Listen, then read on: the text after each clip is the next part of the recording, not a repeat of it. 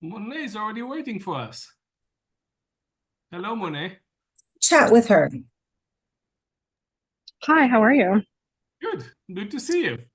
You too. I missed the actual breakfast, so I'm eating it right now, hence my camera being off.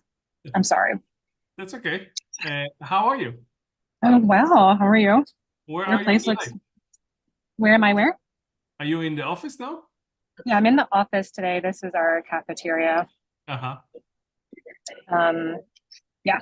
So I just wanted to grab an omelet from the omelet bar before I went to my desk. Cool. Yeah. You look And so bright and shiny this morning. well, it's every skill morning is like that. Every still morning, it just puts a glow Right. in your face. Plus, And it's cold outside. That makes everyone's skin look yeah. Right. rosy. I took the dog with Rose. So. And we have Lisa and Ashley also here. Hello, I people. see them. We had Jonathan on Good for a second. morning. Yeah, we had 12 people came in this morning, so going to the shindig. Oh, okay. Said hi. Hi, hi. Hello. So what's new with you? Who are your latest hire? Oh, you're getting Zorik. I'm getting Zorik. Yeah. I We like worked Zorik. together a long time ago, so I was really happy to have him Yeah, on the team. Yeah, it's going to be fun. he's good people. Yeah, and we just got Victor on the team. Yeah. Yeah, it's exciting. Getting used to the crazy over here. Right. He's still wearing suits, but we'll see how long that lasts. Am I in the wrong place just for fancy admin folks? No, No, hey, we're Evan. starting. We're just catching up. Yeah. You were supposed to be in the shindig first, if you wanted Yes. to I talk. just made it finish with my work stuff, so I skipped that, but I could jet in there for a minute and then come back here. I will see you all. Bye.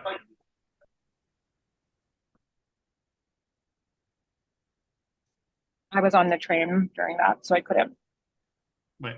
Sorry. So how's your son's music? Are we going to see a Grammy this year? No, but he is having more and more shifts driving the ambulance as an EMT, and he is That's amazing. spending a lot of time working on his application to medical schools. Now that he took the test and it's behind him, he can focus on applying to get the permission to apply. It's a very long. Yeah. Does he have a school or two in mind? Like any favorites? Those who don't charge money. Yeah. My We- favorite is one that charges a lot of money, but I love Miami and they have such a great med school. I have a couple of friends whose kids that go there. They love it too. Yeah. But maybe they'll give him money. I'm sure they'll give him money. He tested really well, so so there is hope for money there. Yeah. Nerve-wracking. Yeah. I have a stepdaughter who's a sophomore. So next year we'll have to start talking about college, and I just want to cry. Same thing. Just go to CUNY. A and then- sophomore, Monet? Oh my gosh. Yeah, she's a sophomore. She goes to Brooklyn Tech. So, I mean, she'll be in as long as she keeps her grades up, she'll be in good shape to get scholarships to somewhere. But I just want to say, like, spend your money on grad school. Don't spend it on undergrad. Right. But I'm not sure she'll see it that way. So we'll see. They never do. They never listen to anything. Hello, Marmando. Hi. What's that? Armando, just rename yourself like we did. Admin dash your name. I know you're doing it. How come I cannot rename him? Because I'm a co-host and not the host? now. Can you rename? Are you able to rename other people? I thought you could only rename yourself. I can rename you. Oh, you can. Mhm. Maybe because he's you a can't co-host. rename other co-hosts. For Yeah. example, I gave you your Oh logo. God. Oh yeah, that's right. I needed to do that. I'm sorry. Yeah, I need to rename myself. When I switch to my laptop, I'll do that. Oh, it's been a while.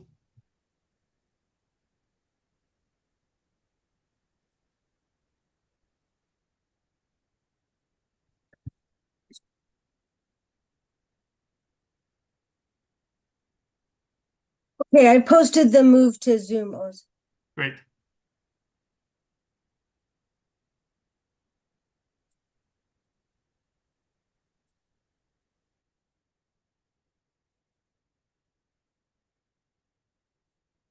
Really wish I could get my backgrounds working so people didn't see that my bedspread is a dusty rose color.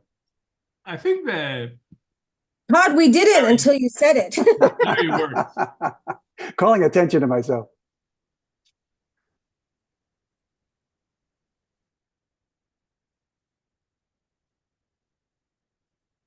And welcome, Doth. Hey, Oz, how are you? Good. I Thanks hear for having us. you had a call with yesterday with Whitney and your co-presenters. Yeah, Great. good to go. Thank you.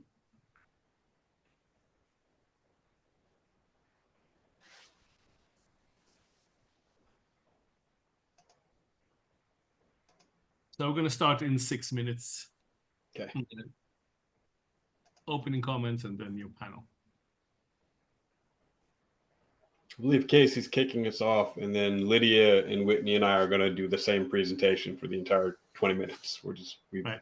coordinated.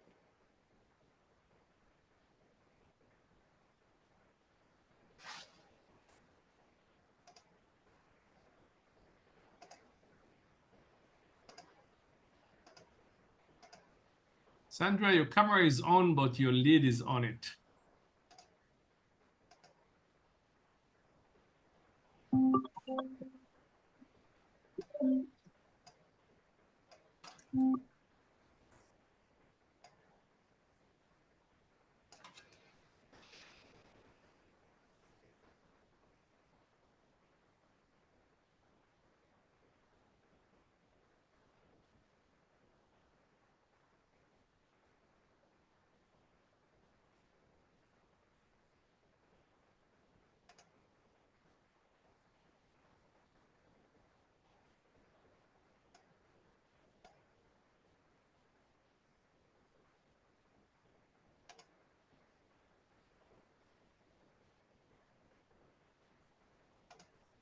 Hey, can you all confirm you can see this? Good. All right. Yes, sir. Journey up.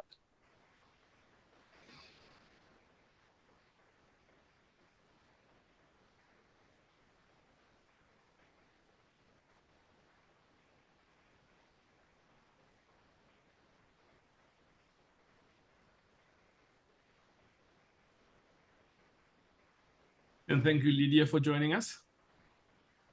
Hi, so great to see you. All right. For the Californians among us, we started 10 instead of 9, as we did in prior years. So you guys get somewhat reasonable morning.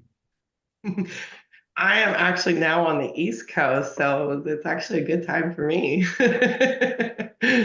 Okay. And for the UK people among us, we end at 3 instead of 4, as we've done in prior years. So.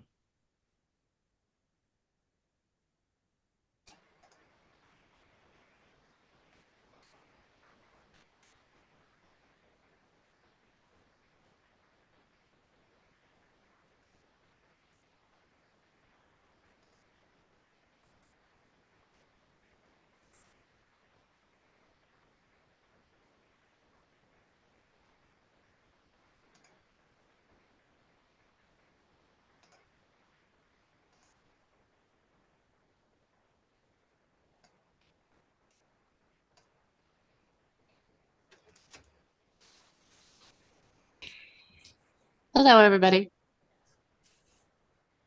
Hello.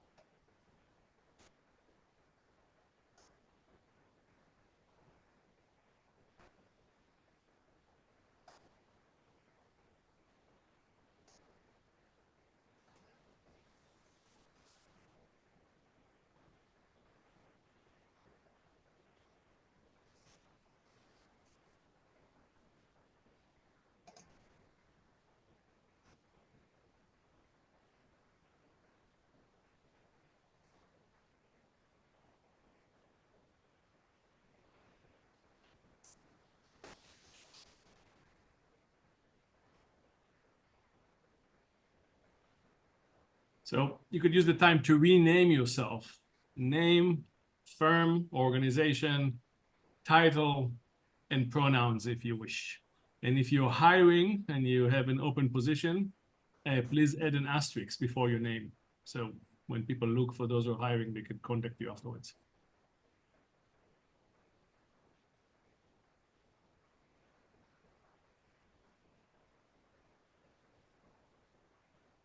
And we're going to start in 1 minute.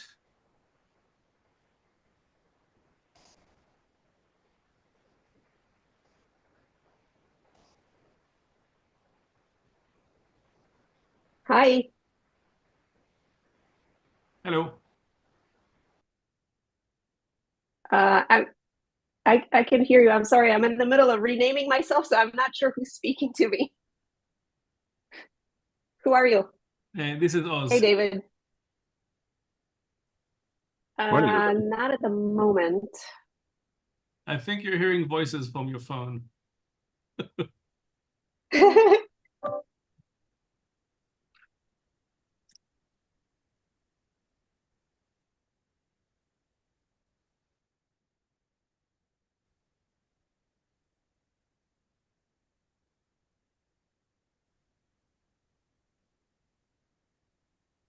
Okay. We're going to start. Welcome everyone to Skills 2024. This is our largest strategic knowledge and innovation legal summits or skills. We had over 800 participants, registered attendees. First, we want to ask you to rename yourself, including the following convention: your name, your firm, your title, your pronouns if you want, and please place an asterisk before your name if you are hiring, so people can reach out to you if relevant. We also invite those who are hiring to talk about it, the open position, during our interactive lunch break at 1:15. I would like to thank today's presenters, our sponsors, Simpson Thatcher and iManage, the Skills Planning Committee, Lucy, Mary, Tanisha, Ron, and Nick, the admin team, the amazing Stephanie, Lisa, Ashley, and Armando, for all of their effort of getting us up to this line. Skills is a true peer-to-peer conference. We kick off every season with a survey asking you what kept you busy in last year, what you expect to focus in the coming year, and what you want to hear about or present on. And then we vote on the sessions, the topics. The sessions that you'll see today were voted by the broad audience. And finally, we summarize the survey results, and thank you, Ron and Ab, for summarizing the results of the survey. which is posted on the homepage of skills.law. And we also get them during the lunch break. Ab and Ron will give us a very quick touch base on the key survey results. Pre-pandemic, Skills KM Summit was a one-day in-person event where knowledge and innovation leaders at the leading law firms came together to share their key takeaways and learn from each other. Post-pandemic, we added Skills Showcase, today's online event, which is open to the public and is a mixture of strategic discussions and rapid-fire presentations that highlights the latest developments in the legal sector. Today's event is broadcast live, and the recording will be posted on skills.law. Let's talk about the agenda for today. The format of the sessions is a content session followed by showcase sessions. At the end of each showcase session, we will ask you to vote on how inspiring or helpful was the session. And at the end of the day, we'll announce the winner. After each 3 showcases, we'll break to a small group discussion. The breakout rooms are not broadcast live, and anything shared there should not be tweeted or posted on social media. And we want to have an intimate and honest conversation about the sessions, your key takeaways, reaction, what you like, what you're going to take away. When you enter the breakout rooms, please turn on your camera and microphone and jump straight into the conversation. Zoom chat. During the sessions, please use the chat to ask your questions. You will see, other than the first panel, which is going to be 100% live, each session starts with a pre-recorded video. During the video, you can ask your questions. We ask you that you write the word question in all caps, so the moderators of those sessions will be able to spot it from the rest of the conversation. Just be short in your questions so people can find and answer them. During the interactive lunch break, we will invite the 4 presenters who almost made the showcase cut to share a 1-minute description of the video submissions that we encourage you to watch them on skills.law after the conference. Ron and Ab, as I said, will also briefly review the survey results and will host an open forum for anyone who wants to participate. We'll be invite people who are hiring to announce their open positions. Please remember to have your camera on if you want to participate during the lunch, and it's totally optional. Alternatively, you could eat. Now for the house rules. So first of all, join the conversation. You could join us on skills.law page on LinkedIn. That's where we'll continue. And afterwards, it's going to be on the website, all the recordings of everything. Some things to expect on the house rules. So please, anything is recorded. So anything that's happening during the live conversations is public, but anything that happens, and if you want, use the hashtag skills.law. And the group chat is not going to be recorded. So anything in the chat, you could see it, but it won't be saved or shared afterwards. I asked, reminder, rename yourself, name, firm, title, pronouns, and if you are hiring, please put an asterisk before your names. During the presentation, please stay muted. Use the chat to ask your questions. And after each one of the showcases, we're going to have a poll, quick, asking you how much you enjoyed and find it inspiring. During the breakout rooms, which are not going to be broadcast for the people who are watching us live, accept the invitation to the room immediately so we could start the conversation. We don't want to lose time on waiting for people. Turn on your camera and keep the conversation on the topic. If you need any help at any moment, email info@skills.law and provide the phone number to be contacted. And with that, I'm going to ask Casey to introduce the panel and to take us from there. Casey. Thank you so much for having us. I'll try and be brief and get to the stars of the show, my friends Lydia, Darth, and Whitney. But first, I'm going to give you a little readout, and starting with another friend and our patron saint, Jason Barnwell. So this is our good friend Jason Barnwell, General Manager of digital transformation for Microsoft Legal. And he's speaking at an event we organized in San Francisco. This was the second such event that we organized. We actually had 3. So we had events in New York, San Francisco, and London. Darth, Whitney, and Lydia spoke at both New York and London and did a fabulous, fabulous job. And in particular, they did a fabulous job sharing their real world experiences with Gen AI. So these invite-only gatherings were under the Chatham House rule because we wanted people to actually share what they were actually doing, because there is an enormous amount of talk on this subject and a fair amount of activity, but the ratio of talk to activity is mind-numbing. And frankly, if ignorance is bliss, then knowledge is, I would say pain.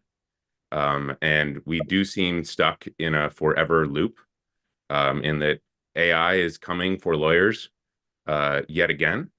All of you know that. He responded to the survey saying, this is what I've worked on the most this year. And there is a understanding that this time really is different. And yet it's not that different. We still have the same adoption challenges we've always had. We have all those barriers to change. They just keep coming back around. And this is one of the main things that we heard in these closed door sessions, where people were giving their real world experiences deploying generative AI. So the criteria for speaking at these sessions was you had to be far enough along in your Gen AI journey to have genuine lessons learned that were useful to the participants in the room. And you had to be able to share in a sufficient detail so that what you said was actually useful to the participants in the room. And the number of organizations, especially in-house counsel, that met that criteria was quite small. And that's because we are still very, very early days. And yet we at Lex Fusion at least have been positing that this is happening. It's going to be done by you, or it's going to be done to you. The genie is not going back in the bottle. The era of stability is over. This is no longer a viable strategy. And yet this is a completely reasonable reaction. There is so much noise out there. It's really hard to identify the signal in that noise. This is a brand new word I just learned, argle-bargle, copious but meaningless talk, nonsense. There is so much of it. And I'd like to say that articles like this one that just came out from Stanford are contributing to the noise, because they're telling us that LLMs hallucinate, which we all know, and that you shouldn't rely on them for legal advice in their raw form, which we all know. Except apparently we still don't all know that. I'm not sure how many mediocre New York attorneys are going to go to a large language model to invent cases, but we still don't seem quite done with that cycle. Everyone still wants those easy buttons.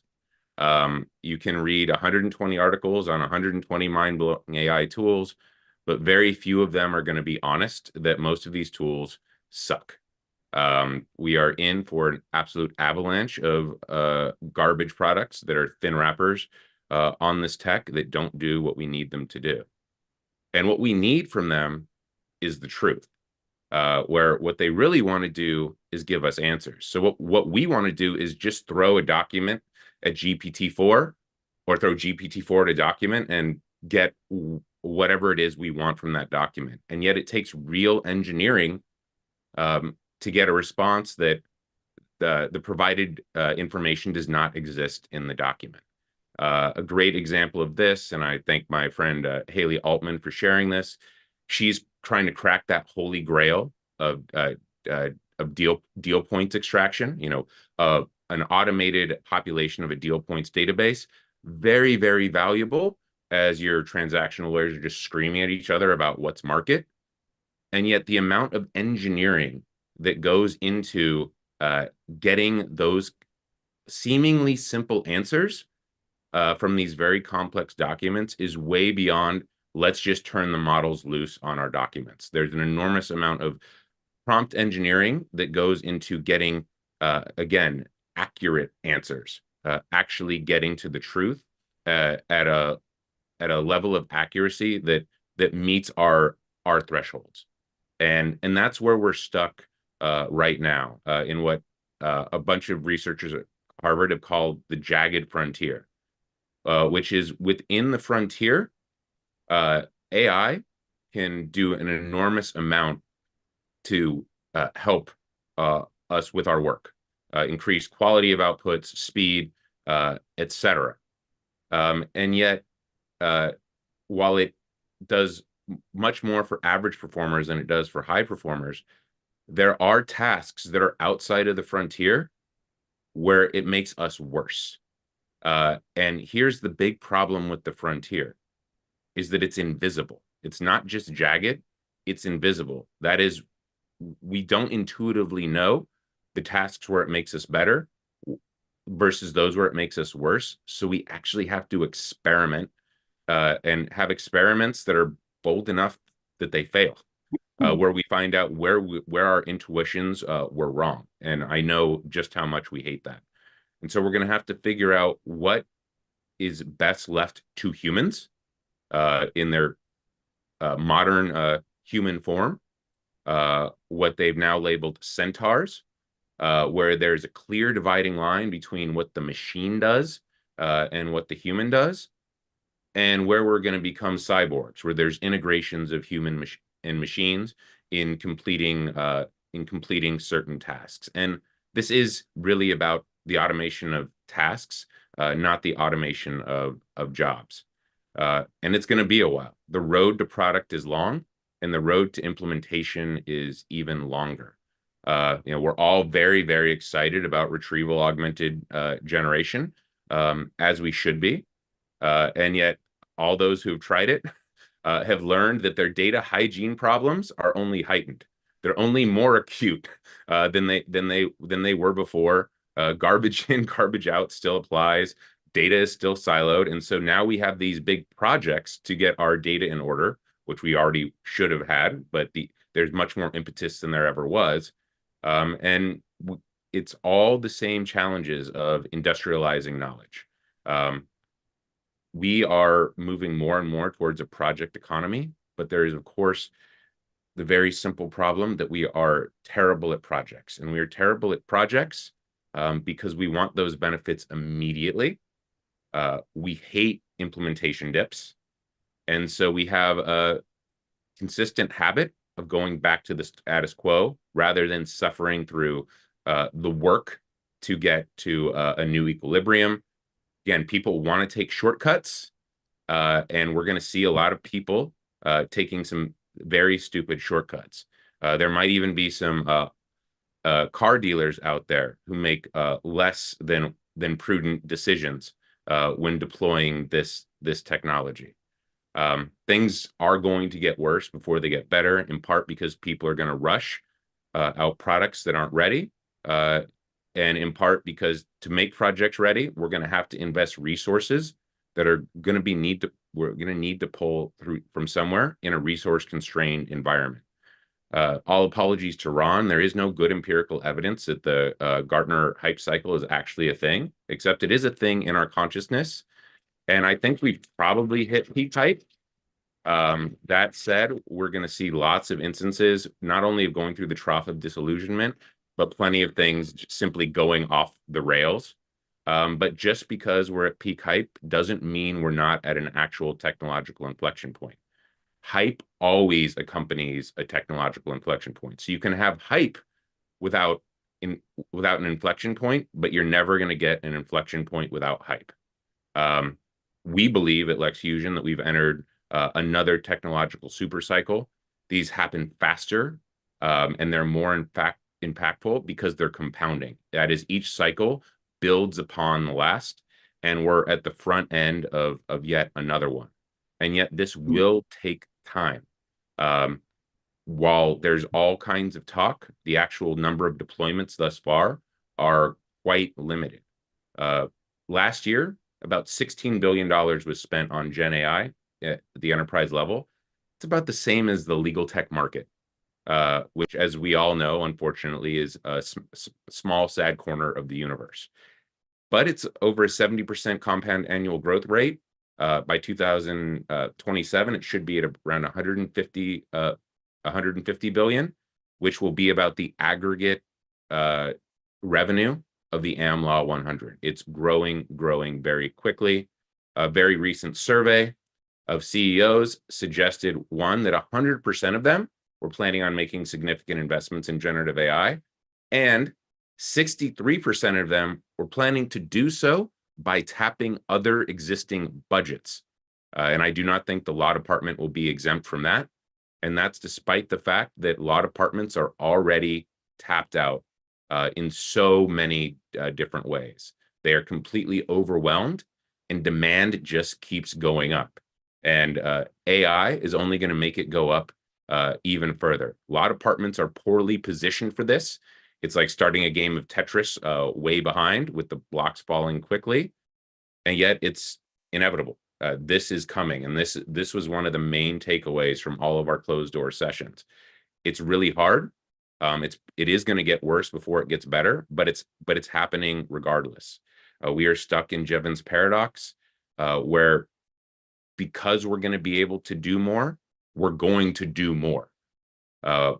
Lawyers are going to have to embrace this technology, not to get ahead, but just not to fall behind. And this is totally unfair. No one has the time, no one has the budgets, no one has the patience, and yet it's happening nonetheless. We're running faster and faster, only to fall behind more slowly. But again, it's coming. This is from a forthcoming paper, part 2 of Sense and Sensibility, from Jay and Ed Sohn, our great friends, both of whom spoke at our sessions, predicting that AI deployment will impact 80% of the corporate legal spend. That is both internal and external spend on the delivery of legal services. And that's going to happen not within a 5-month period, but within a 5-year period. And so now is very, very much the time, because if you don't start on this road now, you'll be way behind in terms of getting there when we get going. The analogy I use is that we've invented Formula One engines, and we're loading them onto golf carts. That is our existing processes and infrastructure. Yes, we need to build the full Formula One cars. Yes, we need the pit crews. Yes, we need lots of things. But if you're just going to wait till that car is available, you're going to be sitting there reading the manual when the green light goes and everyone else is off to the races. You're going to fall behind very quickly and never catch up if you've had absolutely no time on the track. Article just from this week that I love that articulates this much better is on the weight equation. And in particular, I'm very focused on this idea of a learning trap. That is, we have to learn what this tech can and can't do and how to use it. And if we try and learn on the fly, when everyone else is getting up to full speed, we're going to crash and crash hard. We are subject to this fundamental tension in strategy, which is we want that which is reliable, which we know is going to work, but nothing truly innovative can be, by definition, proven in advance analytically. We do have to place bets. We do have to experiment, and we are bad at those things. And so with that, I want to turn it over to people who are actually quite good at those things. My great friends from Ford and Microsoft, who have been on this particular journey pretty much longer than anyone. And they have been quite generous, both in closed door sessions and out in public, sharing their insights from where they are thus far. And so with that, Whitney, Lydia, Darth, thank you for being here, and I flip it to you. Thank you, Casey.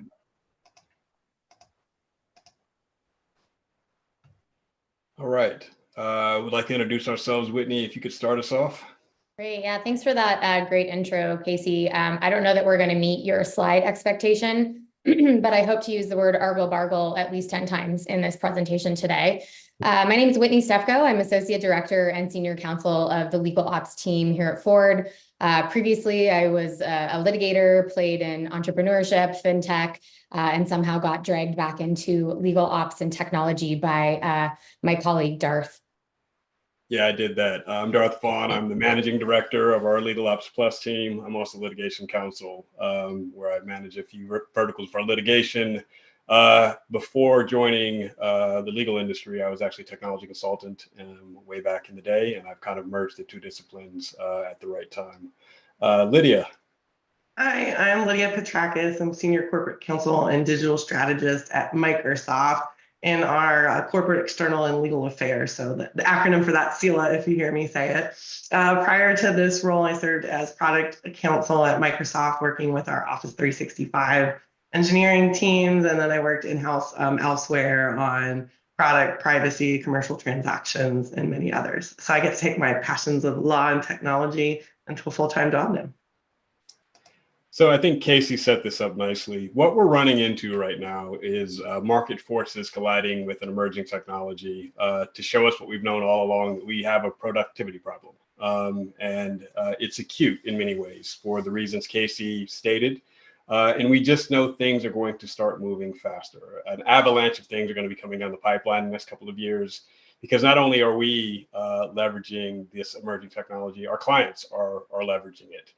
So the speed at which things are being developed, produced, is exponentially increasing. So both our organizations, Microsoft and Ford Motor Company, have been looking into the application of artificial intelligence to the practice of law for a number of years. And we ran into a issue in that, just recently the technology has kind of caught up with the words, but we're finding, I think, through our respective journeys, that some things are staying the same, and we're still experiencing some of the same problems. And Whitney, what is that problem? Yeah, in addition to productivity, we still as an industry have a significant data problem. We're still data rich, but information poor.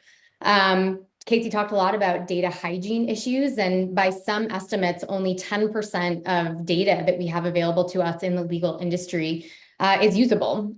Most of it is unstructured, dirty data. Dirty data in means dirty data out. And it truly is sort of the perfect opportunity for a technology like generative AI to come in and help us solve both this productivity and data problem. It's really the first time that we've been able to kind of look at a technology like this and think, wow, we might actually have an opportunity to kind of solve these quintessential issues for us really being able to accelerate at the pace we need to keep up with this kind of technology. So Lydia, that means the robots are going to come and fix everything, right? Yeah, I wish it was magic. That would be nice. We often feel like it is magic, especially as we're sitting and seeing all the marketing demos. We think it's all just magical. We're going to go back to our desks and all of our problems are solved. But generally, that's not the case. It's kind of the head banging on the computer, like the image Casey showed earlier. So it's powerful, but it's not magic. There's a journey. And this is because if we look at our data, as Whitney said, it is unstructured, but it's also siloed. So across a large organization like Microsoft or Ford, our data is often siloed across different teams, practice groups, you name it. And what happens is when we bring in these robots or generative AI to this unstructured and extremely siloed, ungoverned data, well, they come in, they hit the data, and they malfunction. They don't work right. We don't get that expected return, and definitely don't get that feeling of magic yet. Right, so but go ahead. I was going to say, so you've been in your journey for over a year with generative AI, as have we. What has been kind of your landing place of where you should start? Yeah, so it's like everything. It's a continuous journey that we're on to figure out the solution and how it's going. But really what we're finding is that if we start building out our strategy and our infrastructure to build a data factory, so really start thinking about a way to unify all of our data, identify it across all the different areas, and really build on those digital transformation efforts, we start getting better data and we start getting data that we actually know where it is. Because I don't know about y'all, but a lot of our data is in people's inboxes and mail. So that's been a challenge. So when we actually start doing this, you can see our robots are a lot happier. They can actually start reasoning over data and optimizing for AI experiences. And so whether you're talking about privacy, regulatory contracts, you name it. If we go to our next slide, this really Data Factory and our digital transformation layer are building the foundation for our strategy. Now, I'm not saying we have it all figured out. We're actually pivoting and figuring out all the best ways to implement this. But what it does is it creates that foundation to bring in generative AI. So for us, we're using a lot of Microsoft technology, Azure OpenAI, Copilot, Bing. We're looking at Fabric, you name it. And then it gives us the ability is to layer with that and augment all of the great out-of-the-box capability on legal workloads, specific uses and needs. So we look at advise, transact, and comply, and bringing in a mixture of first and third party and really building on it. And so that is going to be how we really start thinking about it. So sum it up, what's really like a data factory? It's the way to think about best organizing, managing, and optimizing your data to leverage it for insights and intelligence and really accelerate your AI journey. But we can't forget that all of this has continued to be possible by digital transformation. So it's that recipe of success. So we think of process automation, data, and AI as a continuous circle together. So, we had a similar experience, and we thought, however, that because of the uniqueness of this technology, that the benefits would be readily apparent. And we were surprised when we onboarded it and began to try to parse it out to our constituents. The reaction was similar to what we've seen with other emerging technologies. No way, not me, because they're unique, right? Just like everyone else. And even though we would show them examples where truly unique people have been displaced by emerging technologies, what kind of was the response we saw, Whitney? Yeah, the headlines don't do us any favors in a lot of regards. And a lot of what we're seeing in the news these days are bad use of this type of technology. From a change management perspective, this makes it even more challenging for us to really deploy these types of technologies internally and get the necessary traction and evangelism that we really look for when deploying and integrating this type of technology. This poor lawyer in New York sanctioned for using the fake ChatGPT cases. We just saw Casey's article with Mr. Cohen, and I'm sure we'll see many, many more. But the truth is the lack of or the inability for a lot of these lawyers to use technology effectually is not new. We saw the same during COVID with one of my favorite I'm not a cat scenarios. This particular lawyer had logged into his virtual judicial hearing. Unfortunately, he had a cat filter on his Zoom technology, and during the hearing could not figure out how to take that off. If you haven't seen it, highly recommend logging into YouTube and taking a look for a good chuckle. But he attended the entire hearing as a cat. Now, in this instance, interestingly, we didn't blame Zoom for the failures of this particular lawyer and his inability to remove his cat filter. We sort of joked and said, this is just someone who's not using the technology properly. And I think that that's the same scenario that we're in now. We have a change management issue. We have a human issue. We don't have a technology issue. And that's truly, I think, one of the biggest lessons that we've seen over the last 18 months in deploying this type of technology in-house, both with our internal lawyers, as well as collaborating with some of our outside law firms in use cases. And we're starting to see state bar associations, federal courts, the White House, certainly the Supreme Court has come down recently with guidance on how they're interpreting artificial intelligence regulations and standards and how we as lawyers need to engage with this type of technology. But truly it is building a culture of integration and agility and adaptability when it comes to these kinds of technologies that has been, I think, the biggest challenge with us truly being able to integrate into that. So if it's not a tech problem and it's a skill or people problem, Lydia, how are you focusing on that culture piece? Yeah, it absolutely is. It's a human-centric problem. And this is not new for any technology, but it is highlighted now with our generative AI. So we look at it from a couple of different ways and perspectives to really shift on how we work. So all of it starts with having strong executive buy-in and leadership as well, from top down and bottom up, and ways that we can help with this culture of innovation and that early adopter spirit is with communications, storytelling to highlight the people that are modeling the way, but also really we're learning this continuing storytelling to help people really understand what it takes to get there. Skilling and upskilling our people. It's no longer just keyword searches and Bing or Google or whatever search engine you may use. It is actually interacting with the technology and a natural human interface. So it's helping people understand that we actually do have the tools to do that using language as legal professionals, but we have to interact with the technology more of a conversation like we would with our colleague or a new associate, an intern, et cetera. And incentivize and recognize. If we don't continue to recognize and incentivize that this is part of everyone's responsibilities in the department, it's not just one group or over here in this silo, it's everybody as part of the journey. And lastly is this really thinking about your sponsors and your catalysts. So we've actually renamed our kind of community of individuals to our AI catalysts instead of tech champs, right? So rebranding and really focusing on mission. And I just want to focus in on something that Lydia hit about having a leadership's buy-in in this. I previously mentioned that we initially thought that if we just made this available to our colleagues, that they would flock to it because of the productivity gains.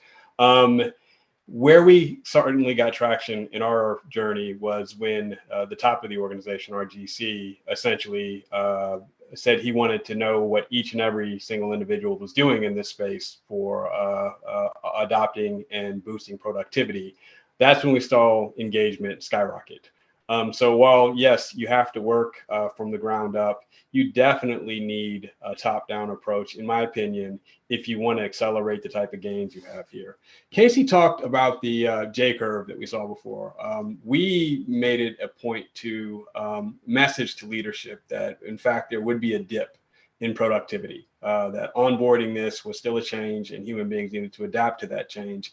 And I can tell you, at least from Ford's organization, and Lydia can chime in on Microsoft, that even though we've been in the Gen AI journey for over a year, we still haven't hit ROI. We are literally just getting here right now. Lydia, are you having the same experience over at Microsoft? Sure are. Well, I mean, so I guess from that standpoint, setting your expectations and the expectations of leadership that this is in fact an investment. And while the technology is powerful, that your colleagues will have to adapt to it and change the way that they work is critical.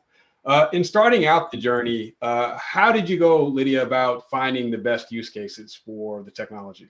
Yeah, so for us, we started with asking our people across the organization of where would they want to see generative AI help them with their experiences and day jobs. And we were fortunate, like we're talking about as well with leadership buy-in, that our chief legal officer is our executive sponsor of our initiative, as well as our chief data scientist.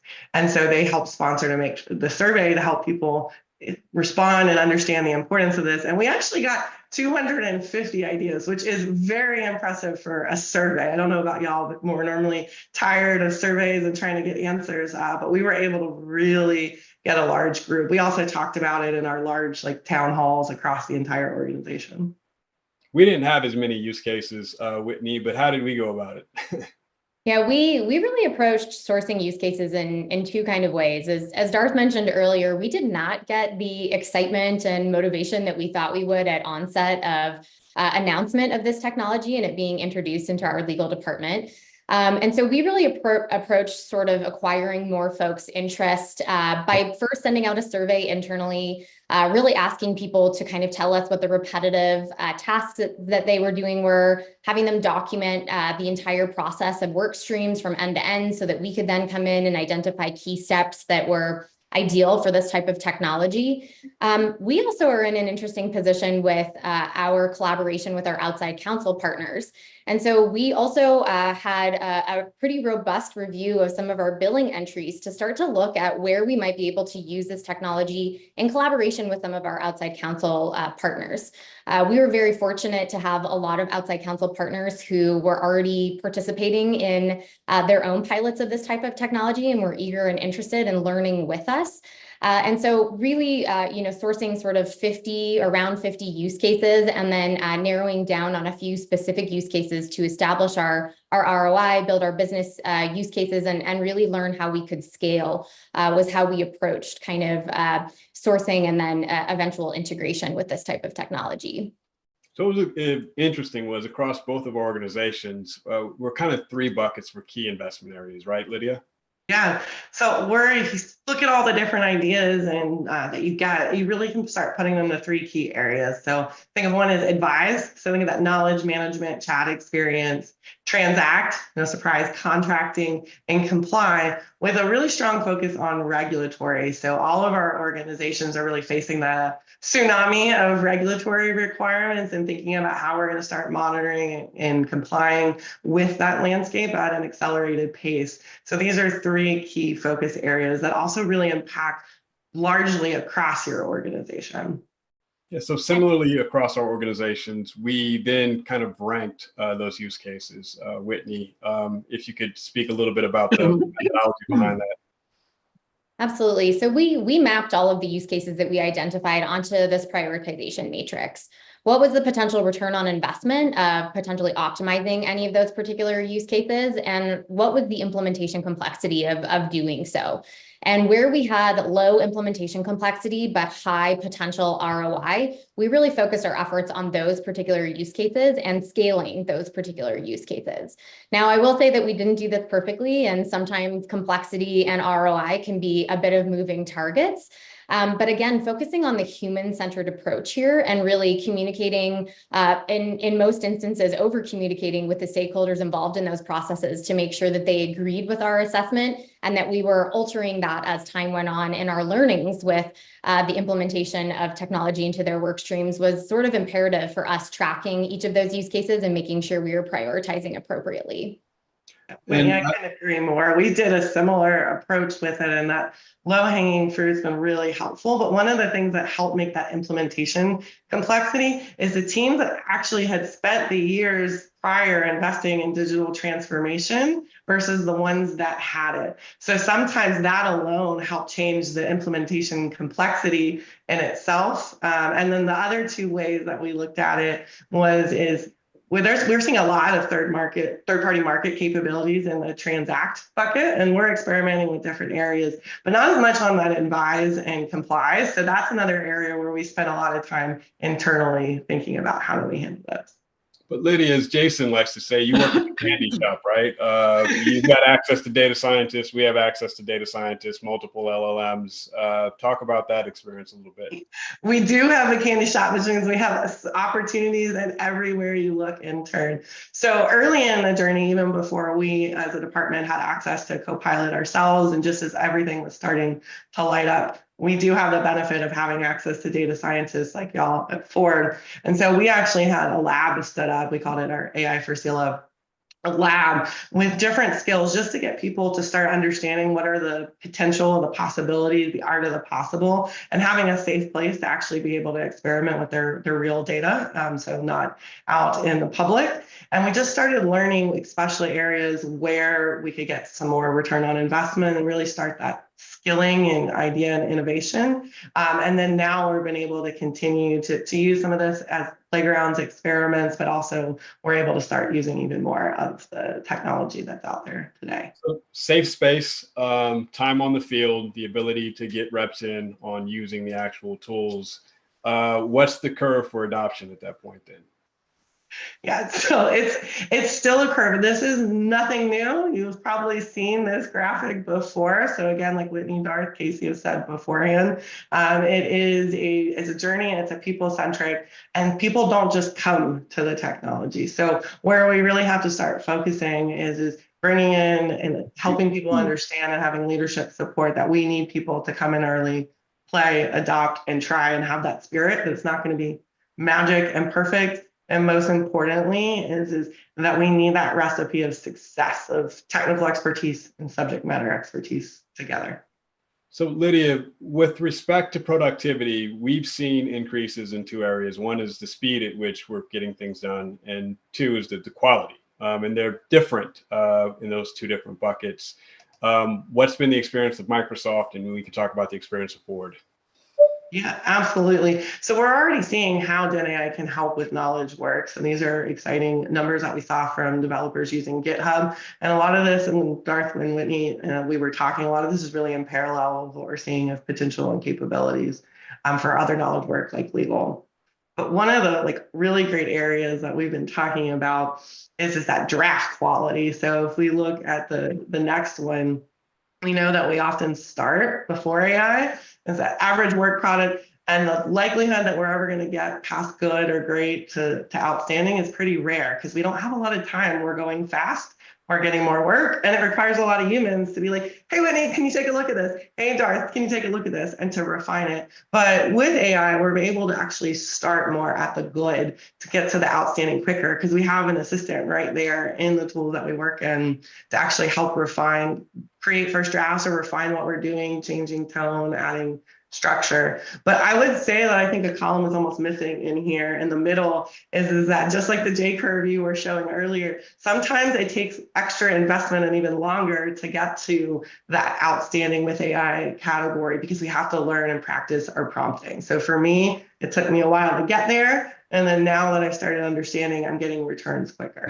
At Ford, we had a similar experience, increases in speed, increases in quality, but specifically we found some tasks that had big or better boosts based on the end user. Whitney, can you speak to that a little bit?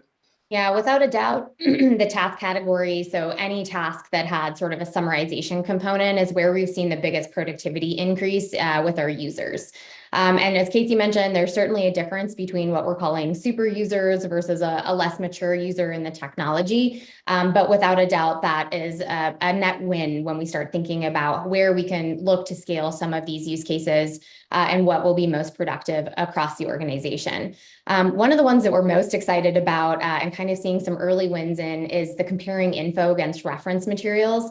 I think that there's a really big opportunity here for the technology to advance, but the users are really demanding this. This is a hot topic interest area. This is something we're hearing continuously and not something that we've really seen the tech solve just yet. So Lydia, summing it up. Agree with all of them, especially on that compare. We've been getting about 10 requests, I think, the last 2 weeks of how we understand of this new bill regulation and how does it align with what our internal policy is. That's been one of the top questions the last 2 weeks. But summing it up for us, and when we talked about it, we have a lot of similar learnings across our org. So one, if you haven't heard the word enough, say it 3 more times, data. So really thinking about the underlying data for your organization.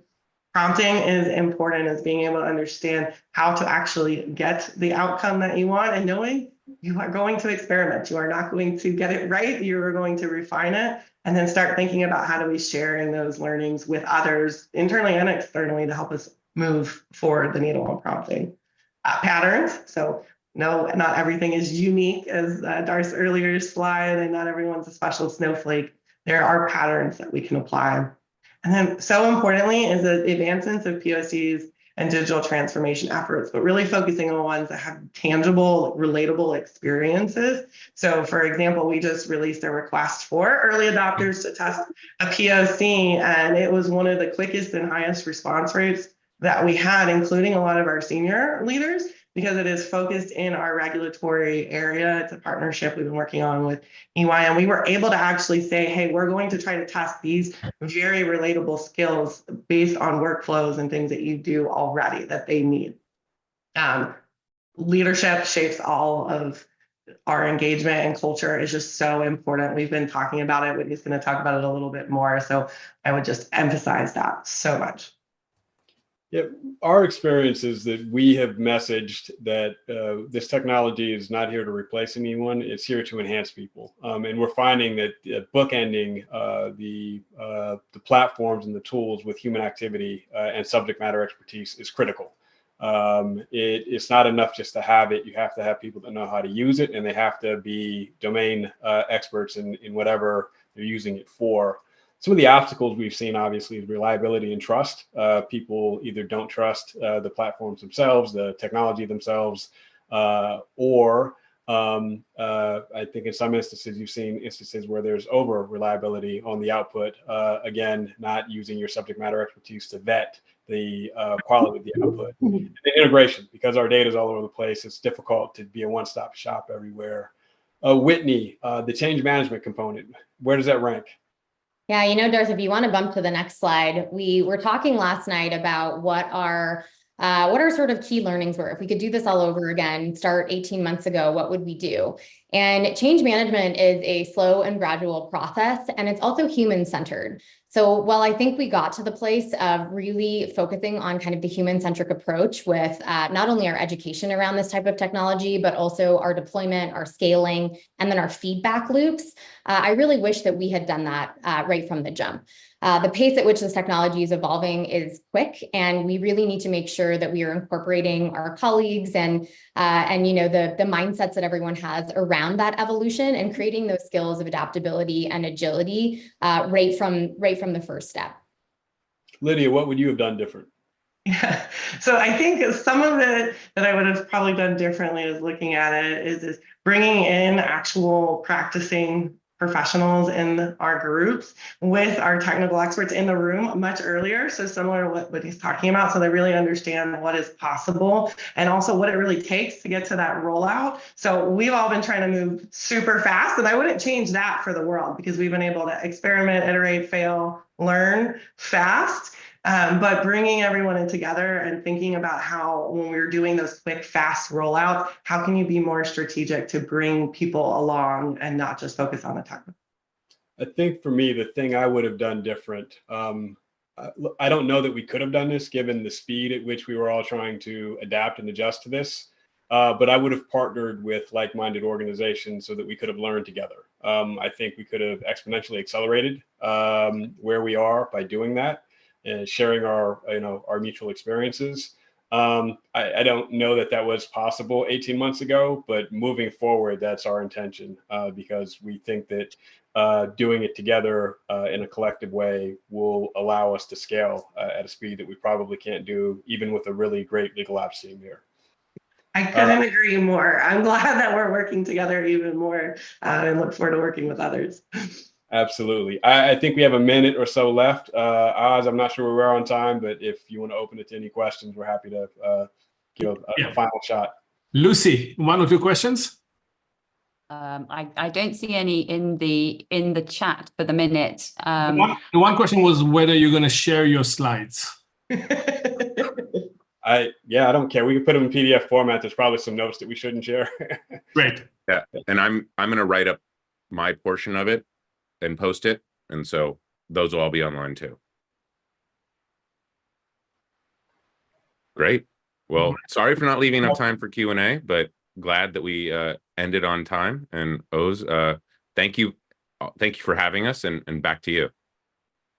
Thanks. Sorry, I'm taking over here. This is Lucy Dillon. Thank you very much. And I see there is a question. Please do put them in the chat. And I'm sure that those who were speaking will respond in the chat. So don't let the conversation stop just because this section of our day has come to an end. So hi everyone, I'm Lucy Dillon. I am moderating this first session, and we're going to jump straight into our first video, which is from Baker Hostetler, and they are going to talk about the framework their firm adopted for implementing AI. And please, as Oz mentioned in the beginning, if you have a question, please could you put question in capitals at the beginning of it in the chat so that we can pick them up easily, because there's obviously lots of great commentary that's going on as well. And, go ahead, roll the video. Hello, everyone. My name is Catherine Lowry. I'm Chief Information Officer and Head of Incubator at Baker Hostetler. Today, I'm joined with Elaine Dick, who is also a Knowledge Management Manager here at Baker, and we together are going to present the AI-powered law practice from data to innovation. So let's get started. In order to have an AI-powered practice, you need to ask the fundamental question: can we build a data-driven law firm? We think the answer is yes. And at Baker Hostetler, we've been on this journey since 2015. And we're here to show you a couple frameworks and some tools that will help you along your journey. First and foremost, have a data strategy framework. This is one that we've been using for years. It started with a data flow analysis at the bottom, understanding what data sources we had across the firm, what were systems of record, what was integrated, what were sitting as data silos. Next, and what I think is so important for this conversation, given that we're talking about AI, is data discovery. This is an access point for your citizen data scientists to be able to traverse and analyze integrated data sets and be able to generate answer sets that are related to business questions. This is the access to raw data that we've used for machine learning and that we hope to be using for generative AI as well.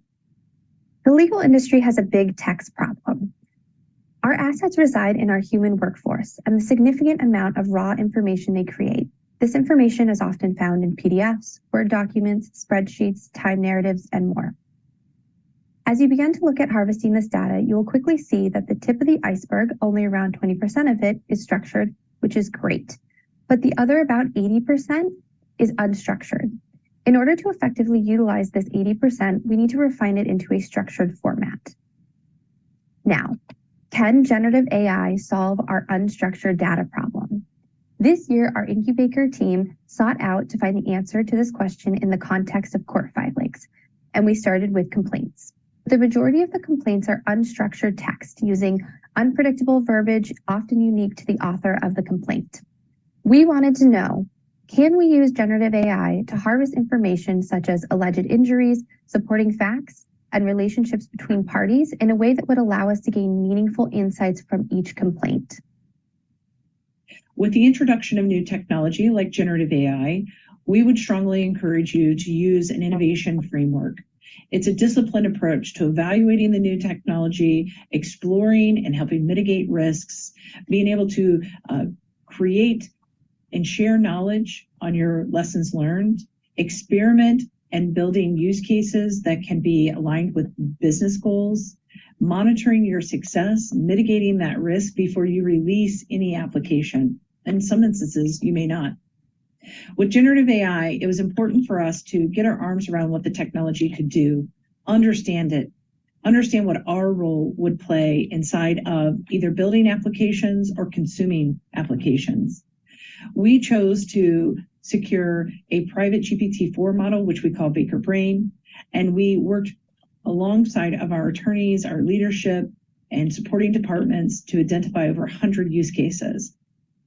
We spent an enormous amount of time working on our security due diligence and building vendor risk assessments and drafting AI guidelines.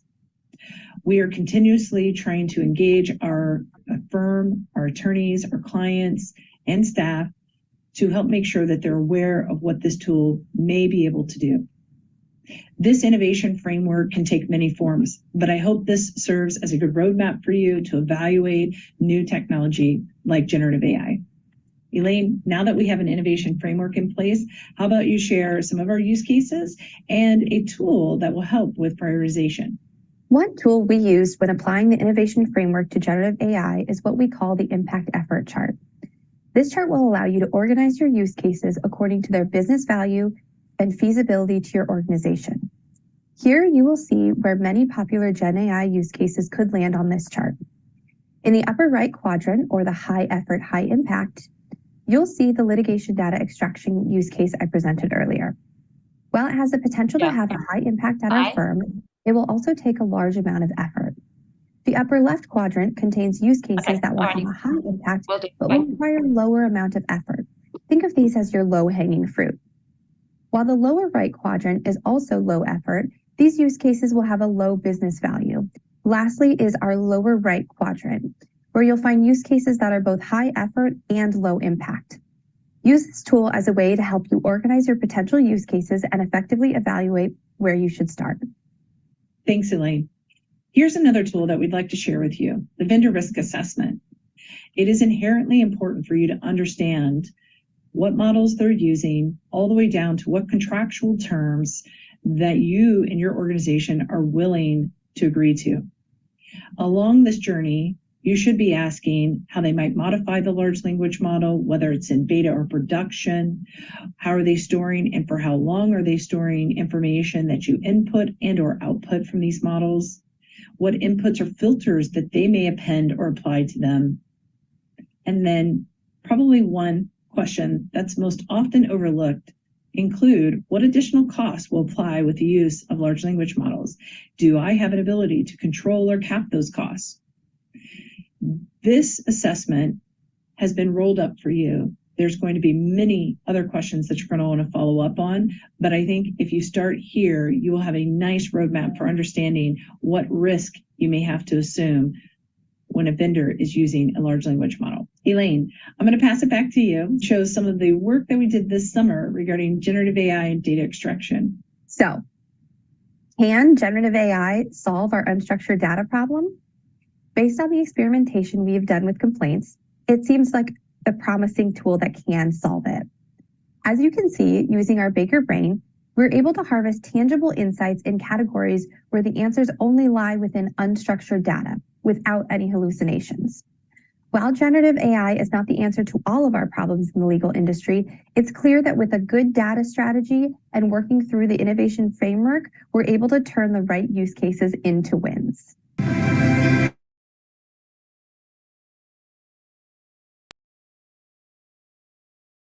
Thank you very much. I'd now like to call Catherine and Elaine up to answer some Q&A from their session.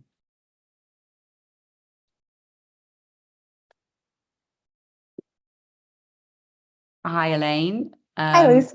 We're very short of time, so I'm going to start and hopefully Catherine can join us. So a couple of questions have come up. One is, what were your processes for uncovering and testing hallucinations? When we utilized various ways to test our experiments in our Baker Brain, and we're fortunate enough to work with a GSU student who actually just graduated in December, who was a double major in JD and a master's in data science. So he was able to design experiments within our Baker Brain and really spend a lot of time just going back and forth and experimenting on that to see what would be best based on the various experiments we were running. I would probably add to that too, even before we got into this specific use case that Elaine demonstrated here, that we had a lot of our legal process engineers even simultaneously testing our GPT-4 model to see, what kind of inputs we put in the same question, what would that look like, and adding additional information and measuring inside of Azure OpenAI, you have the ability to change the temperature. So we would change the temperature from 0.3 to 0.9, and we would document that. So, early on, we figured out we could make it more creative and then use kind of a generative AI masterclass to help us learn how we could reduce hallucinations through the use of vector databases and things like that. Thank you. And another question, how do you evaluate the performance of the generative system's responses? I'll go first, Elaine. A lot of times it's a side-by-side comparison. So in the early days, we were taking the output and we were comparing it and showing where it might have gotten a little more creative and or where it was exactly pulling from the text. So that's side-by-side comparison helped us out and still helps us out today. I think it's an iterative process to go back in the use case that Elaine was showing, an iterative process to go back and try to update the guide that we created for data extraction and constantly measure and see if we can make it more successful. Elaine, any other thoughts there? Nope, I think that's mostly it. We are still human in the loop. We aren't trusting this technology 100%. We are still reviewing things. So yeah, but still take some reading on our part. Okay. I have one quick question. In the very first framework, and I loved your frameworks. Thank you for sharing those.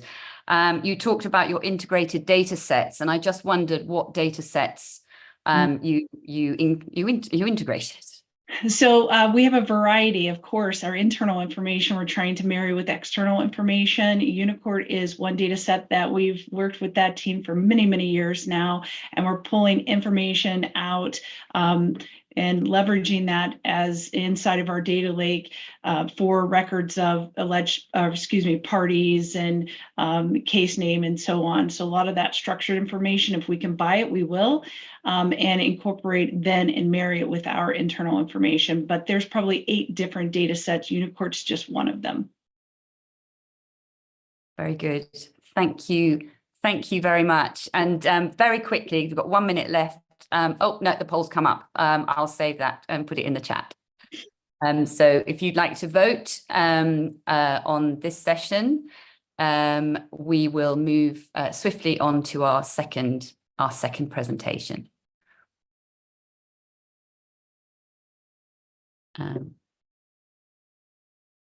So could we bring up the slide for the next presentation, please?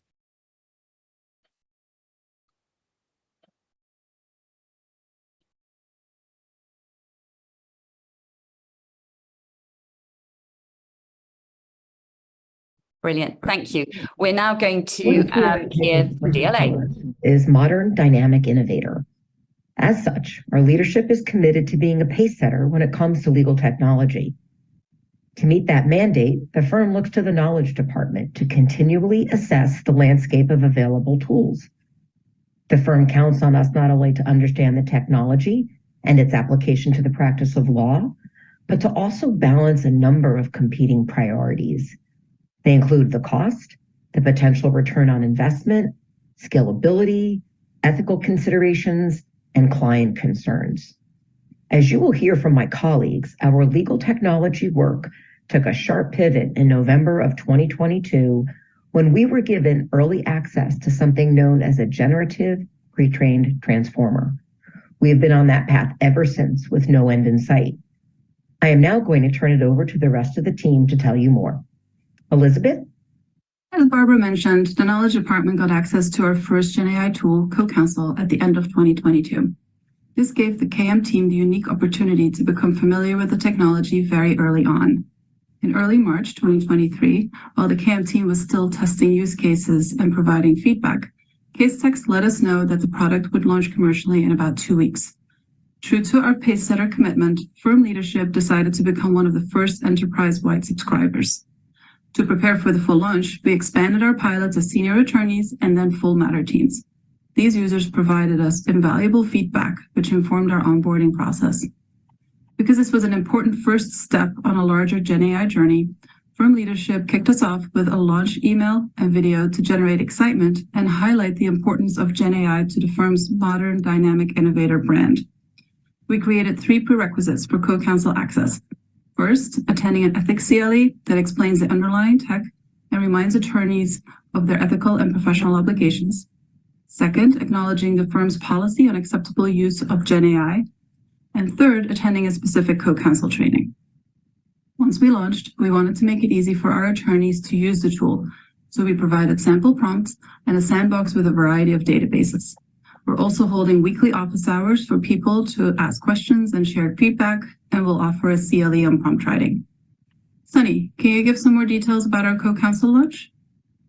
90 minutes of mandatory training to access a new tool is essentially unheard of at DLA. The response has been tremendous.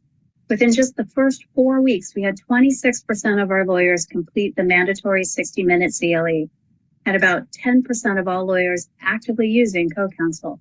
That represents hundreds of attorneys, and those numbers continue to increase. To monitor engagement, we use Power BI to track weekly usage both by person and task, filterable by practice and title. So I know, for example, we're currently averaging about 500 sessions a week with a big slant towards litigation work. To ensure all 3 training steps were completed, we mandated registration through our LMS university site. To ease the administrative lift, our IT team then wrote code to auto-populate an Active Directory group based on an LMS status of completed, and used Azure Skim to pass the AD list over to Casetext and auto-create their accounts, which then triggered automatic welcome emails to each new user. Of course, throughout our CoCounsel journey, we've also been actively investigating other GenAI offerings, including formal pilots of Harvey AI and ContractPod AI's Leah. We expect to greatly expand this effort throughout 2024 both with existing platform enhancements and piloting of new products. Emily, can you share more about this effort? At this point, the Gen AI tools we've mentioned were brand new to the market. Of equal importance and with their own set of challenges, we are also tracking when Gen AI functionality is added to an existing research tool. So far, we are seeing two primary scenarios. The Gen AI functionality is incorporated within a known platform, PatentBox or Bloomberg Tax, or the Gen AI is a new interface, Westlaw Precision and Lexis Plus AI. At this time, we are participants in a Lexis Plus AI beta and Bloomberg Law's Innovation Studio, and are known by our vendor partners to be honest and direct providers of feedback. We're also always adjusting our internal best practices to provide for easier onboarding and testing of these tools. As the leaders of DLA Piper's legal tech Gen AI journey, we're used to constant change and have embraced helping our lawyers learn how AI can help them practice smarter. We have attorneys clamoring to use Gen AI to solve all their problems, everything from 50 state surveys to legislative and regulatory monitoring to more innocuous streamlining their workflow. While in some cases Gen AI was a viable solution, in other situations we had other research or tech tools that were better suited to the task, which raised awareness of our team's existing tools and skill sets. While we're hopeful that Gen AI will solve these problems in the future, for now, we'll take the added interest in and boost to the knowledge team. As you can imagine, it's an exciting time to be in the knowledge department at DLA Piper. I believe that we are well poised to deliver a meaningful competitive advantage to the firm. First, with a best-in-class suite of tools, and also by training our lawyers to be the best at using those tools. We are all viewing this 2 months after it was recorded. That is more like 5 years in Gen AI time, so a lot has likely changed. But with that caveat, I look forward to answering your questions. Thank you. Thank you very much. We would love to have Barbara and Elizabeth come up to answer some questions.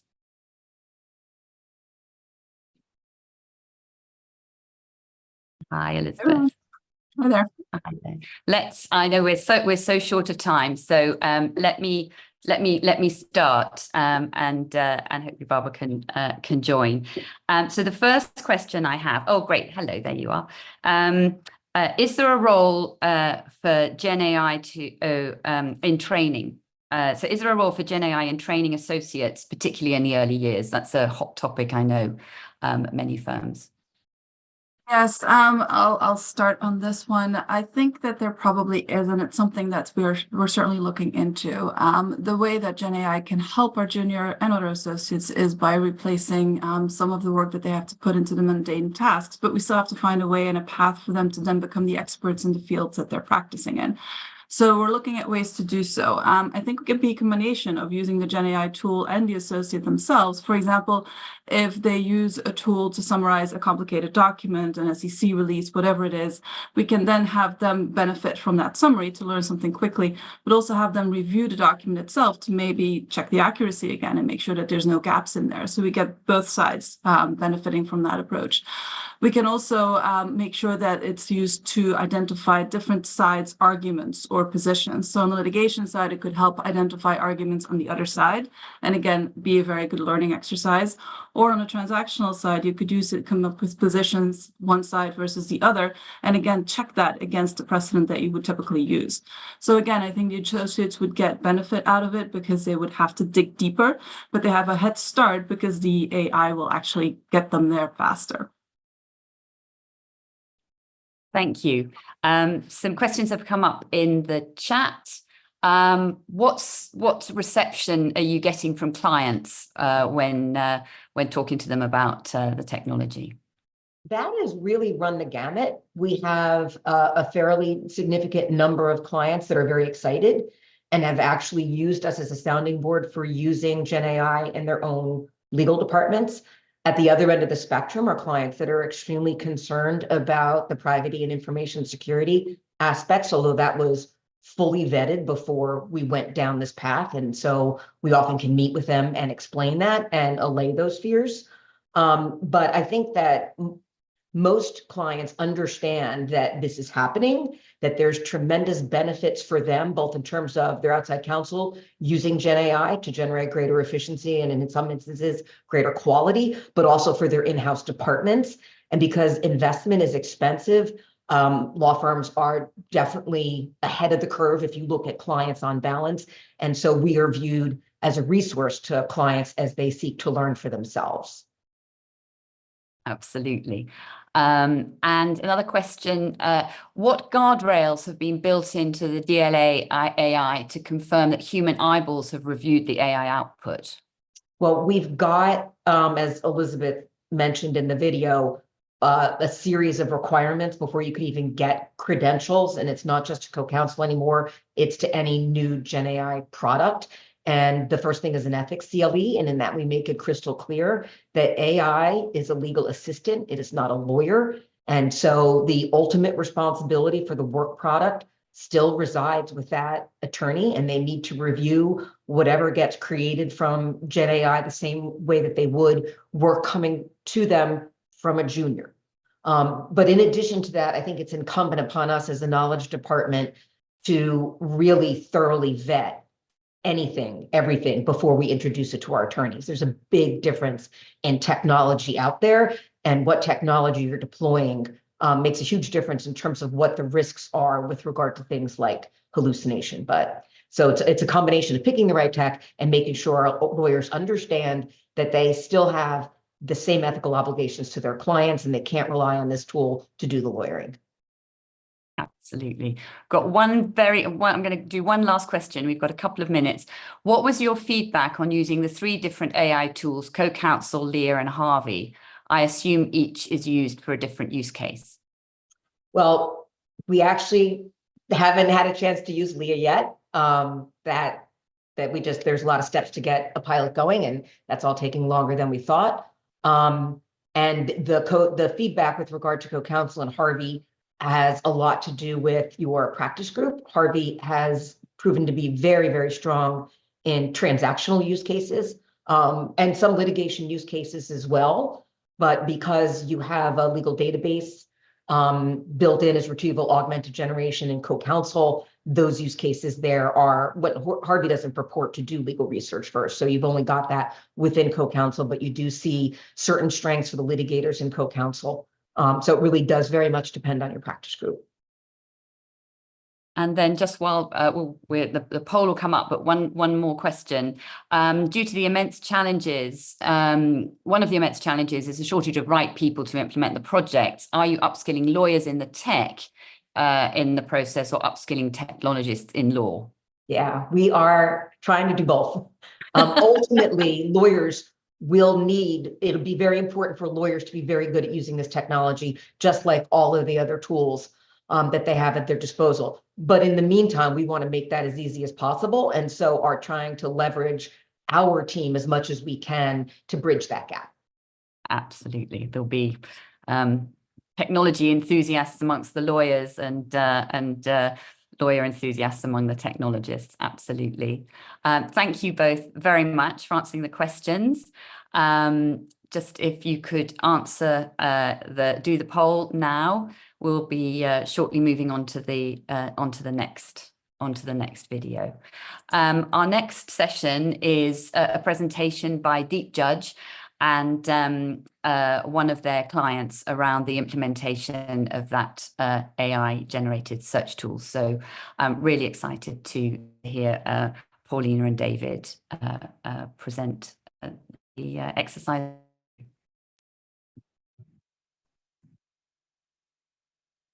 Hi everyone, I'm David Ozer, a partner in the M&A department of Homburger and responsible for introducing Deep Judge to Homburger. And I'm Paulina, co-founder and CEO of Deep Judge. Today we're going to share with you our experience of using Deep Judge knowledge search at our firm. Homburger is a law firm that has accumulated over 50 million internal documents, currently in an on-premise deployment including memos, client matters, emails, and much more. I think you will all agree that while such a huge collection of past work holds tremendous value to a law firm, finding it and being able to reuse it is the problem. Our knowledge cannot provide us with any value unless it can be retrieved by everyone easily. For us, search is a major part of the solution. We want to give our people the ability to efficiently and effectively find the most relevant information in the DMS and beyond, whether as part of looking for a precedent or pitching to a new client. For instance, I can now search for termination for extended force majeure that requires a notice. As you can see, it finds language with that similar meaning in previous contracts, even though they are worded quite differently. The deep judge search is an AI-powered search that works by understanding the intent behind the query. Now let's put force majeure in a different context. Say I'm looking for a definition of force majeure. Now, as you can see, the results change. There are still force majeure provisions, but with a focus on definitions. Or maybe I'm looking for a very specific definition where I also protect my client from breakdown of key equipment. For example, definitions of force majeure that includes breakdown of critical equipment components. As you can see, it matches results containing failure of equipment or machinery with breakdown of critical components. Knowledge search allows us to write intuitive queries and to be as specific as we want to be. Something that was not possible before with the keyword-based enterprise search engines we used. By combining large language models with frequency-based search, we can offer a very powerful retrieval experience, either on the level of a clause, a paragraph, a document, or a matter. Beyond this, DeepJudge is scalable and can easily handle hundreds of millions of documents with a retrieval time of around 1 second. One learning was that inside the 50 million documents, there is obviously a lot of mess, and staying organized is a challenge. What the DeepJudge team did was superimpose a lot of metadata automatically using AI to allow for easy filtering. The AI predicted metadata and filters we use most often are the ones you can see on the top, such as excluding red lines and invoices. All of these categories are automatically recognized by the tool. Noteworthy is that DeepJudge added the ability to recognize duplicates and also near duplicates, so that my results page is not cluttered by essentially the same document over and over again. In addition to these, a filter we often use is the automatic taxonomy, which classifies each contract in one of over 600 contract classes and each document into document classes. For instance, I can search for these definitions only in share subscription agreements. With the help of DeepJudge, we were able to customize these contract classes to our firm's preferences. Another key learning is that a powerful search engine like this, which is actively helping us take care of the internal mess, is the perfect entry point for a generative model to connect our entire internal collection. We have all heard of the paradigm garbage in, garbage out. If users can't identify the right knowledge, neither can generative AI. That's why we built Knowledge Assistant, which is a generative-based model that interacts with the knowledge search to perform high-level tasks. As we know, generative models are not precise, which means that they really need to be paired with a search engine that is semantic and can efficiently find the most relevant results out of millions of documents. For instance, if I give it a task of find recent anti-dilution provisions in preferred stock purchase agreements for startups in Series A, what happens is that the assistant self-decides what to search for. In the next step, the assistant reads only the relevant part from the relevant documents and gives back an answer which can be a summary, a table, or any overview you would like. There are several things to unpack here. By using this combination, what we immediately get is a generative model that has a live connection to the DMS and other sources. Additionally, all ethical walls and access right permissions are respected, as those are embedded in the knowledge search. And the same filters apply, which means I have the freedom to point the assistant to the entire DMS, a single matter, or even an individual document. Finally, all the sources are cited, which avoids hallucinations. Here, if I click on any part of the underlying text, the full document opens up so I can verify where it comes from. Note that this is happening in real time on our entire document collection. We don't have to upload any files or interrupt the work by having to wait. Previously, something like this would have meant spending lots of time searching in our internal collection. Since launching last August, we've seen immediate adoption of more than 2/3 of the law firm from all practice groups. Knowledge search is a fundamental part of our work, and our lawyers were quick to adapt as it's as intuitive as using Google. The best part of the Knowledge Assistant is that it sits on top of our entire document collection, so we never have to upload anything. Interestingly, all of these results that we showed today were with a full on-prem search in the Assistant. I'm convinced that where AI will really make a key difference in our practice is the ability to find and reuse internal knowledge. We are excited to see what future updates DeepJudge will bring to us. Hello, thank you very much for that. A question has come up.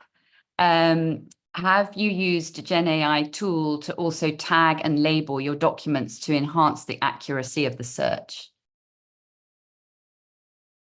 Yes, we have. So we are using a lot of techniques from artificial intelligence to put a lot of labels on top of the unstructured data. As we heard before, around 80% of the data is unstructured, messy, often lacks a lot of labels. So we combine different techniques to superimpose a lot of metadata where it's missing or where it's necessary. Some of those are the classes of the contracts or the classes of the documents themselves, and also any additional structured information that is very useful either on a document level or matter level. Yeah, I think the most useful for us was really the classification of all contracts and other similar documents, right? So we didn't have that before, so it was limited in what you could sort of classify. And so now each and every agreement, merger agreement, subscription agreement, investment agreement, so is now classified automatically, which makes it a lot easier to narrow down your searches. Here's a magic question. To what extent does this search substitute the need to have vetted precedents? It doesn't in that sense, right? I think we heard that a number of times before, right? The lawyers are still responsible for looking at this, and they can use it as an assistant, essentially. That's why it's called assistant. But they need to make their own judgment whether that's the right one they can use. And we train them a lot on this. That's key. Training is key. So right now, I don't think we're there yet. That you can just use it and then rely on it that it's accurate. Yeah. Lots of questions coming in now. Is the taxonomy built, is it out of the box, or is it customizable by the firm? Our taxonomy works out of the box. So we have over 600 classes of different document types that we can superimpose directly. But having said that, it is also very customizable. If the law firm has a given taxonomy or they want to work with a given taxonomy, it is very easy for us to adjust to that as well. And a question that's come up a couple of times, what systems, what DMS systems do you integrate with, and any other systems you integrate with? Yes, so we integrate with all of the document management system providers, specifically the bigger ones, also with some custom ones. But beyond the DMS, we also integrate with other sources, and actually as many sources as possible. So usually law firms would have a couple of SharePoints lying around where they store certain data, some curated databases like the KMS or even client-facing KMS. So we integrate with various different sources. Great, thank you. And another question, one of the issues we're facing is the fear of extremely confidential documents entering this library, which is open to everyone. What are the guardrails do you have for that? This is a great question. Actually, the search respects all of the access right permissions and ethical wall permissions that are inside the document management system and the other sources. And the interesting part is that by solving this problem with the search, then you immediately solve the problem for the assistant as well, because the assistant will never get to see a document that you're not allowed to see as a user, because the search is not going to serve the document. And what languages does DeepJudge support? So we originally come from Switzerland, so we are inherently multilingual. We do support all of the languages spoken here, so German, French, Italian, English, of course, and now we are adding more and more languages. Fantastic. Are you using Sally as part of your tagging? We are not, but we are working on integrating and making our taxonomy aligned with Sally. Fantastic. How long did it take to roll out? So we So we started first with a pilot on a limited subset of the documents, and we recommend starting like this with, for instance, one practice group or a couple of matters, and then once everything is working, we roll out progressively to the entire law firm. So that took a couple of months. Usually for us, the rollout is fairly quick in terms of the efficiency of indexing the data. How does the system learn? I.e., does it use inputted data to learn and evolve? So in terms of the search, actually it is trained and it works out of the box. So there are certain things that you can do as feedback in order for us to improve the search. For instance, we have implemented thumbs up, thumbs down, in case a certain result is not accurate. Same for some of the predicted metadata, such as the document taxonomy. And then there are other types of feedback that are collected in the background, like how frequently a certain document is opened, how often you look at certain documents, but basically the search works out of the box and then it learns by direct feedback. Fantastic. And last question for David. Can you share some examples of scenarios where real-time data retrieval has been crucial in your legal workflows? I think the reason why I think it's a helpful system is mostly because you can use your entire database, right? Unlike other tools that we also looked at, right? There you have to upload it first and then do the analysis, or the tool makes the analysis on the basis of the documents you upload. Here, I think the big advantage is you can use your entire database. You can first do a search, narrow it down to what you're actually looking for, and then go to the assistant, as we call it, right, and do the AI assessment. So to me, that's the big advantage. It interfaces with your database, and therefore it's much more helpful in a way. And a last question while we're waiting for everyone to complete the poll. What is there a limit on the number of documents that can be processed during a search for when using the assistant? No, there is no limit. The search is very scalable. It can easily handle hundreds of millions of documents and even more. And as we know, making a search that really combines the best of enterprise search, including the generative AI approach of really intent-based understanding of query, to make that scalable is really hard. But we solved this with proprietary technology. And I think the interesting part is that by solving this for the search, we're solving it for the assistant as well, because the assistant uses the search in order to access all of the internal data. Thank you both very much. There are loads more questions in the chat, so if you wouldn't mind at some point scrolling back through and responding, it keeps that conversation alive. So thank you very much. We've now come to the end of our first segment, and we are going to do two things. So for those who are on the Zoom, we're going to go into breakout sessions for about 20 minutes, and then we'll have a 10-minute break. For those who are on live stream, you get a longer break. We will be reconvening here at noon or 5 for those on this side of the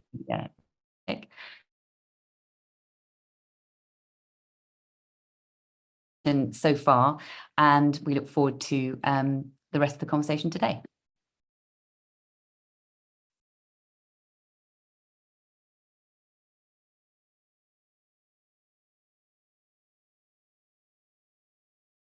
Don't forget to accept to join the breakout room.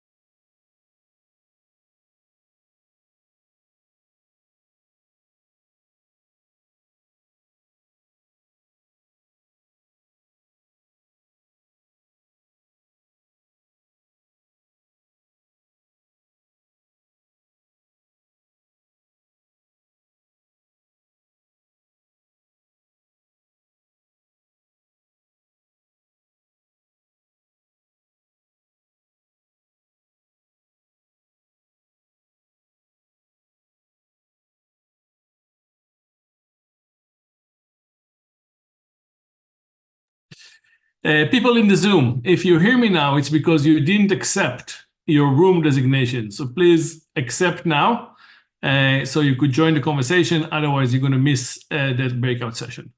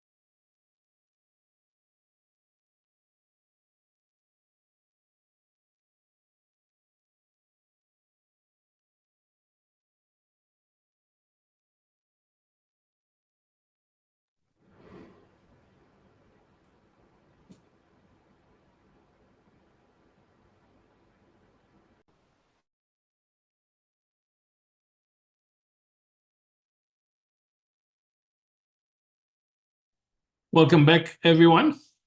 We are now officially on a 10-minute break.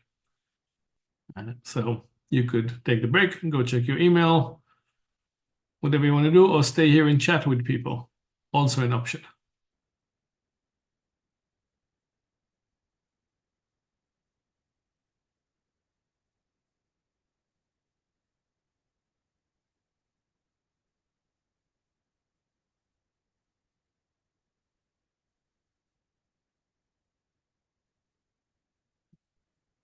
Sarah, what did you have for breakfast? I had half of an apple and half of a Cliff Bar that my 2-year-old left on the ground. Parental privileges. I'm hoping your breakfast was more savory than mine.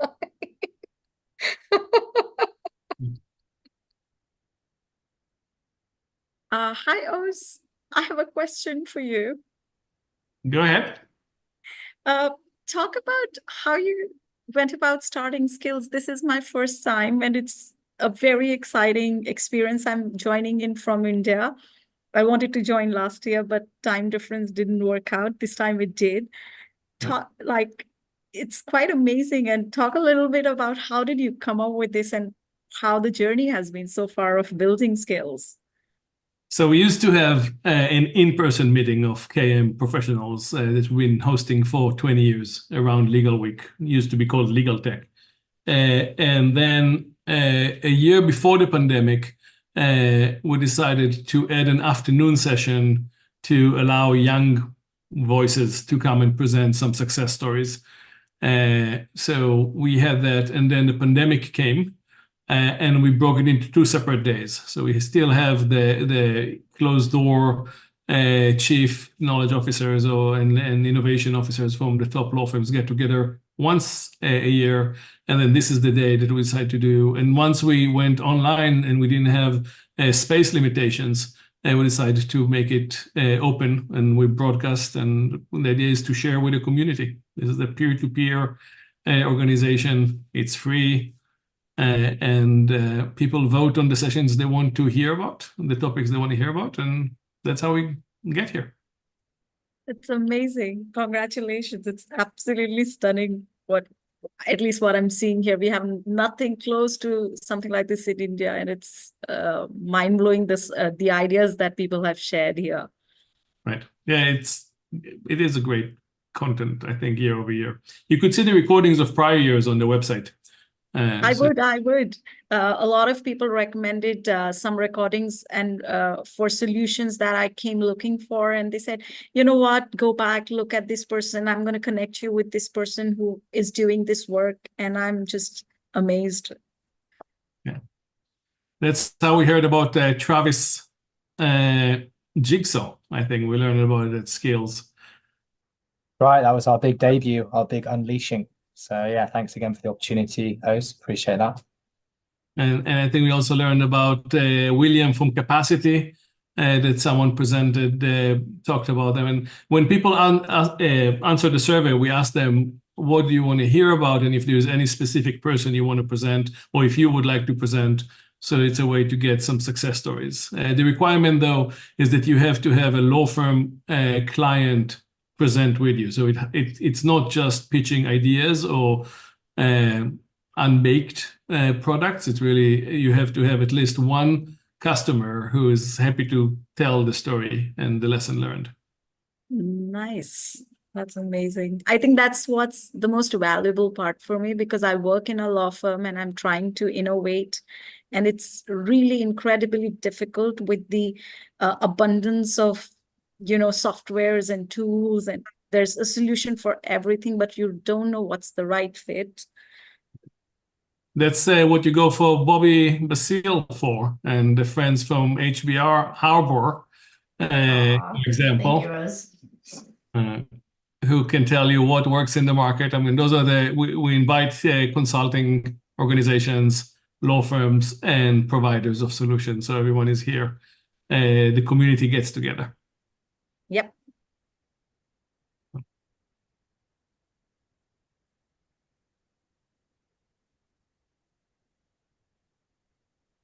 I'm curious to get people's reaction while we're just hanging out here to the corporate law department perspective that was shared this morning, and they're innovating for productivity. And curious if any of your clients, aside from Ford or Microsoft, for those of you that work with them, are on a similar journey at the at the pace that those two law departments are on. So I can speak from another corporate law department. I'm with DHL. We are very much looking at what we can do internally across the board with a lot of these solutions. We don't have a lot of, I'll say, unity in what we're trying to do across the practice areas in the various countries that we support. So that's something that we're trying to get better about.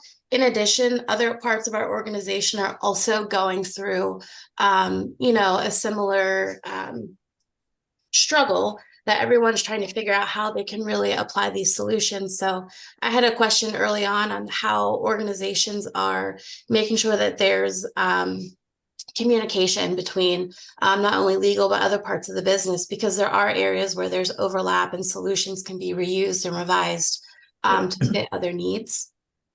But I think a lot of people are in the same wheelhouse, just figuring out what the best use cases are for them, but also wanting to hear examples, because there's things out there that people may be doing that you're not thinking of, but would be really useful. And then my team personally, I don't have the most I'll say forthcoming team members or the most adventurous. So it really is pretty difficult to get some use cases from them. There's a lot of things that I'm bringing back to them and saying, is this something that's worthwhile? Should we invest in this? Do we want to put resources here? And it's kind of been a struggle to get their engagement to help with that. So for me personally, on the client side, where our law firms are doing some of these projects, I'm really interested in hearing about that from our law firms, and we personally have not yet, other than me attending some of these sessions and hearing what you guys are doing. So Tiffany, to answer your question, I think I put a message to that effect during one of these sessions. What's really worked for us as a team and for me is taking baby steps. Everything that we applied AI to, which was a small, very unique use case, succeeded. Every time we tried something really big, it just didn't work. We did not have enough takers. To give you an example, I went from desk to desk after 2 weeks of ChatGPT coming out, OpenAI.chat. And I literally told people, just put it on your phone. And when you're going for presentations, just take the first 10 points from ChatGPT. Do not use those. Do not use those. That's already out there.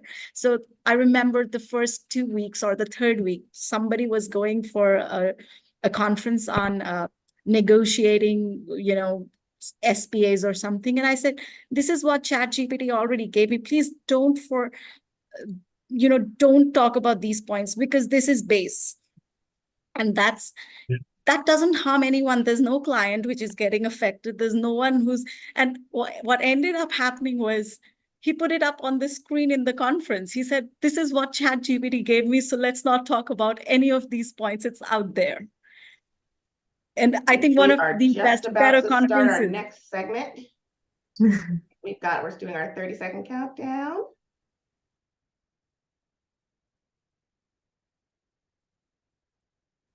Hopefully everyone's starting to come back in.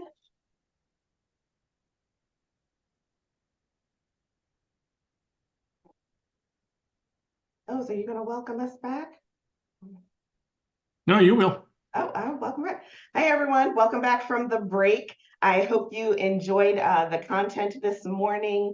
I think it's been very interesting, inspiring. I can't wait to see the results of the polls as they start to come out, to see who is going to come out on top as our most inspiring informational session today.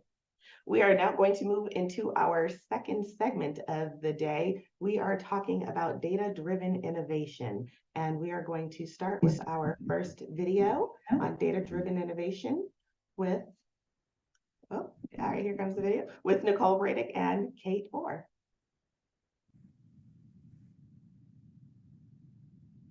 Hi, we're here to kick off the next few sessions on data-driven innovation.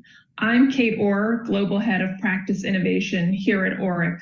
My work really focuses in two pillars. I work internally with our lawyers and practice groups and matter teams on how they do what they do, using the trifecta of people, process, and technology, really innovating to streamline and improve our legal services. And then I also work very closely with our clients and their legal departments and legal operations teams on the same challenges that they're facing and pain points they're facing in their practice and delivery of service to the business. And I'm Nicole Bradick. I'm the CEO of Theory and Principle. We are a design and development agency that works with law firms and across the legal industry with legal tech companies and the like, and often are in the position to leverage data to create innovative digital products. So turning to the topic at hand, the big picture, data-driven innovation is really more than just a buzzword. It's a paradigm shift that's altering how we do what we do in all aspects of our businesses. So to level set on sort of the definition of data-driven innovation, at its core, data-driven innovation involves the strategic use of information, analytics, and technology to help make informed decisions, to streamline processes and workflows, develop new solutions, and ultimately really to deliver enhanced value to our clients, whether the business, in-house legal departments, or our own colleagues. I've heard data-driven innovation described as a compass, really guiding us through our practices and operations. It has the power to help us transform vast seas of data away from breaking waves and 20-foot seas into a navigational tool. And as a result, the data is really reshaping how we operate and collaborate and are delivering our legal advice. Critically, that reshaping augments our expertise. It doesn't replace it. This is not a case of robots are taking our jobs. Our ability to more easily capture and analyze data obviously makes work easier. That's great. But I think the real magic happens with data-driven innovation when we're able to unlock insights because of data and because of technology that were once impossible to glean due to just the resources it may take, whether that's time, people, power, or access to pull out those insights. So that opportunity to provide something new, to see something new, to me is the real magic. And so today we have our lawyers and legal professionals being challenged not only with the legal advice and to interpret laws, but to also decipher data to really elevate their decision making. Whether they're extracting meaningful insights from databases to advise a client or analyzing and predicting outcomes, visualizing how the legal department's performing, the traditional pillars of legal practice, so precedent, expertise, and experience, are facing this transformation, this transformative potential of data. So the question is, how do we help? And we can't have a discussion about data-driven innovation without talking about new technologies. And this GIF, I asked my team to help me with a GIF about AI, and they thought I meant a GIF created by AI. So that just so you know, how you get this freaky Will Smith eating spaghetti thing. Sorry about it. So LLMs and generative AI definitely now allow for some new ways of executing innovative ideas by allowing us to create structure out of unstructured data and providing us with new ways to interact with that data. And that's a lot of what our team has been working on with clients over the last several months. And I'll show you a few examples of sort of how we've made that happen. All right. So this is one example of how we have used these new technologies to extract deal points, right? So this, for example, is a design mock-up of a project we're working on with Latera, which may be fully released by the time this video comes out and may look slightly different than this, just a disclaimer. This firm intelligence product allows firms to extract deal points from their deal data and query that data to gain crucial insights, like learning what's market for certain terms and certain types of deals.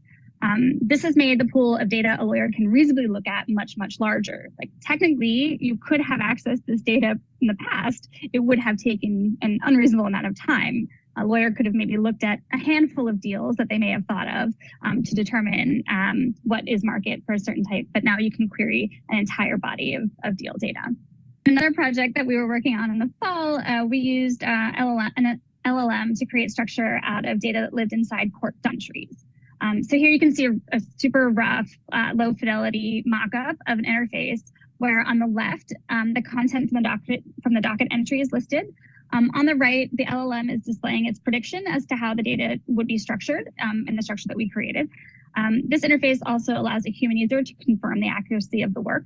Prior to LLMs, we could have used a standard scraper that delivered the sort of paragraph to a human user, but the human user would have had to extract all of the data here.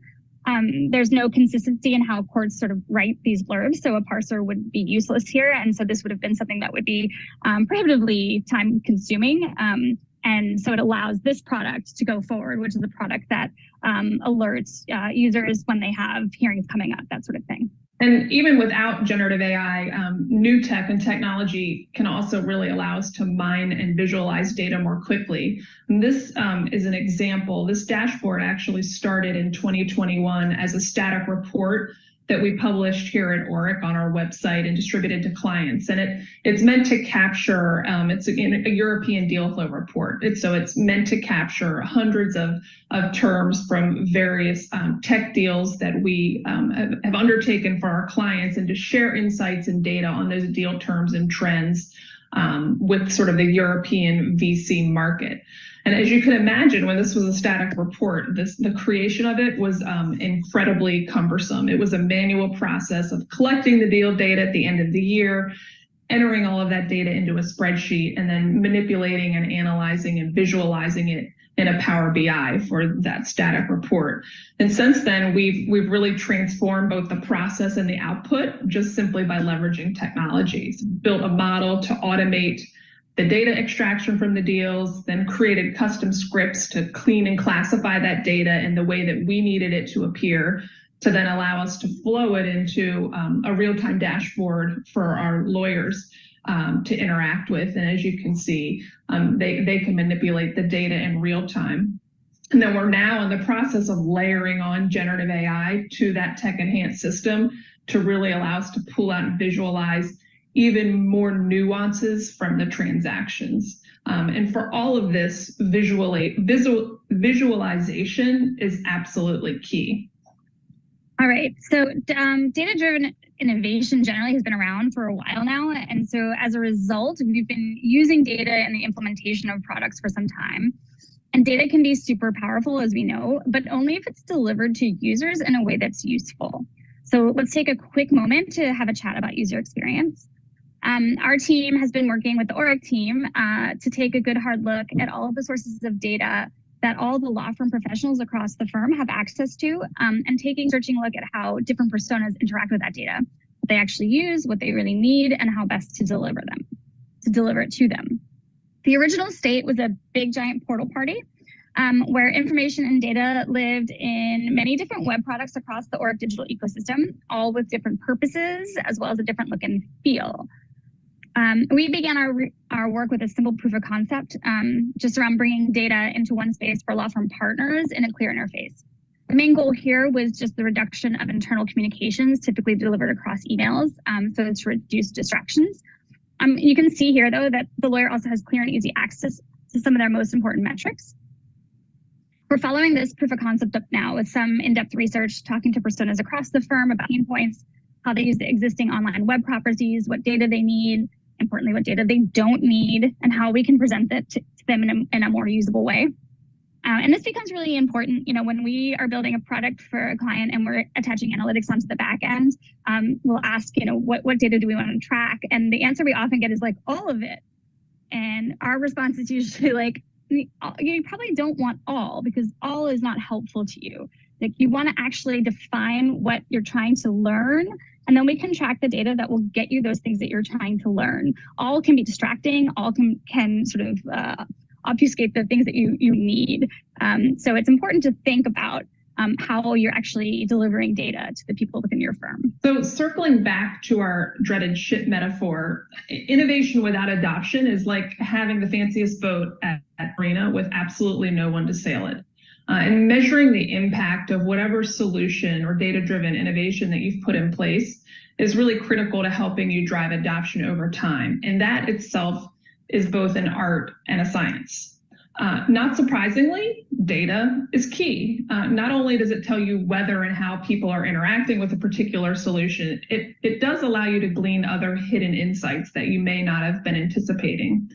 This image here is actually usage data of a solution that we rolled out within Oracle about a year ago, a little over a year ago. I mean, obviously it provides important information to us about the practice groups that are using the tool, the practice groups that aren't and maybe should be, which then allows us to really focus our change management energy in the right places. But we were also able to spot a spike in usage that you can see there at the start of the year around January 2023. And that spike correlates to when we pivoted from group trainings to one-on-one trainings. So this is an example of sort of those other hidden insights. And we've since carried through that one-on-one training approach throughout our adoption efforts. And you can see the numbers have continue to trend in that upward and a high fashion. And the key to all of this, any quantitative metric, of course, is being sure to design a mechanism for capturing this kind of data from the start. It is incredibly difficult to attempt to do a look back to grab this data after the fact. And quantitative data isn't everything when it comes to measuring the success of an innovation. While we definitely have great access to quantitative metrics that tell a huge part of the story, sometimes you can only get the full picture by actually talking to humans. And I think a lot of times people avoid this step and deride it as anecdata. I'll tell you that here we approach research with a very data-forward mindset. When we are interviewing people, we are putting all of the notes that we have into a spreadsheet, and we're grouping all the information that we get into them by themes. And from there, we're deriving insights into our users and the products. So these insights are, in fact, data-driven, right? Where talk users can and should be turned into real actionable insights. You'll be able to fill in a lot of the gaps that you can't get straight from qualitative metrics. So don't forget to go out there and actually talk to people about the products that you're building and the innovations that you're releasing. That wraps up our portion of the show. We hope this was helpful, and we encourage you as you watch the next few sessions to keep in mind some of the topics we've covered and think about how those teams are bringing those forces to bear, how they're leveraging technology, how they're visualizing the data and the sort of user experience, and then how they're really measuring the success of what they've put in place. With that. Hey, Nicole, welcome to our virtual stage. Thank you for a great presentation. Please, everyone, drop your questions in the chat, and please make sure to lead your question typing in capital letters, the word question. All right, and while folks start to put those in the chat, one thing I want to start with you, Kate. You said when you were defining data-driven innovation, you said it requires information, analytics, and technology. There is no easy button for any of those elements. But do you think, are we at a stage now where it's getting easier for us who are trying to move our organizations to those data-driven innovation type organizations?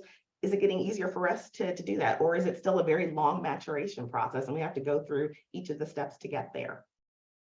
Well, I think it's getting easier because there's tremendous attention on data. And I think that folks from all parts of the business understand the value of data. And so that makes it easier because there's buy-in. Data, I think, has proven its worth, but there is no easy button to get from here to there. So I mean, I do think it is a long process, requires investment, time, focus. It requires clarity from the start, or at least a strategy from the start. Nicole referenced this in her presentation, but being thoughtful about what it is you're trying to accomplish through a data exercise is critical. So easier, yes, because folks believe in it and are increasingly believing it, but there is no easy button. Thank you. I'm afraid, oh my gosh, your presentation was so fantastic, but we are a little behind on time, so we are going to have to transition to our next segment. There are some questions in the chat, so please take a look at those and please respond there. We are going to jump to our next video. We're talking about the Goodwin Catalyst with Maria Corey. Hello, everyone. I'm Maria Corey, the knowledge management lawyer for private M&A here at Goodwin. And I'm really happy to be here today to present our new initiative that we're calling Goodwin Catalyst. So this is a new approach that we're taking that uses the wealth of the deal data that we've gathered to provide some really innovative and data-driven solutions to our clients. And so without further ado, let's dig in. So the challenge that we were facing and what Goodwin Catalyst is designed to solve is that we have all this extensive information and wealth of knowledge in our deep deal terms database, but we weren't leveraging it to its maximum potential.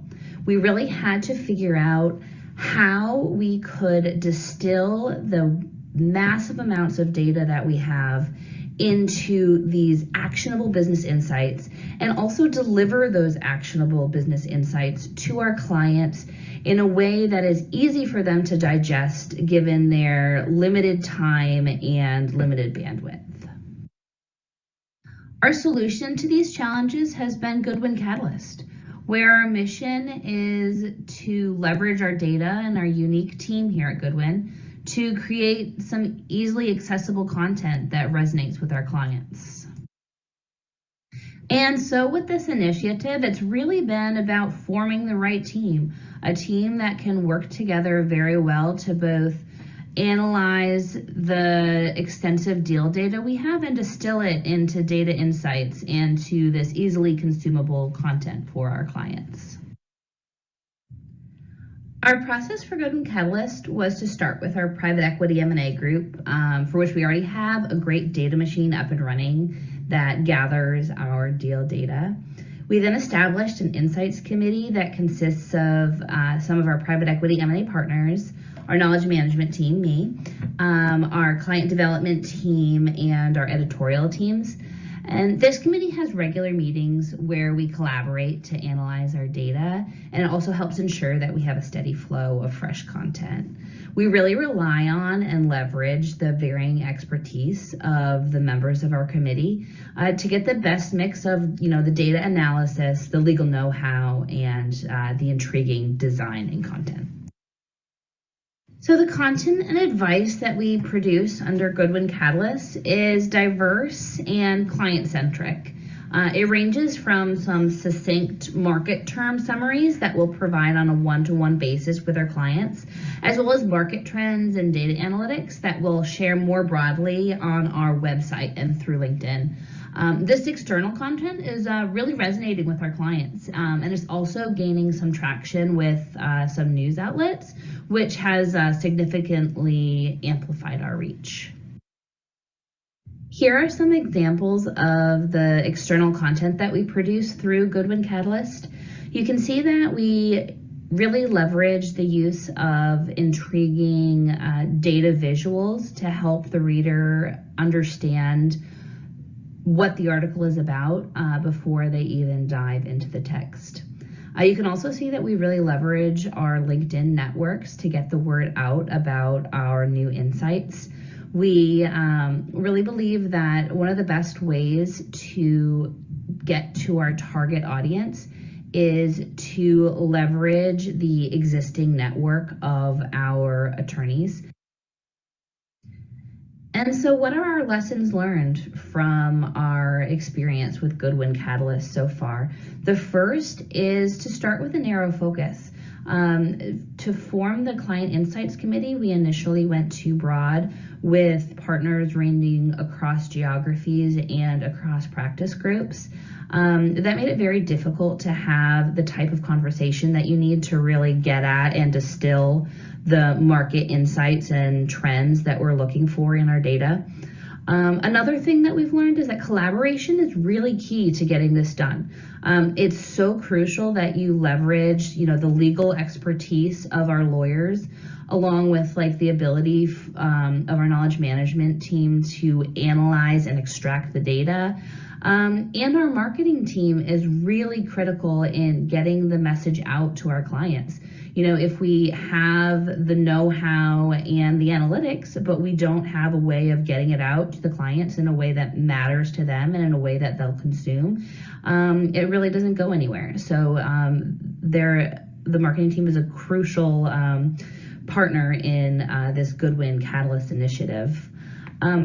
The third learning is really just that, you know, establishing a data-driven brand takes a lot of time and dedication. And so while we have had a lot of early success with Goodwin Catalyst and our private equity M&A group, you know, it's going to take a long time for us to implement these learnings throughout other practice groups. And, you know, even within private equity M&A, it takes a lot of time and effort to keep this engine up and running. Thank you everyone for taking the time to be here with me today. I think one of the biggest takeaways here is really the power of storytelling through data. It's not just the message that matters, but it's also how you tell the message in an engaging way. The second takeaway here is thanks to ChatGPT and DALL-E for producing some of these awesome images that I've used in my PowerPoint. And with that, I'll see you all in the Q&A. Hi, Maria. Hello. Thank you so much for that presentation and congratulations. It looks like, you know, Goodwin Catalyst has been incredibly successful. Yeah, thank you. So I'm wondering if you could start by just telling us a little bit more about the data machine that's gathering this deal data, who's contributing to it, and where are you capturing all of this information? Yeah, absolutely. So I think Anne Stemler and Patty Johansson actually gave a presentation on this at our last skills conference. So if you want to go check out their video from last year, you can. So what we've done is for private M&A in particular, we have a very detailed deal term survey that is housed within Foundation. And so after every private M&A deal that's closed within our private equity group and also tech M&A as well now, we have the senior associate on the deal go in and fill out the survey. They'll then send it to the partner for review and confirmation that the terms are correct. And then that data will all be housed within Foundation. And we use both Foundation and Tableau to kind of process and understand the data. Thank you. All right, I have a couple questions that are coming in through the chat. First, what has been the ROI on the AI implementation? No, I don't think you meant the AI implementation. Steve Miller, if you want to edit that question for us, and we're going to go to Dipti's question. Yeah, not too much AI involved in this.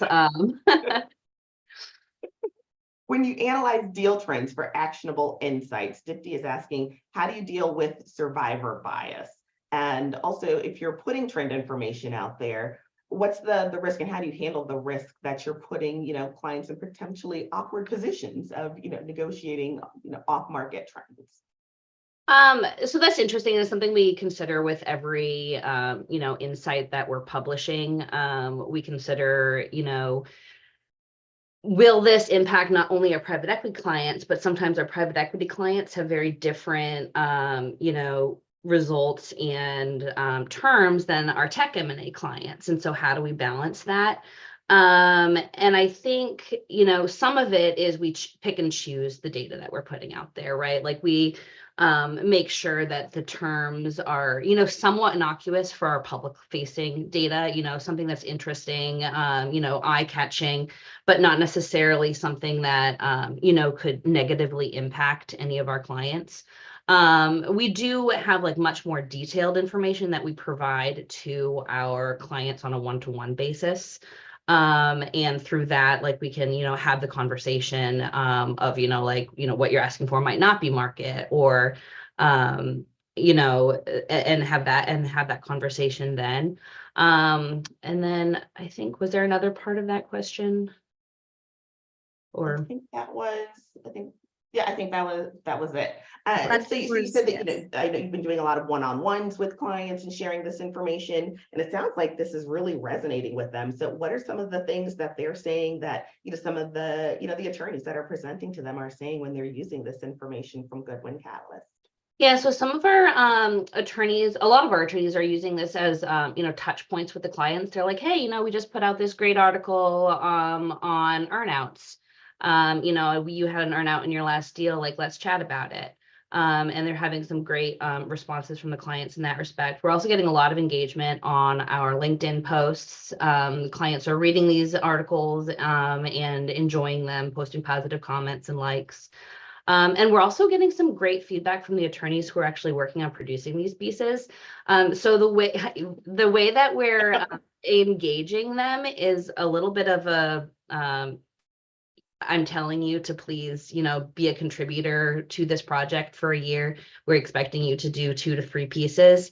And so they don't have too much choice in the matter. But at the end of the year, we've only done 1 year so far. We had so many of them say like, hey, you know what? I actually really enjoyed doing this committee. Like, can I continue doing it, for the next year? So. That's fantastic. I love to see that engagement, from our lawyers.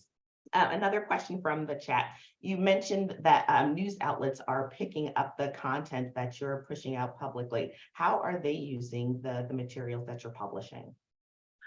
So some of it is they've seen our content and reached out to us for one-on-one interviews with the partners who have published that content.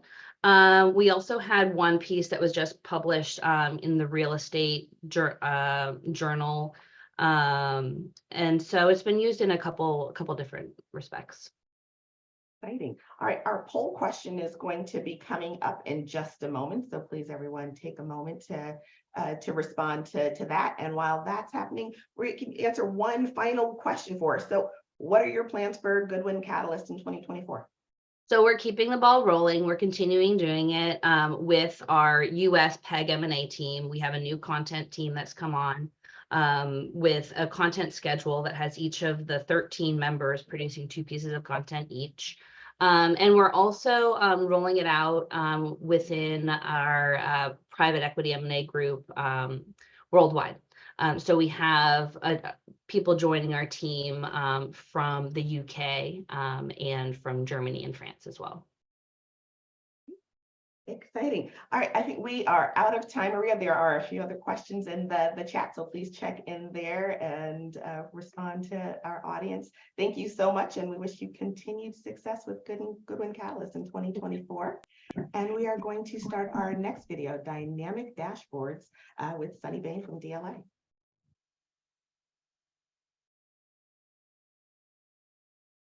Hi, I'm Sunny Bain, and I'm the Director of Knowledge Technology at DLA Piper. I want to start with a quick background on our journey. Our KM group was only formed 4 years ago. At that time, we had no ownership of any legal practice platforms other than the experience database, which I had been managing along with our CRM system while in the marketing group. About 2 years ago, we were able to take over responsibility for legal practice tools from IT and various practice groups, and immediately we started assessing them. Are they even being used? Are they being used effectively? These were basic questions no one could answer. So we started collecting usage information and building out dashboards to aid our assessment and establish some baselines. Initially, through a third-party contractor in a product called ClickSense, until we could upskill ourselves and build out using Power BI, for which we had enterprise licensing. Whenever possible, we set up API connections or used Power Automate to pull in the data directly from the platform. To add context, such as user department, job title, we worked with IT to tap into our data lake for internal data. We started tracking our cloud-based systems through Research Monitor to record accurate session logins. And of course, applied taxonomies and focused on data hygiene to clean up and transform the data. And last but not least, we had discussions with the business stakeholders about what effective use means. In other words, how to measure ROI. The result today is that we can now monitor engagement with dozens of our tools, such as this example Kira report, and make informed decisions about where to focus our training and adoption efforts, how best to negotiate on contract renewals, and flag system issues. In the Kira example, we were able to determine we'd been paying for far larger data limits than we needed and negotiated significant cost savings when we last renewed. For another system with tiered pricing, we were able to turn on notifications when usage was nearing the next pricing level. On the education side, we tapped into our LMS through an API connection to get overall insight into both live and on-demand content engagement for our department.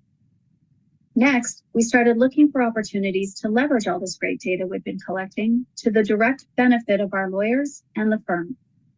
With our experience database, because submissions are so critical to its success, we built a user-friendly Power BI report to help our practice groups and marketing managers monitor matters not yet profiled, which they could easily filter: practice, sector, size of the matter, whether that's reviewing by hours worked or ranked by collections, and when the matter hit the target threshold.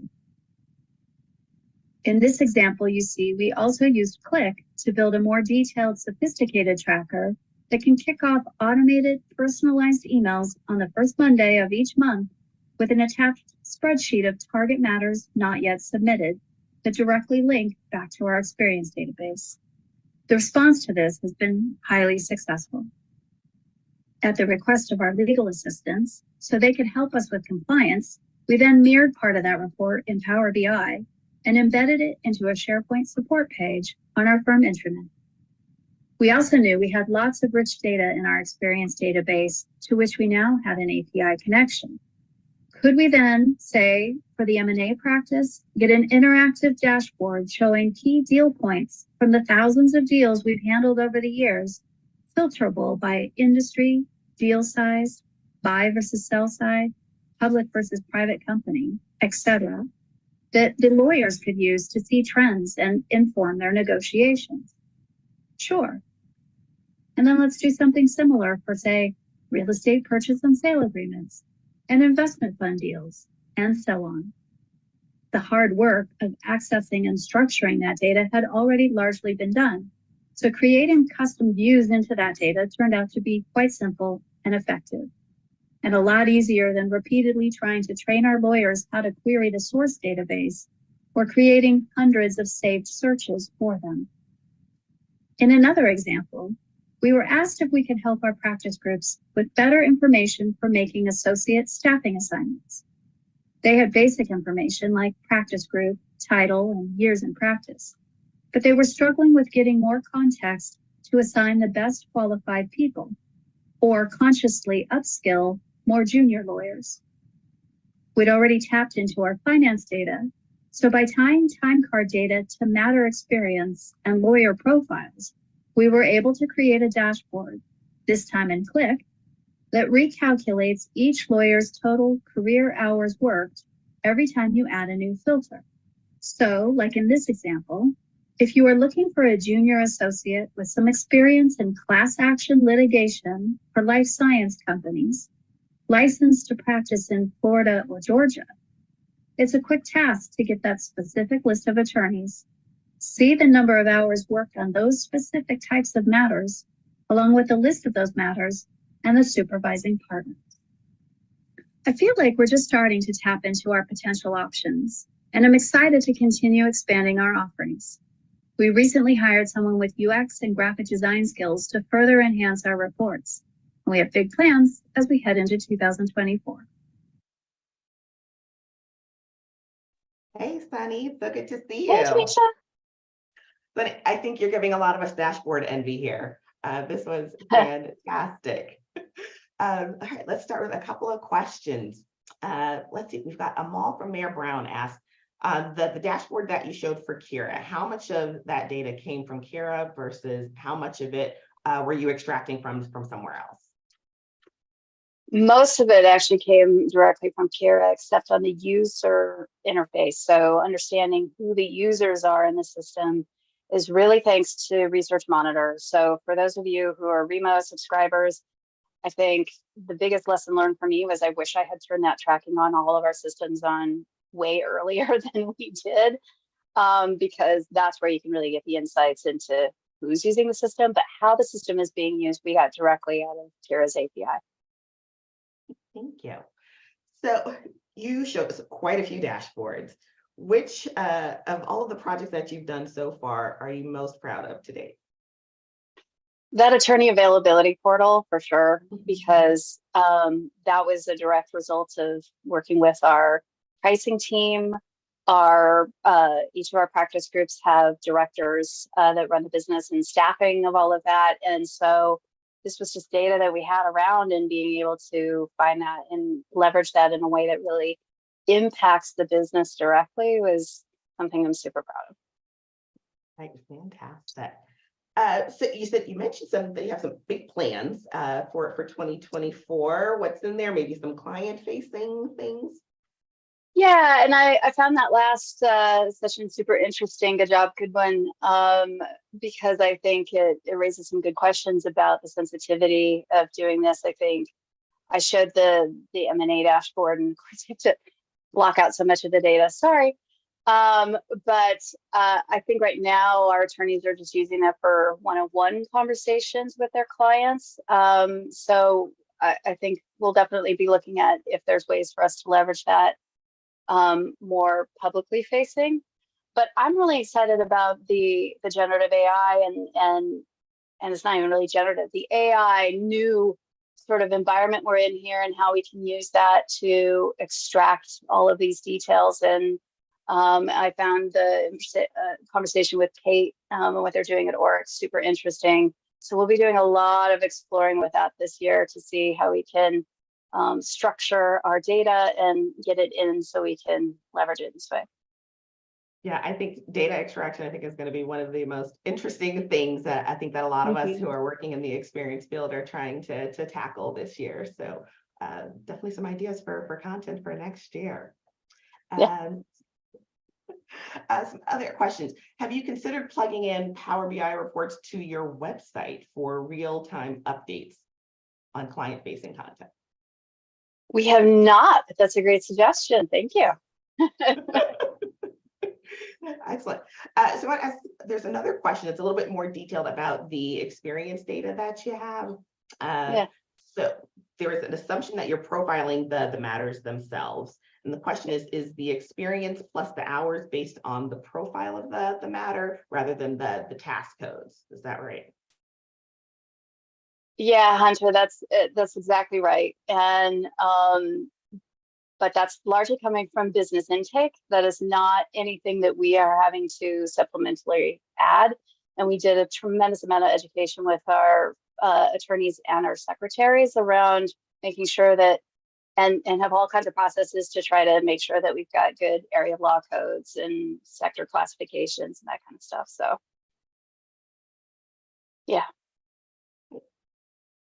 Another thing I was curious about, you talked in the beginning, there was a tool that you were using, ClickSense, and you actually used a third party, external party to help you build those before you transitioned to your team using Power BI internally. Are you still in that hybrid mode, or are you trying to transition everything to your in-house team and using Power BI? No, we're definitely still in that. And I think for when it's doing more sophisticated calculations like that, I think it's a stronger tool than Power BI. The challenge is just because we're a big Microsoft shop, we have Power BI for everybody. We have limited licensing on Qlik. So it depends on how much we want to open this up for a bigger group of people. Impacts a lot of that too. Understand. All right. Our poll question is going to be coming up in just a minute. There it is.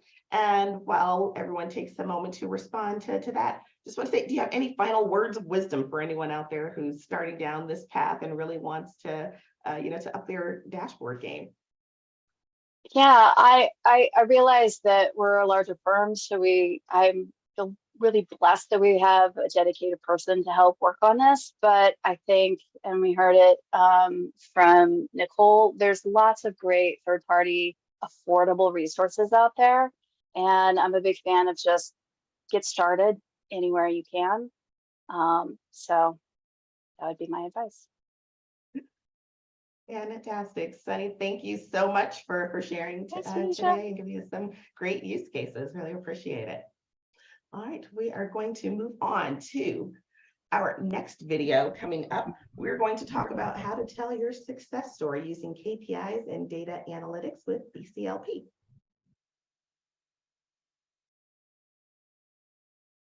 Hi, I'm Judy. And I'm Hayley. And last year at this skills conference, we had the pleasure of presenting on our knowledge search platform, BCLP Discover, that we launched to our firm in January 2023. This year, we're here to talk to you about life after launch. So what happens in the 12 months after Discover went live, and how we used data analytics to track the progress of Discover's adoption throughout the firm, but also as a promotion tool. But before we do that, Colette Schuler in our team is just going to give you a quick recap on what BCLP Discover is. BCLP Discover is our firm's integrated smart search system. The platform itself is built using iManage's Insight Search and contains our firm matter history, legal documents, knowledge resources, closing books, and filed pleadings over the past 10 years. The platform is supplemented behind the scenes by a number of fully automated and semi-automated workflows that pull data and content from other systems in the firm and external data sources. After we launched Discover, the central KM team embarked on a rigorous adoption and promotion plan that was almost entirely data-driven. We knew from previous experience that it wasn't enough just to put out some firm-wide communications and invite some people to training and hope for the best. So at the same time as launching Discover, we built Power BI dashboards that gave us comprehensive instant access about how well Discover is being used and the relating KM processes. Colette, tell us more about these. Here's an example of one of our Discover-related dashboards. This one tells about our members' search habits. It tells us how many people are using Discover to search for items. It also tells us how many searches they have done over a given period. It tells us what they are searching for and the search terms they are using. It also tells us what content is most popular with our users. We also have other dashboards that tell us how many lawyers are tagging documents and submitting them as a knowledge resource to Discover. How many lawyers are spending time on KM activities and initiatives? How many closing binders have been submitted to Discover, and by what offices and practice groups?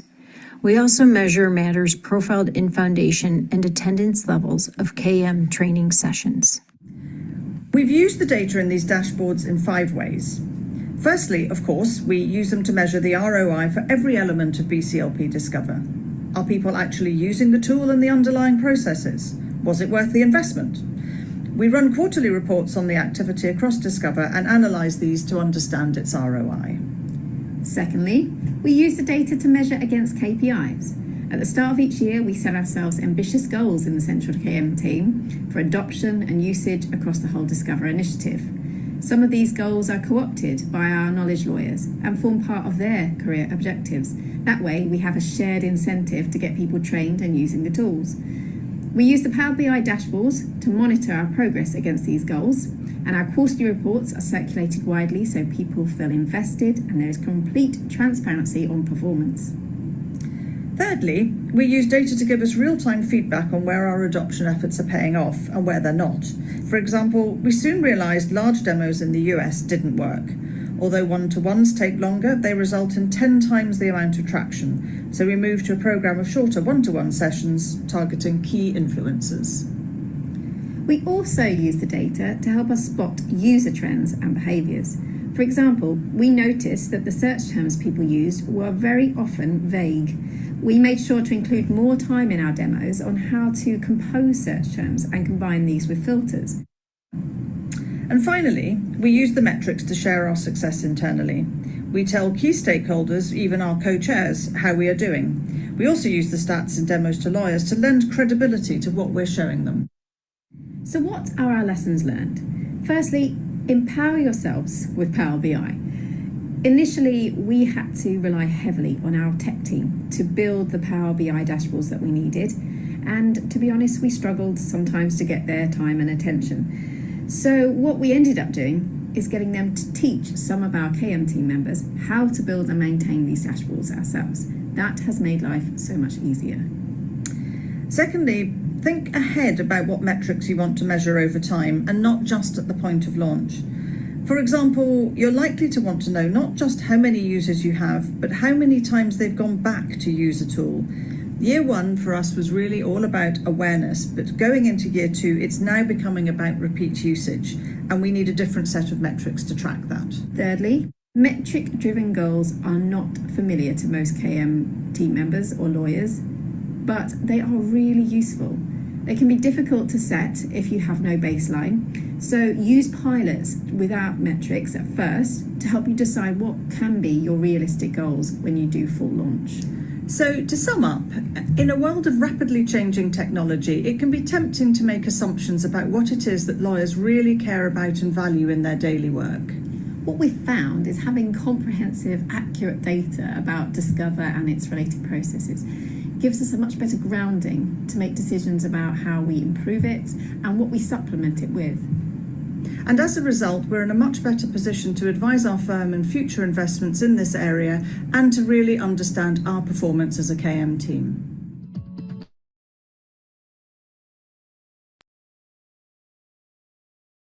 Ellie, welcome. Hello. Hi, Colette. Welcome to the Q&A stage. It is great to have you back this year to see what's been happening with Discover. Oh my gosh, it sounds like it's been a really exciting year for you all. All right, we are going to jump into our questions.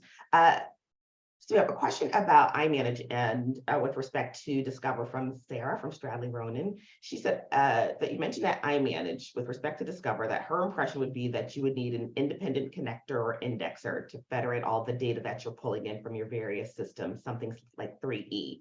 What are you using to do this? No, we don't need that. So all of she's right. Discover is based on the iManage product insight. All of the data that we extract out of that goes back into our MDD, our data lake, and we are pulling that straight into Power BI. There is no third-party product involved. Thank you. So I want to jump in. I want to talk a little bit more about how you started using data to drive your implementations and adoption compared to some of your previous approaches. So can you tell us what the biggest differences have been? Yeah, I mean, as Kate Orr used the kind of boat analogy of trying to do things without, if you don't use data, you're just basically sailing blind. I completely agree. It is like the blindfold has been taken off, and instead of knowing how your adoption process is going, down the line or after you've done so much effort, you're getting real-time information on a daily basis, so we can keep moderating our approach. We can see firsthand where things are paying off and where they're not. And as we said in the video, one of the greatest kind of insights was around people's search behavior, and it was really great to be able to go respond to comments like, I couldn't find what I wanted, to be able to say, well, I looked and I can see what you used to search for that particular document. You should have tried doing this, or you could have done this, or maybe re-educate them on some of the search term prefixes that you can use, like title, etc. So that has been really useful.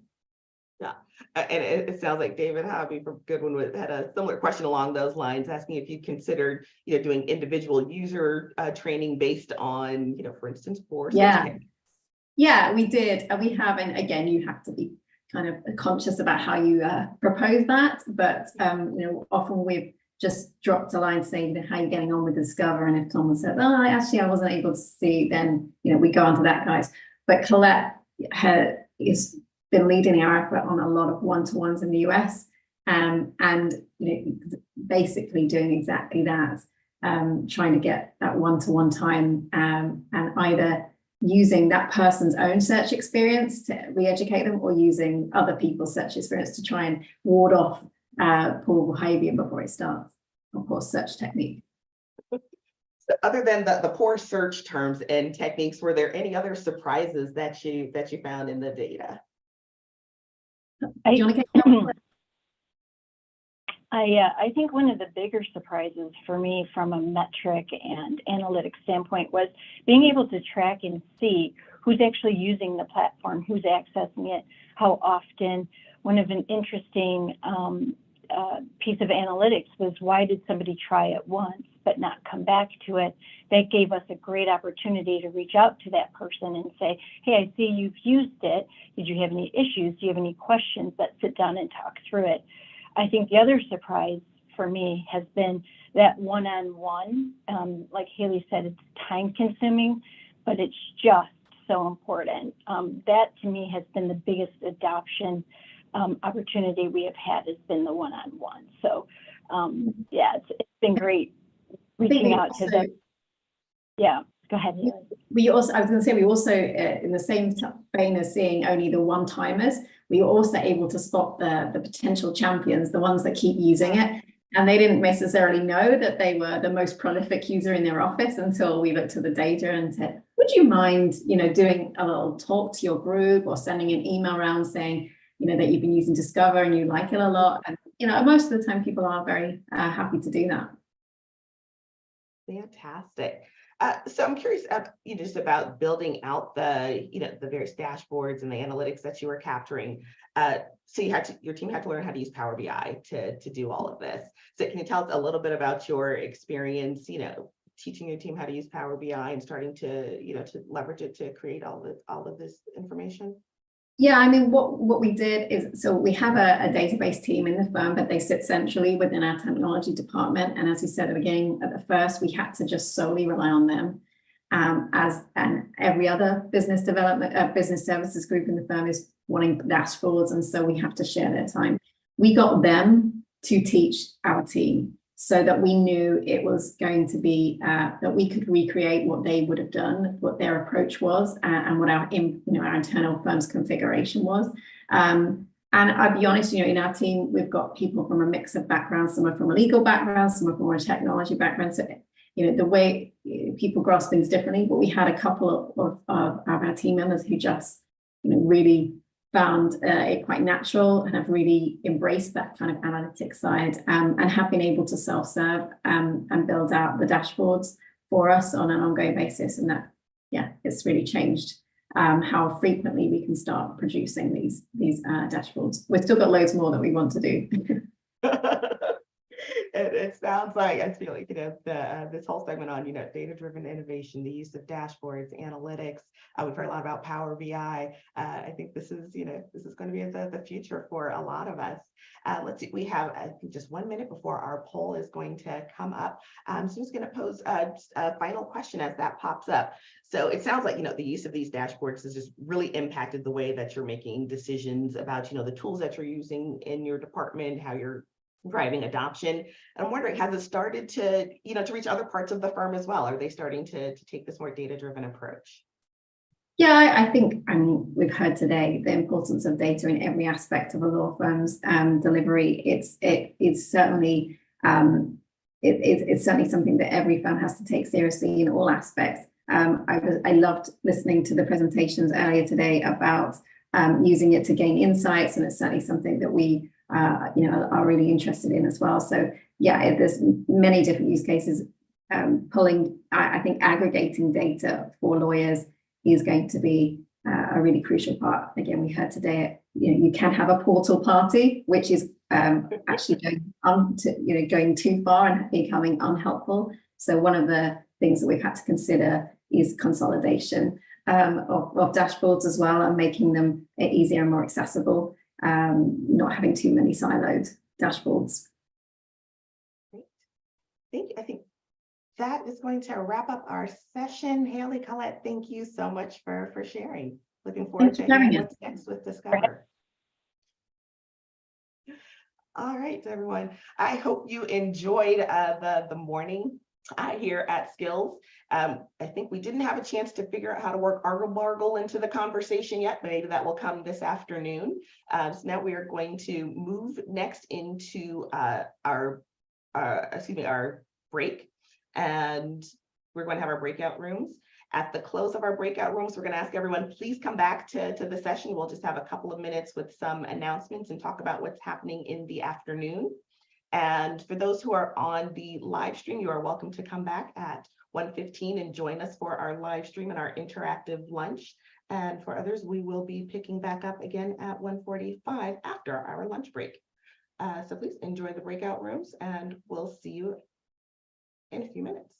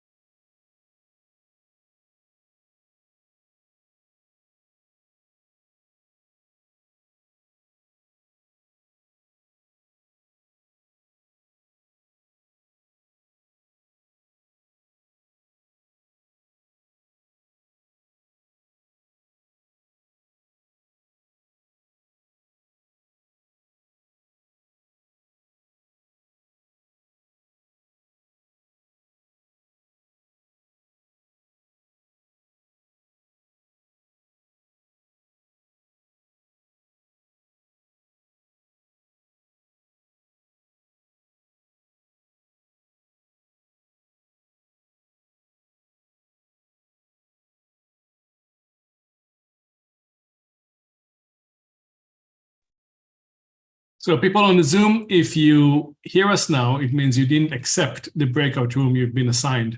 So please accept the breakout room so you could join us for the conversation.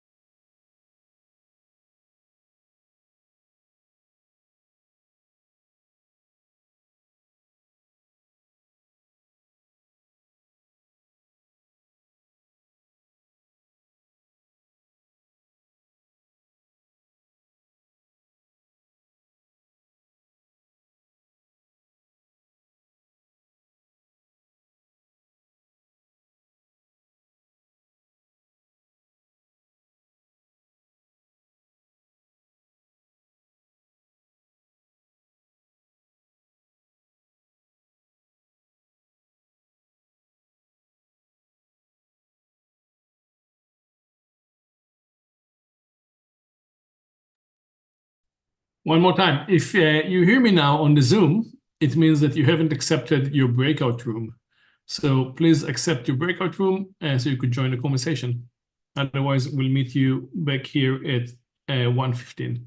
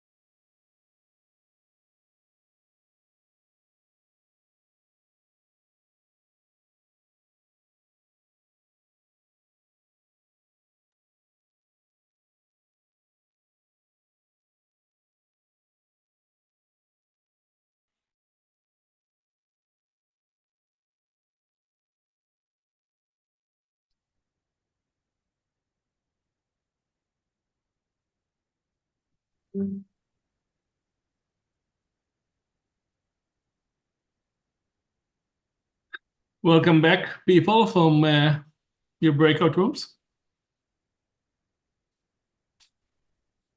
We'll let everyone rejoin.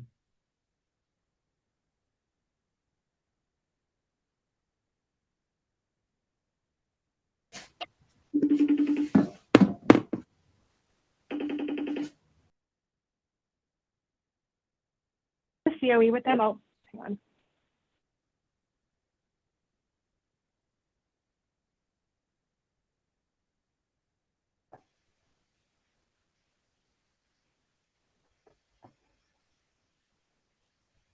Okay, so this is officially our lunch break.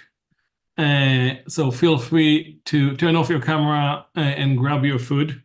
And we are going to, as we said, invite the people who are on the website only. So if you go to the website after the event and you click on the 2024 prior event, you get to see all the sessions from today, the pre-recordings, and the 4 sessions that we're going to hear from now.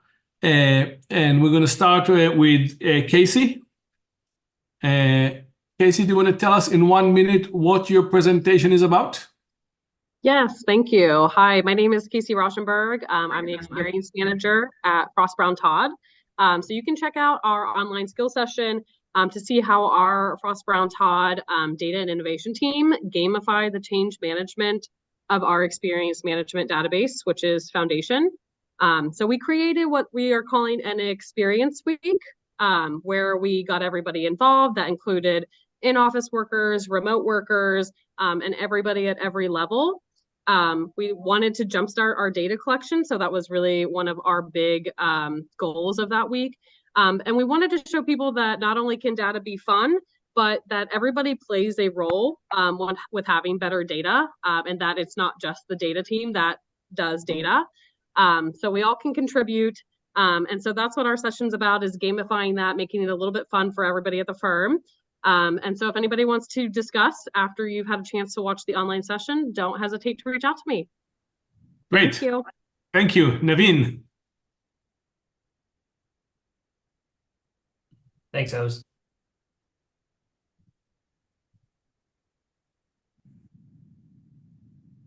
Okay, great. Thank you. Hey, everyone, I'm Naveen Pai, the Chief Knowledge Officer at Gunderson Detmer. And, we've been working with Dashboard Legal for a little more than a year now and are still actually very excited about it. It's classic project management, but done right and built for attorneys at firms. So as an example, where do attorneys spend time, right? In email and in their DMS. And so the 2 things that Dashboard Legal integrates with are email and your DMS. And so, that's just one example. The video that Matt worked on and we helped with, provides some real world experiences of our attorneys, and we'd urge you to check it out. So thanks, everyone. Thank you. Do we have Jacob or Thor? Jacob, Thor going once, twice, and if not, Ab, can you tell us about the session you were involved in? Yeah, absolutely. I'm going to speak on behalf of India because she has just gone on maternity leave. But the session that we have focuses on legal project management, but really it's about what is the connect between the innovation team who do a lot of the horizon scanning in terms of looking at the problems to be solved, very similar to what Naveen just mentioned, in terms of how do we get lawyers to organize the work, to manage the work, get out of Excel, Word, and Outlook, and the DMS into some way of actually using modern tools to do that. And the session talks a lot more about how do you get stakeholders involved. So innovation team is excited, they head to us and they pass on the project to a specialist team. How do you then take it so it's used every single day by partners, by associates, and other members of the legal team? So go check it out. If you have questions, please let me know. Thank you, Ab, and stay with us, please. We're going to ask you and Ron now to tell us about the survey. Ab, why don't you go first? You did the legacy questions we've been asking for many years. That's right. I was thrilled to do this because I read the survey every year, or as many years as I've been able to find. So this survey looked at over 500 different respondents that answered, all of you that answered the questions ahead of skills. And it basically asked, what did you spend time on last year? What will you be spending time on this year? And you should definitely read the survey. No surprises, AI was very high on everyone's hit list, both for last year and this year. And Ron will talk a lot more about that. There was a deeper dive into that.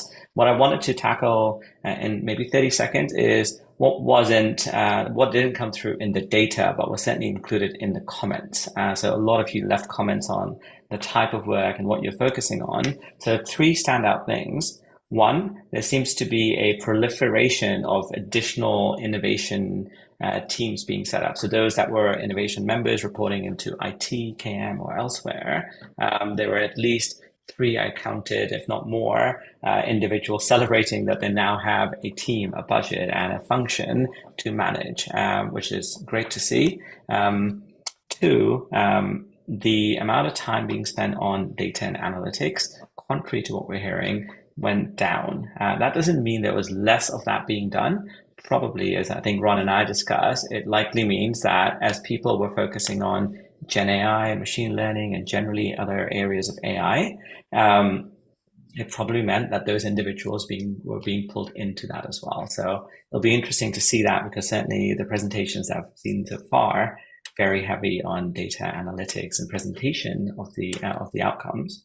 And lastly, certainly the amount of focus on IT, risk, cybersecurity, IG, that went down as we think about sort of things firms are looking to focus on in 2024.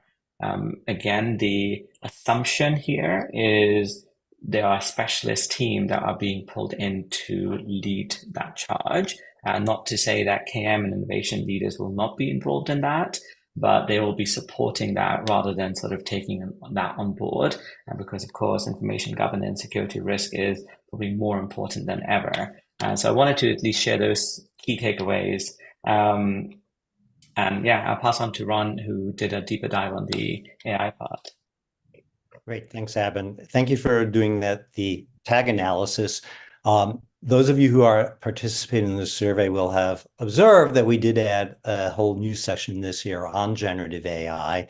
And what stood out for me is 2/3 of the firms that responded, and there were 141 that when we deduplicated for multiple respondents from firms, 2/3 of 140 firms are either piloting or have deployed generative AI. And the other standout finding, and this is actually not in the report, is, and I'm looking at another screen where I actually have the data, there are 3 firms that are piloting or deployed 3 different models, and also about 15 firms that are looking at by piloting or deploying 4 models.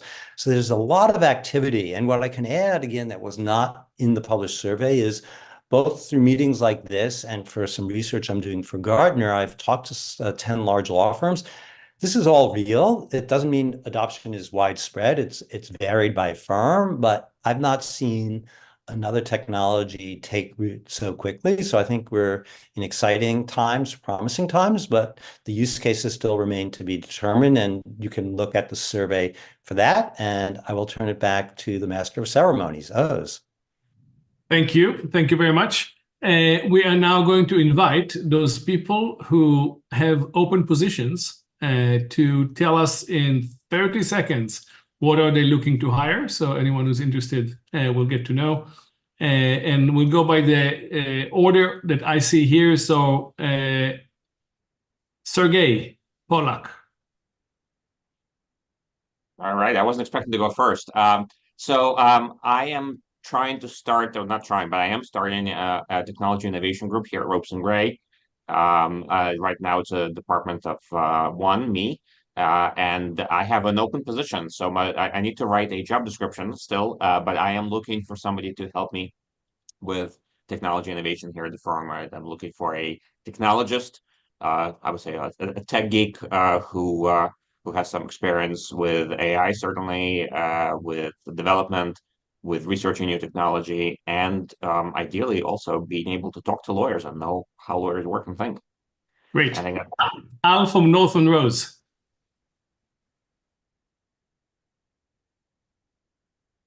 Do we have Hey, Al? sorry about that. Let me just listen to the next person. I'm just coming back on from another call. Okay. Next person, Dave Hobby. Goodwin. Hi, this is David Hobby. This is about the job openings, right? Yes. Yeah, we have an opening in the knowledge management team for director of knowledge management positions. Position is either remote or in one of the cities where we have our offices, and it would help with a lot of things, but including with a strong focus on our technology for the transactional practice, our stack of technologies. Great. And It's the director of it's the director of KM technology role. Thank you. Right. And Patty, is that the same role you want? Same role. Okay. So we're going to Al, are you ready? Yeah, sorry about that. So we've got two roles we're hiring for in innovation at Norton Rose in Toronto or anywhere in Canada.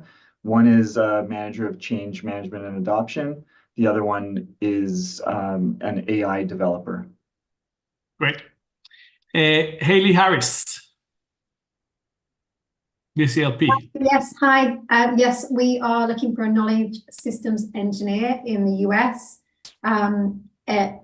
Ideally Chicago, but we will accept applicants from any place where we have an office. And they will be working in the knowledge management team, the central KM team, which I head up, and they'll be responsible for technical support and maintenance development of all of our key knowledge management systems, including foundation. Great. Tanisha Little Simpson Thatcher. So I can tell you that Tanisha is looking to hire a capital markets KML. So if you are, and it is going to be in the New York City office. Tiffany. Hi, we're looking to hire in-house for a legal operations manager, but their focus is primarily on technology and knowledge management. Anyone else is looking to hire and want to tell us about? Okay, that concludes our program section. And now this is the free conversation. Remember, you're being broadcast to the world, so only say smart things you would be able to defend in court.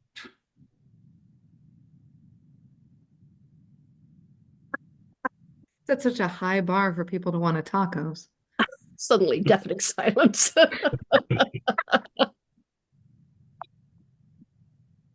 I would like to ask a question, and I mentioned this in our breakout session.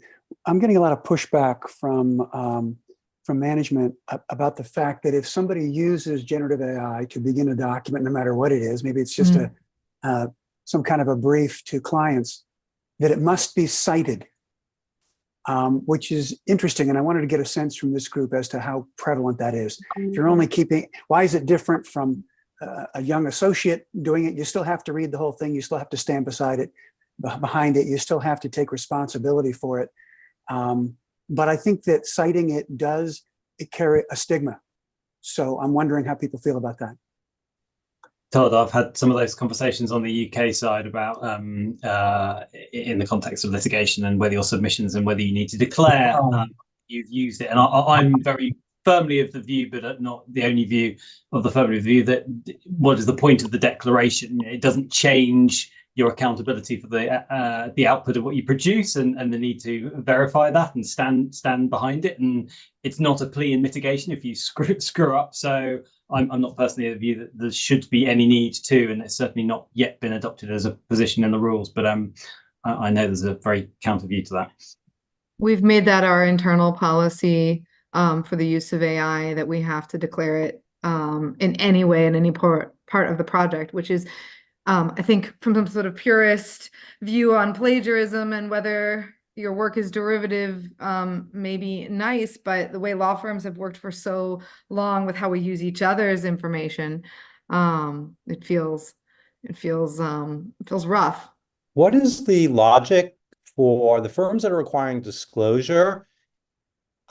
If I infer the logic, then you would need to disclose if a paralegal contributed, or if someone without a JD. I'm not sure I understand the logic. Is there a logic? Hey, Ron, I'm not going to argue necessarily for it, but it's an issue we've been thinking about. And I think the logic that I found compelling is one that Sarah hinted at too, which is, I think there's a risk that is not. So let's say there's a paralegal or a first year or someone who contributed to something. They're not going to make something. I mean, they're not going to. So as far as to make something up, I take it. I'm convinced we're all responsible for our product, so that shouldn't drive this. You should be responsible for the accuracy, but it's the plagiarism thing. I think it's that potential risk that it's going to pull something, and I just don't think many of us are comfortable with the technology yet to know exactly whether we hear that it shouldn't do that, but I've seen some cases that look like it is doing that, and at least if there's a human who originated the generation of the content, they wouldn't do that, or they would tell you would think. I think if you think, Ron, of the world of deep fake, right? So when you use technology to represent something that otherwise you would expect a human to produce, so it's kind of partially the ethical aspect of that, and there is the comment about originality. So same from the art world. So we just want to know that you weren't the sole creator of this. And even beyond that, one of the things that we're dealing with is the idea that we need to get our clients' consent before using any sort of GPT technology, and certainly before sharing information. The problem with that is where we define what is AI. I mean, your spell check on your computer is using transformers now to make sure that your sentence completion is better. I know that's a facetious point, but also it does become a definitional problem of where are we saying we are and aren't using a technology that has a purposive issue that we need to disclose. That's my concern, because unless you're limiting it to generative AI, which I'm assuming you are, that you're declaring that. But even there, I'm with Ron. I don't even see where the plagiarism comes in, unless you're dealing with copyrighted. So my child, who is 14, got caught using ChatGPT to write a paper, and he got ChatGPT to generate a definition of plagiarism. And according to ChatGPT, as he was trying to justify himself to me, that he wasn't using any individual's work, and therefore he wasn't stealing anything. And we had to have a big discussion about whether all those individual works collectively that moved into that space was in fact stealing something. But yes, he used the GPT to help arm himself. Okay, but that's a little different, I think, than what we're talking about here, particularly if we're talking about draft me a document, right? A contract type. Like you said, we've all plagiarized each other. Nobody created the document that GAI is producing. Patrick, I go back to what Ginevra said, and why a book is a technology. So if I go back to when I was law school, whereas there's the transition from print to online, I mean, I don't understand the principal distinction between, okay, a book doesn't write text for you, but to Ginevra's point, what does it mean to plagiarize? So no, but I think the thing is if you quoted from a book, you would quote it and you would put a footnote. And I think the concern that some people have, and I don't know how it's going to play out, is that Gen AI generated content, you may not know to what source you should be ascribing like a footnote.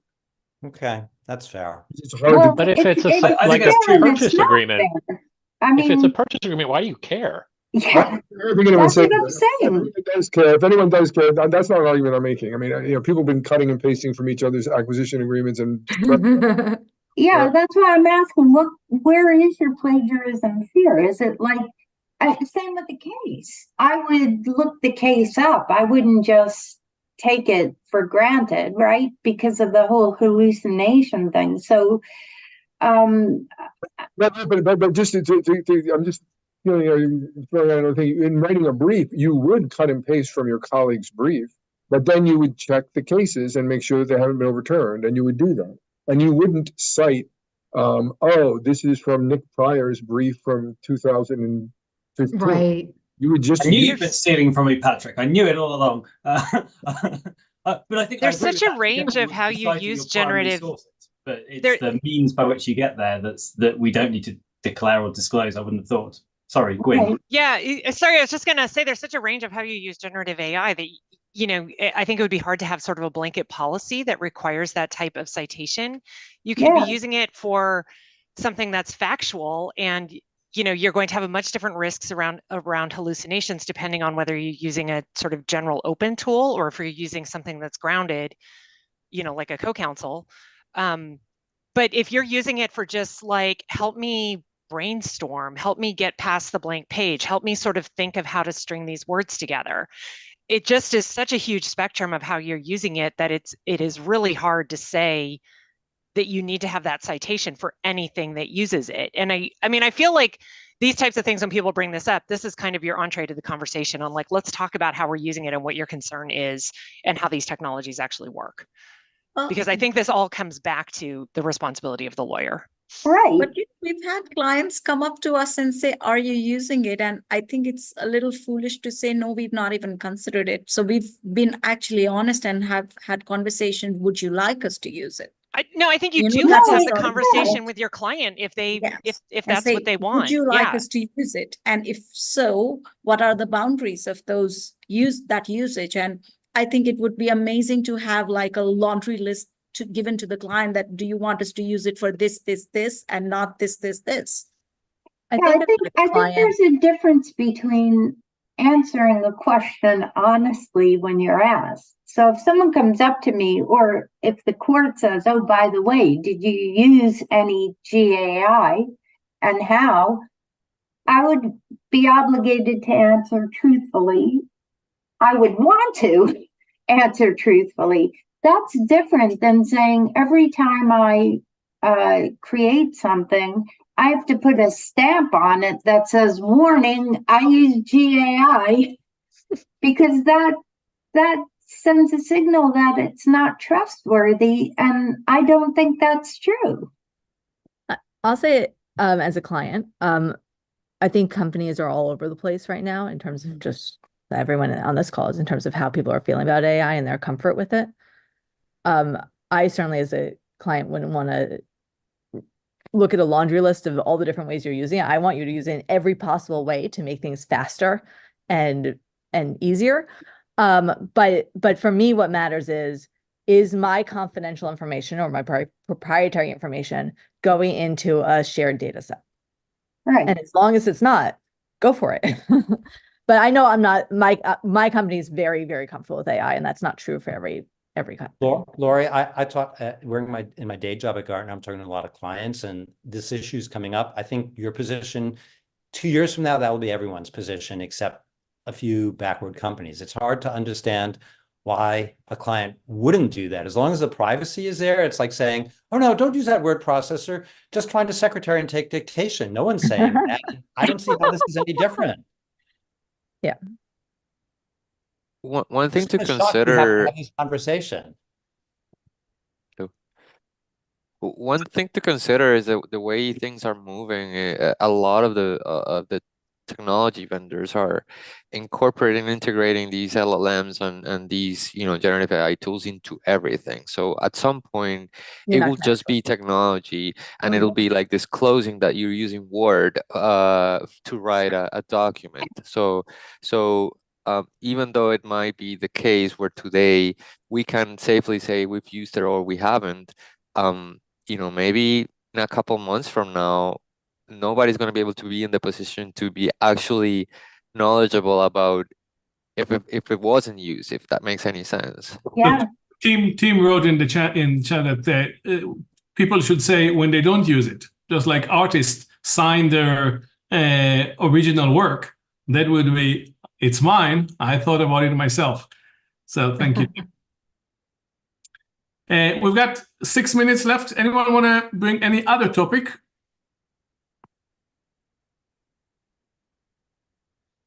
I just want to say, I would rather read generative AI's writing than many lawyers' original writing. Is anyone, I don't want to keep on this if there's another path that people want to take, but the follow-on question is, first, I concur with virtually everything that's been said here in the last 5 minutes. Are any of you doing anything more about like using plagiarism software on? And I'm not talking about contracts, okay? I'm talking about I don't know, client alerts, memos, things like that, or are we just going to go for it and just say what the hell? Maybe people copied, if someone's busted for copying something inadvertently, then we'll just so what? So Patrick, we use Plague Check,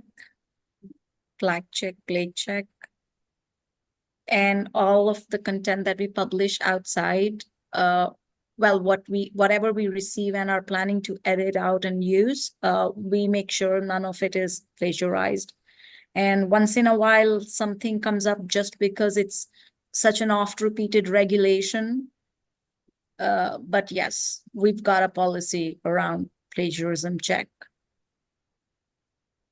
I've talked with many Silicon Valley people that are doing these plagiarism checked and GPT detectors, and almost all of them agree that it's really impossible to do such things with high accuracy. And so really the most of them go by, humans are very jagged, very random, whereas the large language models are very smooth. So most of them are saying, is the writing very smooth? If it's very smooth, then it's more likely to be GPT generated. But then a human that writes in very predictable text will also be smooth. So all that's to say is that these plagiarism tech detectors really don't do well. I'm not going to quote who told it to me, so it won't be clear which of my college-age children has said it, but they will go after ChatGPT and break the English a little bit to make it sound like their own.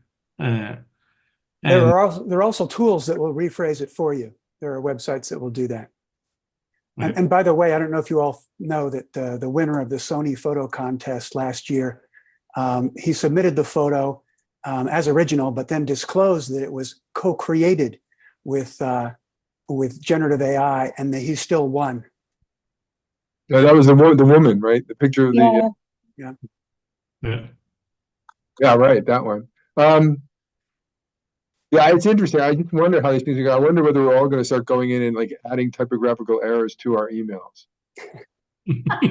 Nobody tell this to my kid, who I'm trying to get to stop doing this stuff. In the hopes that you will actually read them, because I'm going to get to the point pretty soon that if I have any email that doesn't have any grammatical or typo errors, I'm not going to read it. Well, someone has also said that hackers intentionally put in typos because they're looking for people that fall for that. All I can say is my writing is smooth, and I don't have typos or grammar errors, and I am not an AI. Prove it. But you can actually inject a prompt. In the prompt, you can actually tell it to make mistakes for you. So it's not going to be a good criteria for decision making as far as deciding not to read an email. So I'm gonna have to go into it. Like you. I'm gonna have to put in my prompt, make me sound stupider than I am.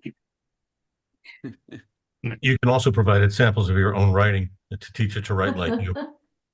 The point with plagiarism checkers is not to find, it's not that they find every instance of plagiarism, but you can dial it down. So you can say there can't be more than 5% or 10%. It's virtually impossible to have 0%. Before Nick is going to start the last segment of the day, I just want to remind anyone who joined to rename yourself. Name, firm, title, and pronouns if you wish, so we know who we're talking to. And with that, Nick, I think we are almost ready for you. I'm ready when you guys are. Hi everyone, so I'm Nick Pryor, Director of Knowledge and Innovation at Freeths. Here in the UK, it's now the evening. So I've got a drink to accompany me through, so everybody on the UK side that stuck with it. I thought of having a drink every time somebody said generative AI, and I'm glad I backed out from that, otherwise it would be a wreck for the next hour and a half. So I've got the section here where we're talking about adoption. It was a really popular topic last year, and it's evergreen. Obviously, a lot of people upvoted this. So the first presentation we've got here is from Jem and Angela from Baker McKenzie. So please take it away.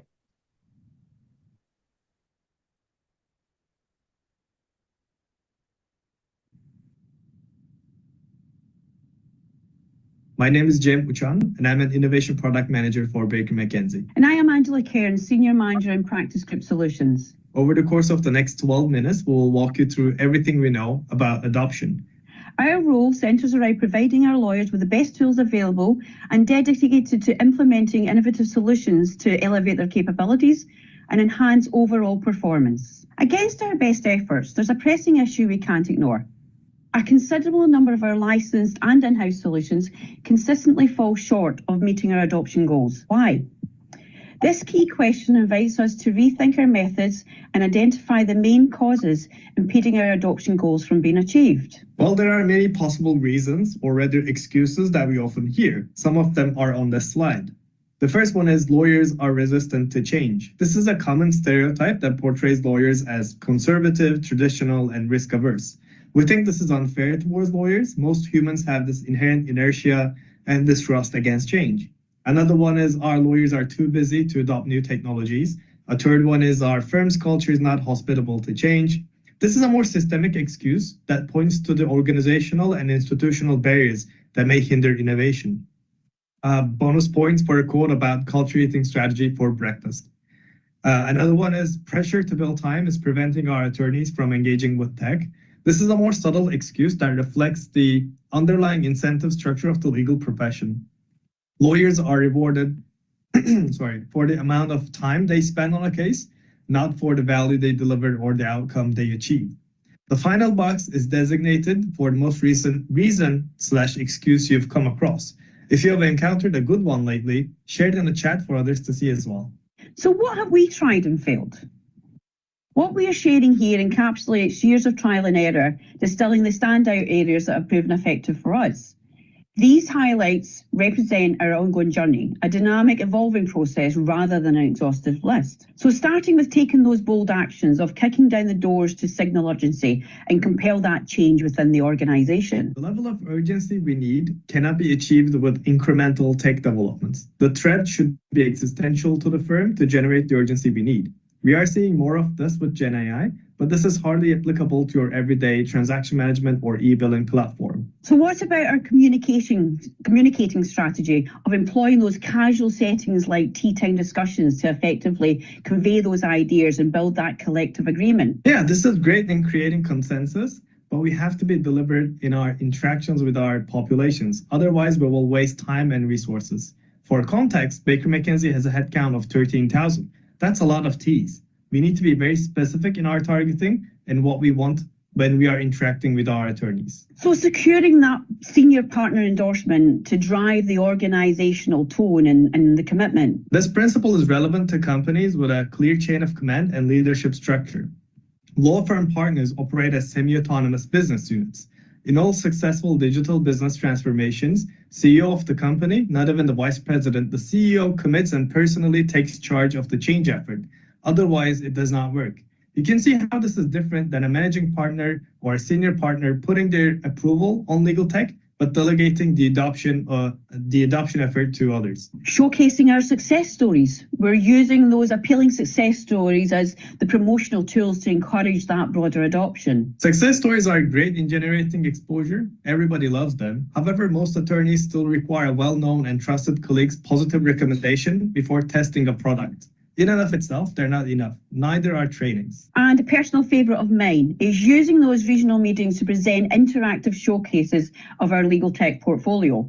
Our perception is that we'll immediately start using the technology as soon as they return to the office. Unfortunately, that is not the case. This is similar to the one above. vast majority of the population cannot be convinced to test or adopt a legal tech product based off of a conversation with you as in a non-attorney tech person who they don't know and don't trust. So what has worked for us so far? What has worked? So we focused our efforts on top income generating practice groups. And within those, we targeted the low profit. We specifically targeted the low profit practice groups. Our aim was to prioritize teams with a high revenue but low profitability, and they have the most significant potential to positively influence the firm's bottom line. The low profit practice groups are also more inclined to experiment technology, as they already have a strong motivation to enhance their profitability. Yeah, and once we know our target group, we next focus on a product. We should not throw technology at a problem, we should go people, process, tech. But even when we know we need to deploy tech, not all tech are created equal. Some spread better than others. Where possible, we opt for technologies with a high adoption rate and a broad usage in the industry. Bill Henderson has a worksheet on how we can grade a product's potential for widespread adoption. You can find the worksheet in the slide deck together with its source. The worksheet assesses a product across metrics like relative advantage, compatibility, complexity, trialability, and observability. It is also great in identifying where you need to focus to reduce barriers to adoption. For example, a high learning curve would require training to overcome. We also identify and connect with those early adopters and innovators who we recognize by their inclination to embrace the new technologies. Yeah, one of the most frequent questions we get asked is, how do you identify an innovator? You can tell a person is an innovator when they do not require any convincing on your part to try out new technologies. It doesn't matter how busy they are, they use their personal time to test technology. This is fun and meaningful to them. You can see a spark of joy in their eyes when you show them a product. In a practice group of 100 person, there will only be 2 innovators. Conversely, if you're getting responses like who else is using it, or we don't have time now, or we'll look at this once this project closes, you are speaking to either a pragmatist or a conservative, and you are wasting your time. You need to conserve energy and move on to the next person. We acknowledge the value of early adopters and innovators and continually extend additional care and support to nurture those contributions. You need to be responsive and offer your early testers perfect service to ensure they adopt the product. You need to be attentive to their feedback, and it is also important to give them a voice in those product-related in the decision-making processes. And once we have activated our innovators, in other words, our allies and change agents in the practice group, we should seek to leverage their influence in the organization to break into the mainstream. We need what we call a super spreading event. The way we structured that is we need a senior associate or a partner, essentially someone with influence from the practice group, walk their colleagues through their personal experience of using the platform. It works best if this is face-to-face, but we have seen it be effective on Zoom or Teams meetings. Attorneys from other offices that use the product are also very effective if you do not have a local user, as long as they are in the same practice group. One convinced person per office is more than enough for generating good adoption across the globe. You will see that the results from this will be very different than you or your team carrying out training sessions or other adoption efforts. You may have additional questions on why we focus only on innovators and early adopters. On that, we refer you to Jayam's slide here and her source material on the Legal Evolution blog. This explains why we target specific demographics at specific phases. And on how to assess your product, this is the worksheet we previously discussed to assess products' widespread adoption potential. This will be in the slide deck together with this resource as well. So what can you do differently tomorrow? What can you do differently? What are the actionable steps and transformative strategies that you can embrace starting from tomorrow to enhance the outcomes, redefine your approach, and unlock those new possibilities? So target audience. Your current strategy may involve mass targeting, aiming to reach the wide audience in the hope that something resonates and gains traction. Hopefully tomorrow, you will focus only on the target practice groups and innovators within those practice groups. With your use cases, today, as all good technologies should do, you're looking at use cases and end user pain points. Tomorrow, you can add a product diffusion potential into your framework when improving adoption or considering onboarding a new product. Finally, putting all these learnings together, our recommended game plan for you is to target your innovators, creating those super spreading events and get your innovators talking to the rest of the practice group to make that peer-to-peer adoption recommendations. Thank you very much for your time, and we are open to any questions you may have. Thanks. Hi guys. Thank you very much, Angela and Jem, for that. We'll have a couple of questions coming through. Please do put them into the chat. I can see a couple coming in, and then I'm sure your faces will come up in the spotlight in just a moment, but we'll get started now. You talked a few times in there about super spreading events after the last few years. I think that's been a pretty triggering phrase for a load of us. I'm glad to see it being reclaimed as a positive thing. I was wondering if you could give us a more sort of specific example of kind of a format or an event that you've run on a particular project that kind of acted as what you would describe as that super spreading event. Yeah, absolutely. At Baker McKenzie, we have what we call practice group meetings. I'm sure other firms have similar events as well. This is could be a 2-day, 3-day event where, for example, all the tax attorneys from all across the EMEA region would come together at one location. And these events are great opportunities to push innovation, because these are usually the events where attorneys come together to both socialize, but also take stock of the year and think about what they can be doing better next year. So the last time we attended something like that, that was actually for our banking and finance practice group, and we wanted to introduce a specific product to them. I went on the stage, briefly talked about the product itself, just 2 minutes. Here's how you get to it, the cost or whatever associated with it. And then a senior associate walked on the stage. I didn't receive any questions. It was dead silent. And then he went on the stage and he explained his personal story about how it was very relevant to them. The client liked it. How did they get the client to use the product? Because it required a couple of different participants to actually use it effectively to get the best of it. And at the end of it, he just received a bunch of questions from the audience. Everybody came alive. Senior partners started asking questions about how it works, whether the client had any problems with it, whether they ran into any confidentiality issues, that sort of thing. And we started tracking that event. We almost like contract tracing, right?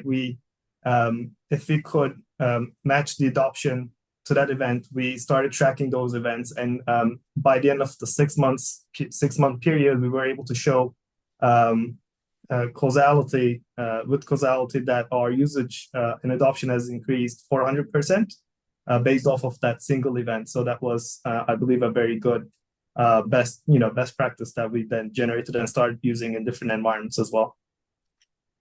Fantastic, thank you very much. And I love all that, the ideas around also finding those bright spots. The Skills Book Club last year, we did a book called Switch by Chip Heath, which talked a lot about those bright spots, i.e.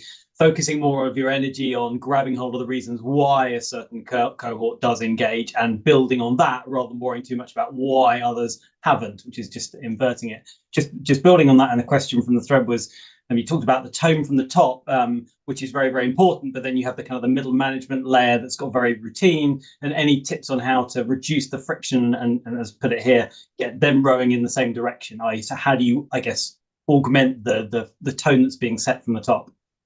Yeah, so on that one, we actually have a very interesting, and I feel like it would be very different than what is the commonly accepted practice in the market. We tend to so when we are looking at law firms, we tend to think hierarchically, but actually it's just people. So if you look at information, diffusion of innovation and then network theory thoughts and then combine them, it means that if you surround a person with people who are using a specific adoption at around 40% of connections, that person will automatically flip to using that innovation without you having to do anything. So what that means is if a specific senior partner or whoever is giving you friction, you just ignore that person, try to focus on people who are engaging with you. You provide a hypercare to them, you make sure that they get the best service, and then they become your allies, your champions in the region. You might need to protect them a bit, but we tend to get that every now and then. And eventually you will slowly spread adoption throughout the whole office and then throughout the whole global organization. And eventually the partners who have been giving you issue will just start using it. So the best action is actually just ignoring it and focusing on where you can actually deliver impact. Fantastic, brilliant. And I think we've got about 1 minute left, so I think the survey will come up in one moment. But just whilst we've got that and in preparation for the next one, Angela, well, the other question that came through is how you find or identify your innovators. Are they all self-selecting? They come forth, and you don't have to reach too far for them, or do you have to find those kind of quiet champions? There's many ways in which we can identify that, and Jem has a kind of spidey sense of when you're on a call with anyone who are presenting new technologies, it's the ones who ask those extra questions. We also have events, is like when we are asked to attend the practice group areas and we're kind of presenting our technologies, we get a kind of a sense from there also of who is that extra bit interested and who's using the technology. And who are the ones who are willing to kind of stand up and represent, share their use cases, share feedback on the products as well. So I think it's been years of being able to quickly identify, looking at who's new, who started in the firm, and then trying to arrange those calls to introduce ourselves, and then you get a quick sense of, yeah, you're this is great. We really want to work with you. So there's many different ways that we'll do that. Fantastic. No, that's great. And that's a good point. Your stakeholder map isn't that static because your cohort evolves over time. So you need to revisit that. Brilliant. Thank you, Jem. Thank you, Angela. Thank you both very much. I've been reminded, of course, that for the content sessions, the survey doesn't come up. So we're moving straight into our next session, which is robots and AI with the Office and Dragon and Deckard team. So please roll. Hi, I'm Thor, the Associate Director of Innovation at Deckard. And I'm Sam, founder and CEO of Office and Dragons. This session is about why robots and automations matter in a world where the narrative has been dominated by super powerful AI. You might think that with generative AI being all the hype, that automation solutions no longer matter. But it's quite the opposite. What we are going to see today is that AI actually supercharges the use of robots. At Office and Dragons, our focus has historically been on automating the portion of document drafting that is tedious and yet requires a high level of accuracy. We started with the basics. You can either generate a lot of documents or you can update a lot of documents. That's where we started, and that remains the foundation of our platform. Now, the key here is that it's very easy for our attorneys to get up to speed quickly. They're busy. They don't have time to learn a complex system. With O&D, we got traction immediately because it solved an existing problem in a very simple way. And simple adds up. Just to give you some numbers, we used O&D to draft over 40,000 documents across 1,000 different projects this past year. That's a lot of value that you are generating. Okay, so I'm going to show you how not to solve this. So we have our own custom drafting tool here at Deckard that we use that uses generative AI, and I can go in and I can say something like this. Based on the text provided, give me these resolutions, one for Sam, one for Thor, and one for Sally.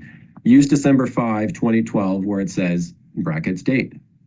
And then I can plug in the resolution. I can say resolved that the company authorized 100 Class A shares to person on the date of date as a result of their payment of $10,000 to the company. I can go in and I can say, draft this for me. Now, the difficulty with this is I don't know if it's actually correct. It's probably going to be correct, and maybe it's 99% chance correct. But you don't have that 100% certainty that you can often get with robots and automations where you know when you plug something in, it's going to do exactly what you want it to do. So we've got the resolutions here, but still I have to double check it. I might even need to redline it. So that's the difficulty of generative AI. So question to you, Sam, is there a way to get the best of both worlds, the automations and the Gen AI? The key here is that we use the underlying automations that already exist, but we put Gen AI in front of it. This allows you to take a real-world scenario and use Gen AI to parse it into rules more efficiently. So let me give you an example. In Office and Dragons, you can add conditional logic to the documents you're generating with a simple no-code builder. But let's be real. Even with the friendliest no-code interface, this is still a barrier to automation because lawyers don't think in if-then blocks. Lawyers think in language. That's why we built our AI logic generator, which lets lawyers describe the automation they want in plain language, like they would to a colleague in a Teams chat, and the AI will build the logic for them. Let's take another example. With our mass editing workflow, you can make consistent changes instantly across a whole set of different transaction documents, like changing party names and closing dates. With GenAI and O&D, rather than having to read through an email and figure out the instructions themselves, the lawyer can just paste that email into the prompt and the AI will generate the workflow for them. But hold on a minute, Sam. What if the AI makes a mistake? That's okay, because the AI is just setting up the workflow for the lawyer, who retains full control over the process. Think of it like a spell check. You can always accept, ignore, or modify the suggestion.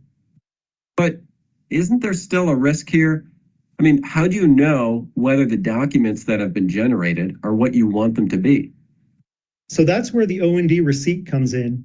In every workflow, you set up your rule set, and at the end, you have a receipt of what the robot did. That way, anyone can verify what was done. You're always in full control. So Thor, what do you think? We titled the session Robots vs. AI. Who wins? You know, I think robots win this one, with the caveat being that the AI made the robots even better at what they were already doing. And frankly, O&D is not the only vendor out there where we see this happening. You look at someone like UiPath, which is a leader in the RPA field. They just announced an autopilot for building robots. You use the AI to build the robot, but it's still the robot that does the work. So Thor, are you saying job security for robots? Well, robots won't be replaced by AI, but robots will be replaced by robots using AI. I think we know that. Thank you, Thor. Thanks, Sam. Excellent double act there on the robots versus AI. I really enjoyed that session. I think it's a really interesting one because I remember 12 months ago, again at Skills, when we were in the earlier stages of Gen AI, and a lot of people were talking about using it for drafting. And indeed, there was a conversation in the break around when and when not you might need to disclose the fact that you've used it as part of your drafting process. And I think what you guys hit at really well there is, like, it's a tool, and how does this fit in? How do you play to the strengths of what it does versus playing to the strengths of a more predictable and structured and curated process? I was wondering if you could take me through where you think this will take us in kind of 3 or 5 years' time. I mean, Sam, your business has been pretty smart in how you've integrated these in, and Thor, you've come with him on that journey. Where do you think we'll be in 3 or 5 years' time in terms of producing documents and how we balance generative versus structured tools? Or do you want to take that first, or should I? You go first. Sure. Yeah, I mean, the way we see it, and I think this goes to a question in the chat, is that AI is drastically going to democratize the use of automation by lowering the skill and preparation barrier. And that certainly changes where you could or couldn't afford to use it. If you don't have to hire a specialist team and so on to automate a document, you can use it much more ubiquitously across your practices. I think one of the key things that's going to change from a product perspective is the focus is going to shift from what's the fastest way to draft a document, because as Thor showed, many fast ways to do that now with Gen AI, but it's what's the fastest and most accurate way to draft and review the document and get a proper work product out the door. And that's where a lot of the focus is going to shift from speed of doing something to how easy and accurate is it to review. Fantastic. Yeah. And I think, Thor, so you can add to that. Yeah, I was going to say, from the law firm perspective, I mean, if you don't adopt these tools, you're probably going to be toast in the near future. And I think you're going to see a dynamic where you have high-end firms that all of a sudden you can do this work really, really, really fast. And I think some are going to go to market and just say that to clients. And I think that's going to have a great acceleration effect on deals getting done in a better, faster, and hopefully more accurate way. And I think then the question is, firms with lower billing rates, how do you compete against that when historically your market pitch has been you can do it more efficiently? And I think we're going to see new dynamics there, and it'll be interesting to see how that plays out on the global law firm level. Fantastic. Yeah. And I think the other point that you were bringing through there about UiPath, not them specifically, was a more general point. We've seen for the last 5-6 years a lot of talk around low code and then no code tools and varying degrees of success in that. Are you seeing this then as the next kind of paradigm? So if we can be completely conversational, we're not even looking at a visual metaphor for a code underneath it, that actually that's where we get genuinely zero and no code from a subject matter expert's perspective, being able to build systems using conversational interactions. Is that the point? I think so. I think the ideal world is one where you don't need someone like me who helps attorneys with tech. Ideally, you have the attorney, they go to the tool and they use it the same way you can use an Apple product. You don't need a guide, you just turn it on and it works. And I think we're going to get there sooner than later. So as much as there's a big shift, I think attorneys are going to have to learn to use these tools, but it's going to get easier and easier and easier. And so there is a learning curve, but that learning curve is actually going to get smaller over time, the same way that the early computers that people had in the 90s took more learning than one that you could get today. Fantastic. No, I definitely agree with that. And I guess the other question that just came through as our last question before we wrap up was, does better and faster also mean cheaper? Which I guess is a question about, is this how we transition around to more of a value-based pricing conversation? Is this part of that that pivot? I think it is, but in the better, faster, cheaper, the faster is always the biggest one we found. If you can get a deal done faster and legal costs are typically the smaller end of the deal, you're giving more value back to the business and they should value that. And so maybe it costs less, maybe it's more accurate, but the speed that you can give back, that's always the biggest one, especially in corporate and transactional work. Fantastic. Sam, Thor, thank you guys very much. I think the session poll's just coming up, so we'll just give people a moment to vote on that. And in the meantime, thank you both very much for your session. Really, really appreciate it. And thank you all. And we will go on now to our next session, which is APIs plus AI on a next-gen Dinger system that the Fisher Phillips team, Evan and Jennifer, have put together. So please roll the next tape.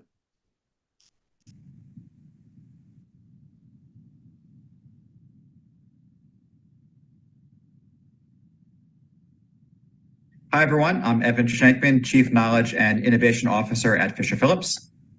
And I'm Jennifer Mendez, Senior Director of Knowledge Management Innovation at Fisher Phillips. So today we're here to talk about our firm's automated Dinger system. So as you all know, Dingers are really the lifeblood of a law firm.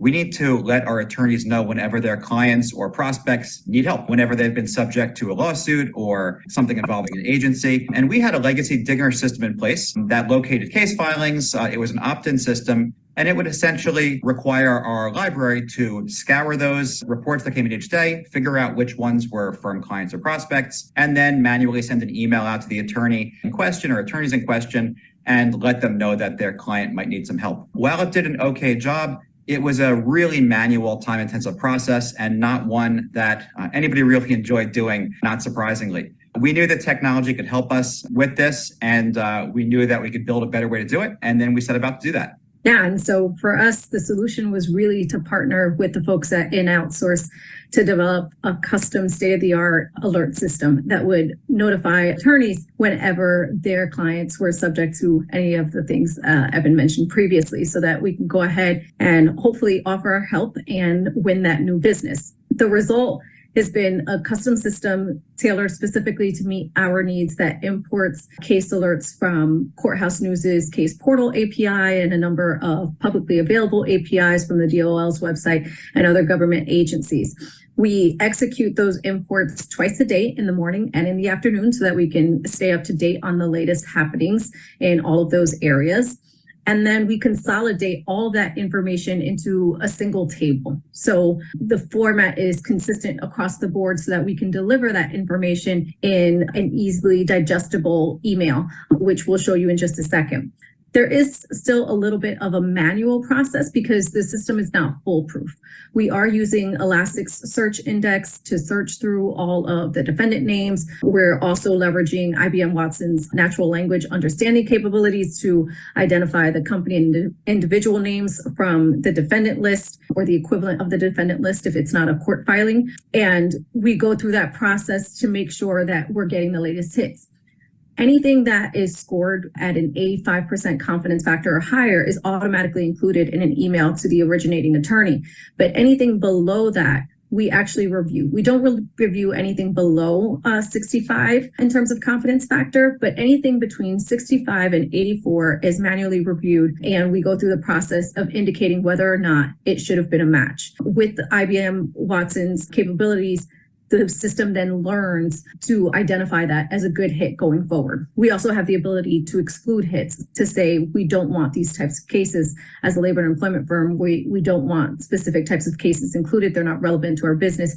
So the system learns what keywords we want in those summaries, as well as what we expect to see from the defendant and our client list match. And not just our client list, because we're also looking at prospects. So we have a separate target list that's manually maintained to make sure that we're also being alerted about anything going on with our prospects. And that then results in the email that you see here. This email goes out, like I said before, twice a day. So in the morning and in the afternoon, all times Eastern, to inform our attorneys of those things that are happening. And beyond that, it gives us an opportunity to really demonstrate some of our capabilities or remind firm attorneys of the things that they should be doing or thinking about when trying to win new business. So I won't go through each of these columns here, but you can see that you can take a lot of action right from the alert, right? So you have information about the status of the client, the last time we handled a matter for them, the other attorneys that are receiving the alerts, so that we're not duplicating efforts and we're making sure we're coordinating as a team, the ability to request a conflict check or litigation analytics if it's a court case, the ability to request assistance from our RFP and pitch team if it's something that we want to pitch to the client.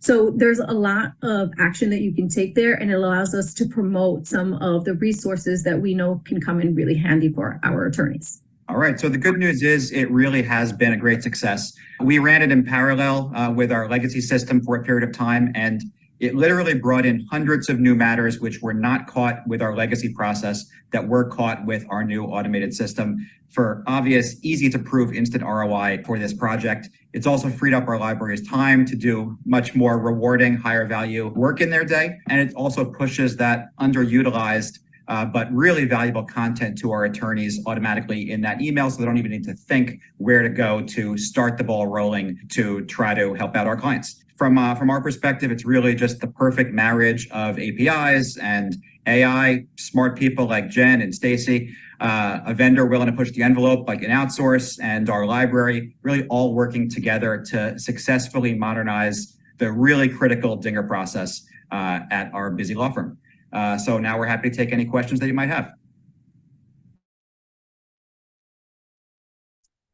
Evan, hi there. Thank you very much. And Jennifer, hopefully will come up in the spotlight in a minute as well with you. Thanks very much for that session. A really, really great presentation. There are a few things that really jumped out at me, and I've got a couple of great questions coming in the chat as well. You talked about the 85% confidence score and the 65%, and that relates to a session earlier as well, thinking about when you have a sort of manual intervention or an oversight.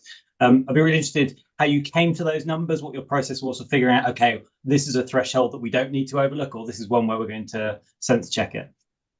Yeah, so before rolling it out firm-wide, we sat with the data for quite a bit and did an analysis of all of the hits and the confidence factor. We came to the determination based on just a bunch of data, quite frankly, over a period of weeks, where we said, if we sort of ignore anything below 65, it's unlikely that we're going to miss anything significant. There is obviously always the potential that you miss something here or there, but in terms of the ROI of not investing a ton of time on sort of lower confidence hits, we think that's a better use of our people's time. Fantastic. And you mentioned a little bit, but it's coming up in the chat. How are you tracking that the Dinger system translates into and converts into Matters One? Are you going through following up with attorneys? How do you track that through? We have our sorry, go ahead, David. Sure. We have our library always looking into new business that comes in and keeping track of these things. So we just now have a new column in the dashboard of would it have been in the old, or was it in the old legacy system? And if not, then we know that it was found because of our new legacy system. So that's a way that we've been able to keep track. Fantastic. A couple of other questions that were coming through. So have you considered using the system for tracking legislation as well? I presume it would be very different connectivity, but I can map the question and the idea, giving just in time to people. Not for our purposes. I mean, it's really for business development. Obviously, there's value in tracking legislative updates, but there are systems already built to do that, whether it's GovHawk or Statescape or StateNet. We're not trying to recreate something that's already been done. For us, it's really about a business development opportunity. Yeah, and I think I've got time for one last question, probably. I've got a question that came through from a research analyst, Jason, so asking an excellent research analyst question, which is whether you put dashboards on top of the data or finding it a way to do sort of trend analysis, trend tracking. Is that something you've done or that you can see potential to do in the future? We're looking at doing that now. We have been collecting all the data, but we haven't actually created dashboards for it. As Evan mentioned, we're obviously tracking whether or not we get the new business, but we'd like to automate the reports so that we don't have to go through a manual process going forward. Fantastic. And I've got time for one last question as the votes come up shortly. A question came through from Beth Kellerman, was whether you can customize the messages for key high volume clients to make the messaging more personable. So that sounds like an extension of where you're at. Is that something you've thought about? And these messages, you can jump in and I'll say one thing also. Yeah, the alerts aren't going directly to clients, Beth. They're being sent out to our attorneys. The expectation is that our attorneys will reach out with a personalized message to the client when they learn about the matter. Right, and we do have some customized messages that go out to certain other distribution lists. For instance, practice groups have separate systems that we've set up using our same automated dinger, but we have messages that are customized for those audiences as well. But this is exclusively an internal product that we've built for now. That's fantastic. Brilliant. Thank you guys so much for your time, for the questions. Pick up the rest, including Patrick's. You can pick up Patrick's question in the chat. Thank you so much for your time today. And we'll roll straight into our next session, which is Unlocking Success, how Burgess Salmon revamped their knowledge management system. So please bring up the video.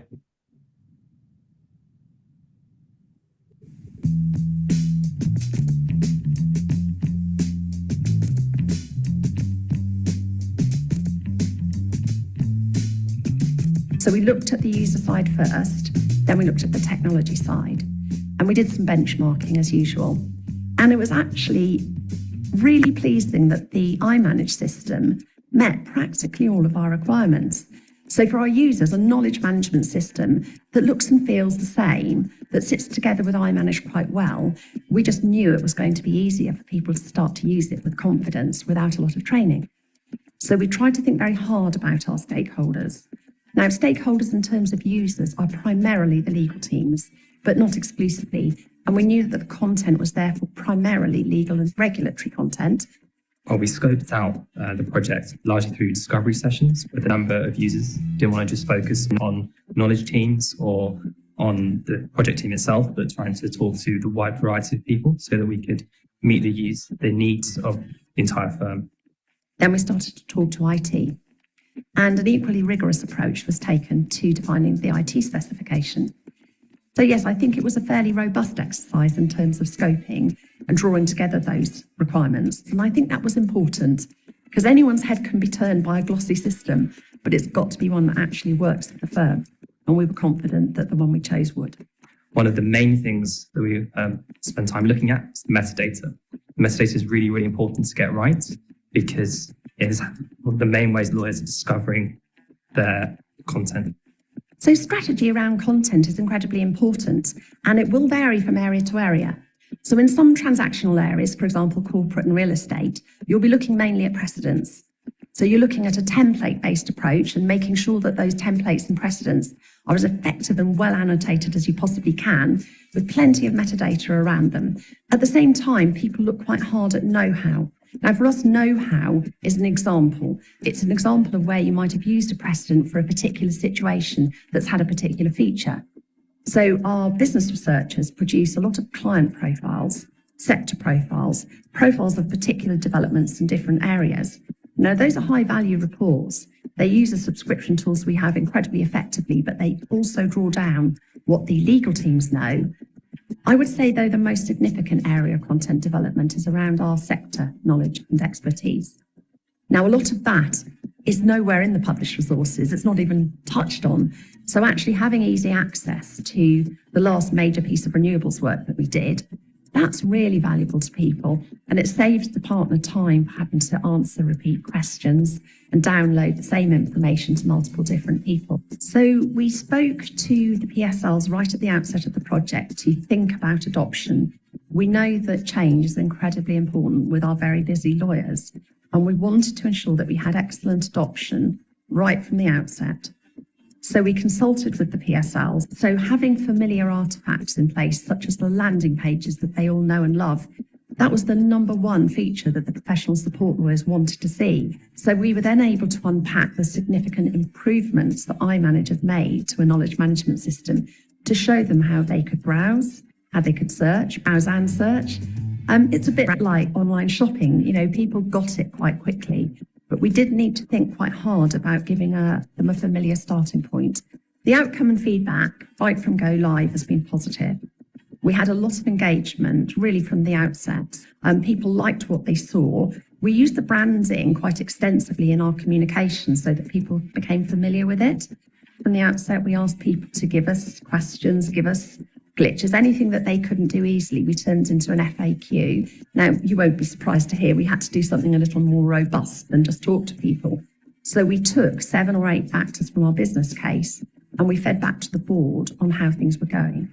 So a couple of those were the number of submissions that we were receiving, obviously the amount of usage we were seeing on the system, people's content, what were we seeing, which teams were using it most, and being able to produce quarterly reports on usage and submissions to share with the PSLs and their KML&D partners. That means that quarterly they can sit down in their own areas, look at usage, look at any gaps, because we've been able to use Power BI across the iManage data to look for things like searches that have produced no results. Well, that's brilliant because that shows you what people want to find and haven't found. I think we all saw a real hype cycle around about April, May time when, frankly, it was going to change the world. And I still believe it's going to have a transformational impact, although not sure what the timescales are. But my personal view around generative AI and knowledge management is it gives us real opportunities. So I think it will become easier to get to a vanilla level starting point in terms of understanding what the law is in a given area. The thing that ends up differentiating us then is the knowledge that isn't contained in that published content. It's the wisdom, the expertise, the experience that we have that's actually manifested in our curated internal collections. It's what they know, it's that tacit knowledge, that 40%. And I think that Knowledge Unlock will help people to have discussions around documents that will unlock some of that tacit knowledge. I think it's really important that curated knowledge is a place where we can ground things. So not just on the actual content itself and to be able to say where things were generated from, but also the context provided by the projects, you know, that are around things like metadata, adding context, taxonomies, etc. So having this great asset and the context that comes around this asset around the projects that Matt and Jack and Carol have delivered around their know-how will mean that in future lawyers will be able to ask questions in all different environments. I see a lot of these projects as very foundational now, as well as being hugely useful to lawyers to use this know-how and precedents. But I see this as foundational in how we'll start to ground generative AI future. Our investments in Knowledge Unlocked, in our curated content, and in all of the metadata work we've done to make it really easy to find. Yeah, I think that's a good investment. It's looking good in the face of Gen AI.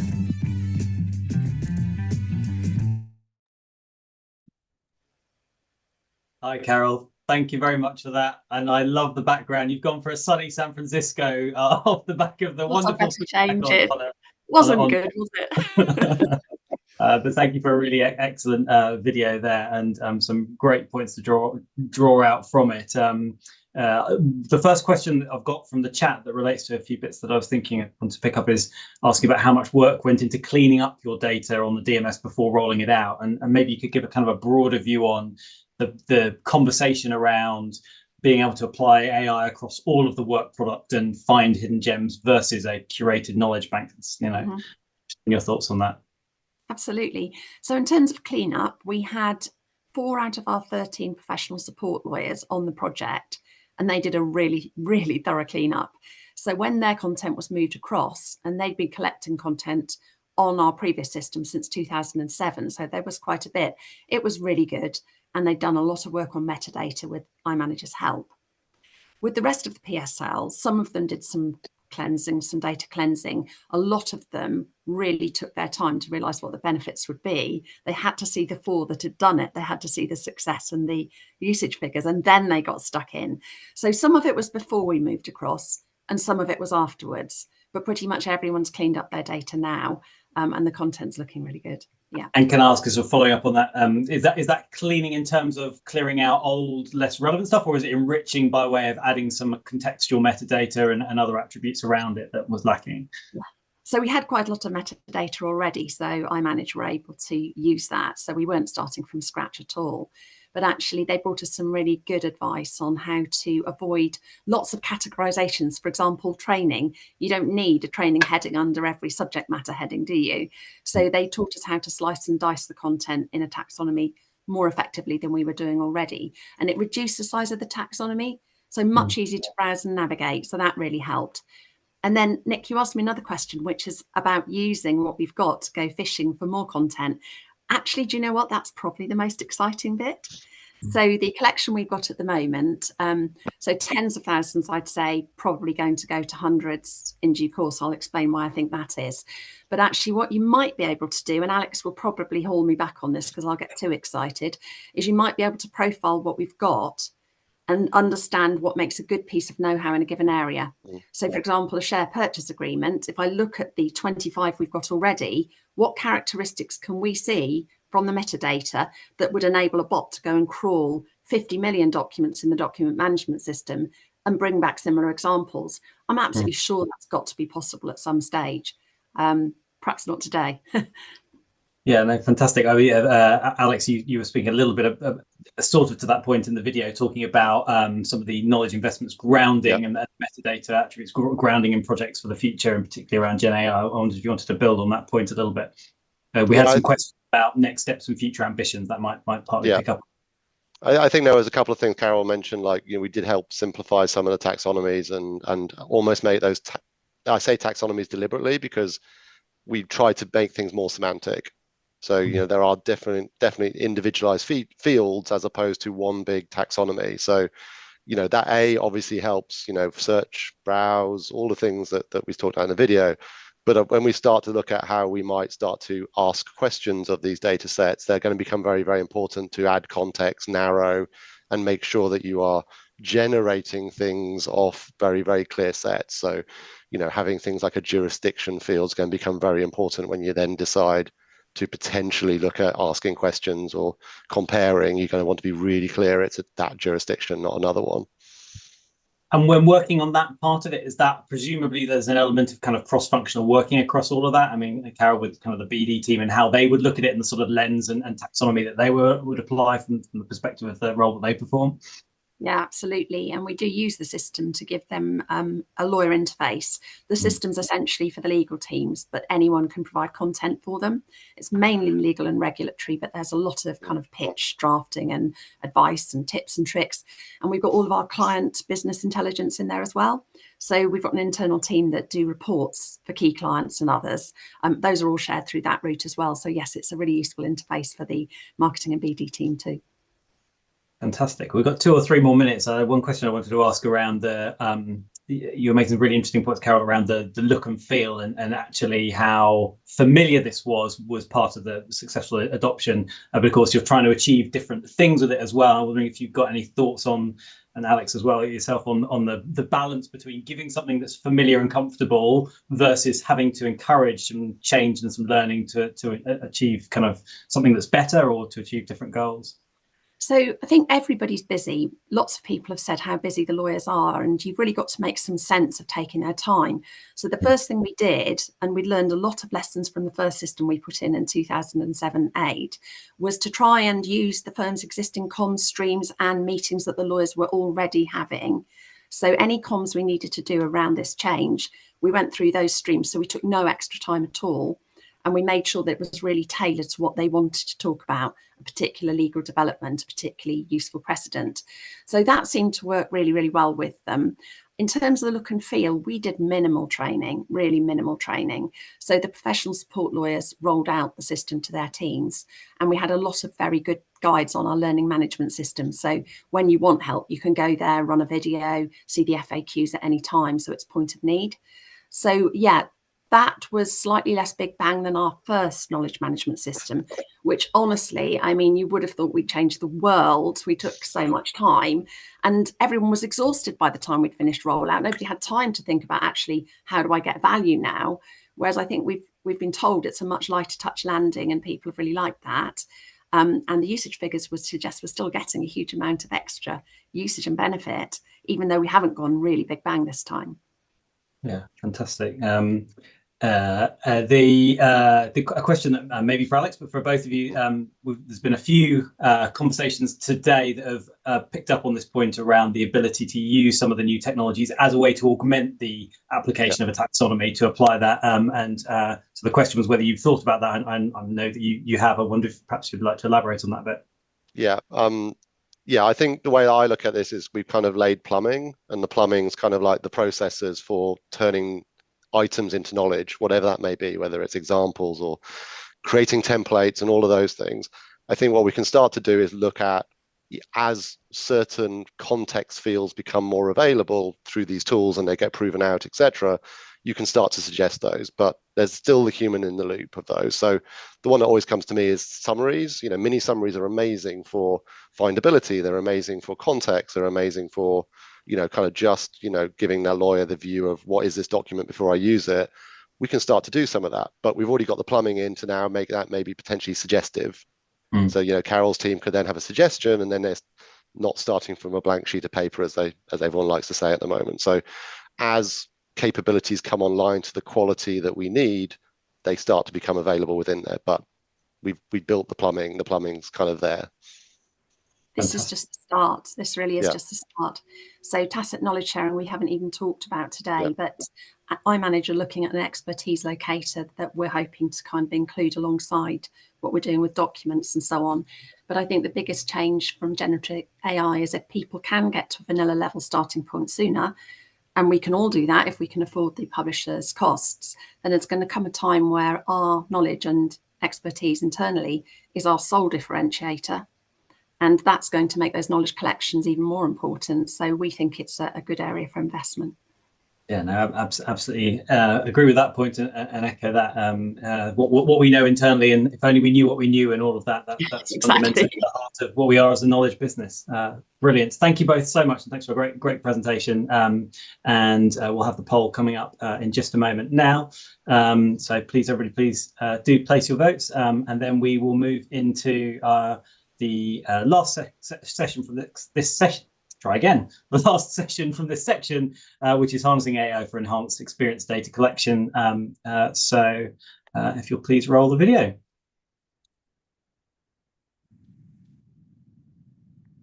Hello to everyone at the Skills Conference. I'm Sean Monahan, leading the data modernization team at Harbor. Joining me are Sarah Happy, senior manager on our team, and Christina Bakardiev from Cozen O'Connor, where she's the director of innovation. We're here to share insights and experiences in harnessing AI, particularly GPT-based AI, for legal applications. The realm of AI, especially GPT, is often surrounded by a blend of excitement and skepticism.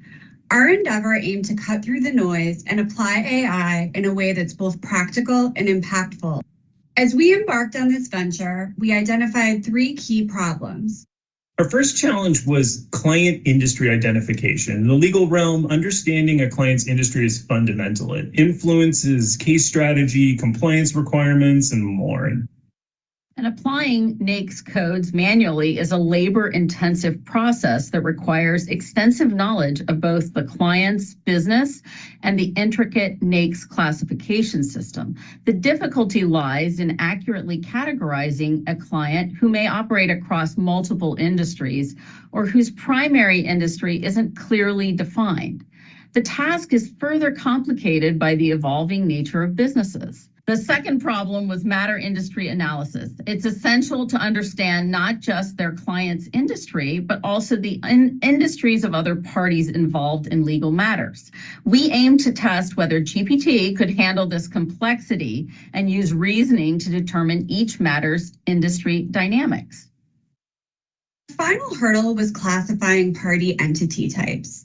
This involves categorizing various entities, like companies and individuals, and managing the associated metadata. We approached this challenge by breaking it down into 3 distinct parts, each escalating in complexity and sophistication. Our journey started with a simple, cost-effective approach using the basic capabilities of ChatGPT. This initial phase was about exploring what's readily achievable with the standard tools at our disposal. I will also note we only tested with publicly available data, never exposing confidential data to any of the models we tested. So building on that, we moved to the next level. Here we utilize the new tools rolled out by OpenAI, creating our own customized GPT model. This phase represented a balance between the low cost and enhanced capability, providing a deeper dive into AI's potential. Finally, we ventured into a full-scale approach. This involved harnessing the full power of AI in a more flexible environment like Azure with OpenAI. This stage was about pushing the boundaries and seeing the full extent of what GPT could achieve when connected to workflows and orchestration. To effectively address these challenges, we concentrated on 5 key areas of focus with GPT AI. The first area was the selection of the modeled version. Different versions of GPT come with varying capabilities. Our second area of focus was context provision, coupled with integrating real-time data from the internet. And the third area of focus was the use of governed lists to ensure accurate responses from the AI model. A key challenge we faced was getting the AI to use the most current information, such as the 2022 NAICS codes, instead of outdated versions like the 2017 codes. The fourth area was the output format and usability. We worked on configuring the AI to produce outputs in formats like CSV. Lastly, we focused on scalability and robustness. Law firms handle vast amounts of data, so it was crucial that our AI solutions could scale up to meet these demands. One of the clear successes was the adaptability of GPT and client industry identification. Even basic ChatGPT, with minimal context, could accurately identify client industries from publicly available data. But even more exciting was the matter industry analysis. By providing detailed context, the AI could analyze complex matter dynamics. In terms of scalability, we were able to take the key steps from the more chat-based GPT tools and get the same results in an Azure environment. We could see the system applying the NAICS codes to all the parties in a litigation and predicting the proper matter industry. However, there were challenges. Basic ChatGPT struggled with more complex concepts, lacks context for entities, and didn't have any of the plugins that provided the necessary context. One key learning was the importance of model selection. Each problem requires a careful consideration of which GPT model to use, balancing accessibility and complexity. We also learned the significance of context. Forcing the GPT to answer only in the terms you want returned was crucial to avoid hallucinations. Another learning was about the balance between AI capabilities and human oversight. AI can provide powerful insights, but it requires guidance and verification. We're excited about the future possibilities and look forward to scaling these solutions. Before we close, we'd like to extend our heartfelt thanks to Joanna Wozniak and Nathan Castle for their amazing contributions to this project. Their expertise and dedication were instrumental in this success. Thank you all for your time and interest. We are enthusiastic about continuing this work and sharing more advancements with you in the future. Sean, Christina, thank you both very much for that video, and Sarah unfortunately can't join us as well, but thank you for her contribution to it as well. It was a great video, and as we were saying in the previous session, the ability to use these tools to apply metadata or to apply context or summarization against work product and knowledge assets is such an exciting space. You were referring to the NAICS codes. As a Brit, I've learned what those are, but you were talking about the challenges of grounding the model in applying the most up-to-date. So I'm sort of inferring for that, but would be interested to know, were you using a reference database that stored those codes or something like that? Or were you relying on the LLM to use its own kind of general semantic understanding to infer what you meant when you said you wanted to apply those codes and for it to retrieve them? Is that what we were dealing with? Yeah, absolutely. So what really sort of the approach we took was to test how low code we could go with this solution and how advanced in the AI sort of stack we had to be. And so it became pretty clear that we needed to use a GPT that allowed you to feed it a governed set of information. And so we actually fed it a spreadsheet, basically. The sort of initial plan was a spreadsheet with all the current NAICS codes. And so then basically we said, you're not allowed to answer the NAICS code unless it's on this list. When we didn't do that, it was guessing the 2017 code, sometimes the 2022 code. So just having the ability to make sure that there's sort of that context to be able to respond was super critical. And so basically we sort of said, you got to get to at least the next level of GPT to be able to do this. But then once you were able to bring it into Azure, then you can kind of have a lot more tools in your toolkit. Fantastic, thank you. And you also made some references to human oversight, and that ties in a little bit with the Field Fisher team and what they did with their Dinger system. I was wondering if you had any kind of approach to thresholding or having a confidence score or any other decision to have a human intervention, or is it a kind of a QA thing that you do across each process just to really safeguard? Every time we've done these types of things, we always want to make sure, at least, I mean, we're so early in these days that basically I would advocate that there always needs to be a human threshold for review at the early stages of these efforts. I think that until you can start kind of getting multiple iterations, maybe 3 or 4 kind of revs of training, reviewing the results, kind of comparing them against gold standards, and I mean that over like months and months of data, properly seeing what the results are coming out, you really can't take the human out of it. But we do sort of see this as that sort of in the vein of human augmented toolkit, which I think is really powerful in this type of thing. Oh, Christina, sorry, I think you had a point there. You're on mute.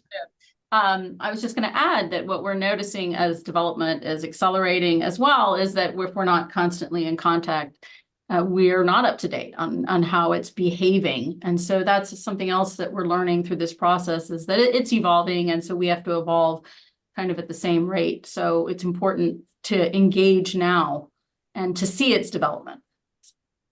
No, I'd love to, yeah, entirely right. I'd love to build on that a little bit, because I think one of the challenges that a lot of us faced last year especially was the intense pace of change, not just in the models themselves. They'll continue to reiterate and all sorts of promises about what GPT-5 will do and all the rest of it, but also in the associated infrastructure. I know a lot of folks who have made investments in infrastructure that then became redundant because the tooling improved. And I liked what you did in your slide in talking about how you think about when to use free GPTs, when and where that's safe and appropriate versus internal dev. I was wondering how you guys think through building a long-term strategy for how you build in such an unsettled and volatile environment. Do you want me to take that one, Sean? So we've relied heavily on Sean and his team at Harvard to build that strategy, to be honest, at least here at Cozen O'Connor. And it's a long-term strategy that is a hybrid of using both publicly available tools and enterprise-ready tools that have been fine-tuned for the legal profession. And along those lines, we really believe that by engaging in both sets of tools with the appropriate tasks, that we're building skill sets, not just for our lawyers and the admin staff, but also for our clients. So we've already started a client innovation lab that is basically a workshop that works side by side with lawyers, so we can capture expectations at the same time as we are making them aware of technologies. Development is at such a rapid pace that it's very hard for any individual to stay up to speed without access to the best information, the latest information that's curated. And so we've started that conversation. We really believe it's a partnership. It's a partnership between our lawyers and the clients, and it's going to evolve. It's a dynamic relationship, and you can't just expect that at some point in time, we're going to have an end product that we can deliver and say, hands off, here you go. I think it's part of the relationship we're building now, both to capture their expectations and to educate everyone involved on where we are in development and how to best use these tools. Fantastic. Brilliant. Thank you both very much. There's some great questions in the chat that I'm afraid I've run out of time for, but please do, if you can, stick around and answer those about how you apply the taxonomies and single or multiple labeling and things. Please do grab those. But for now, we'll move to the poll very quickly. And this is a very important poll because it's the last one of the day. And so we're just going to be wrapping up for this session now. And whilst that poll comes through, just to explain what happens from here. So for all the attendees that are here on the Zoom, we're going to split out into breakout rooms again, same as we have for the previous sections. And then there will be some conversation, and then we'll be regrouping a little bit later on for the closing remarks and for the networking hour and all the rest of it. But for everybody that's been joining on the YouTube live stream, we're about to conclude the showcase for today. And thank you all very much for attending. And I'm sure I'll thank on behalf of everybody, all of the people who've presented at Skills this year for all their hard work and contribution to the event and willingness to talk about their experiences and be open about what they've learned on the way. So thank you all very much. It's great to see Skills continue to grow and get ever more international, and especially for those that are in a time zone that's working into the evening now. Thank you very much for sticking with us, and I'm sure it's been worth your time. So now we'll say goodbye to the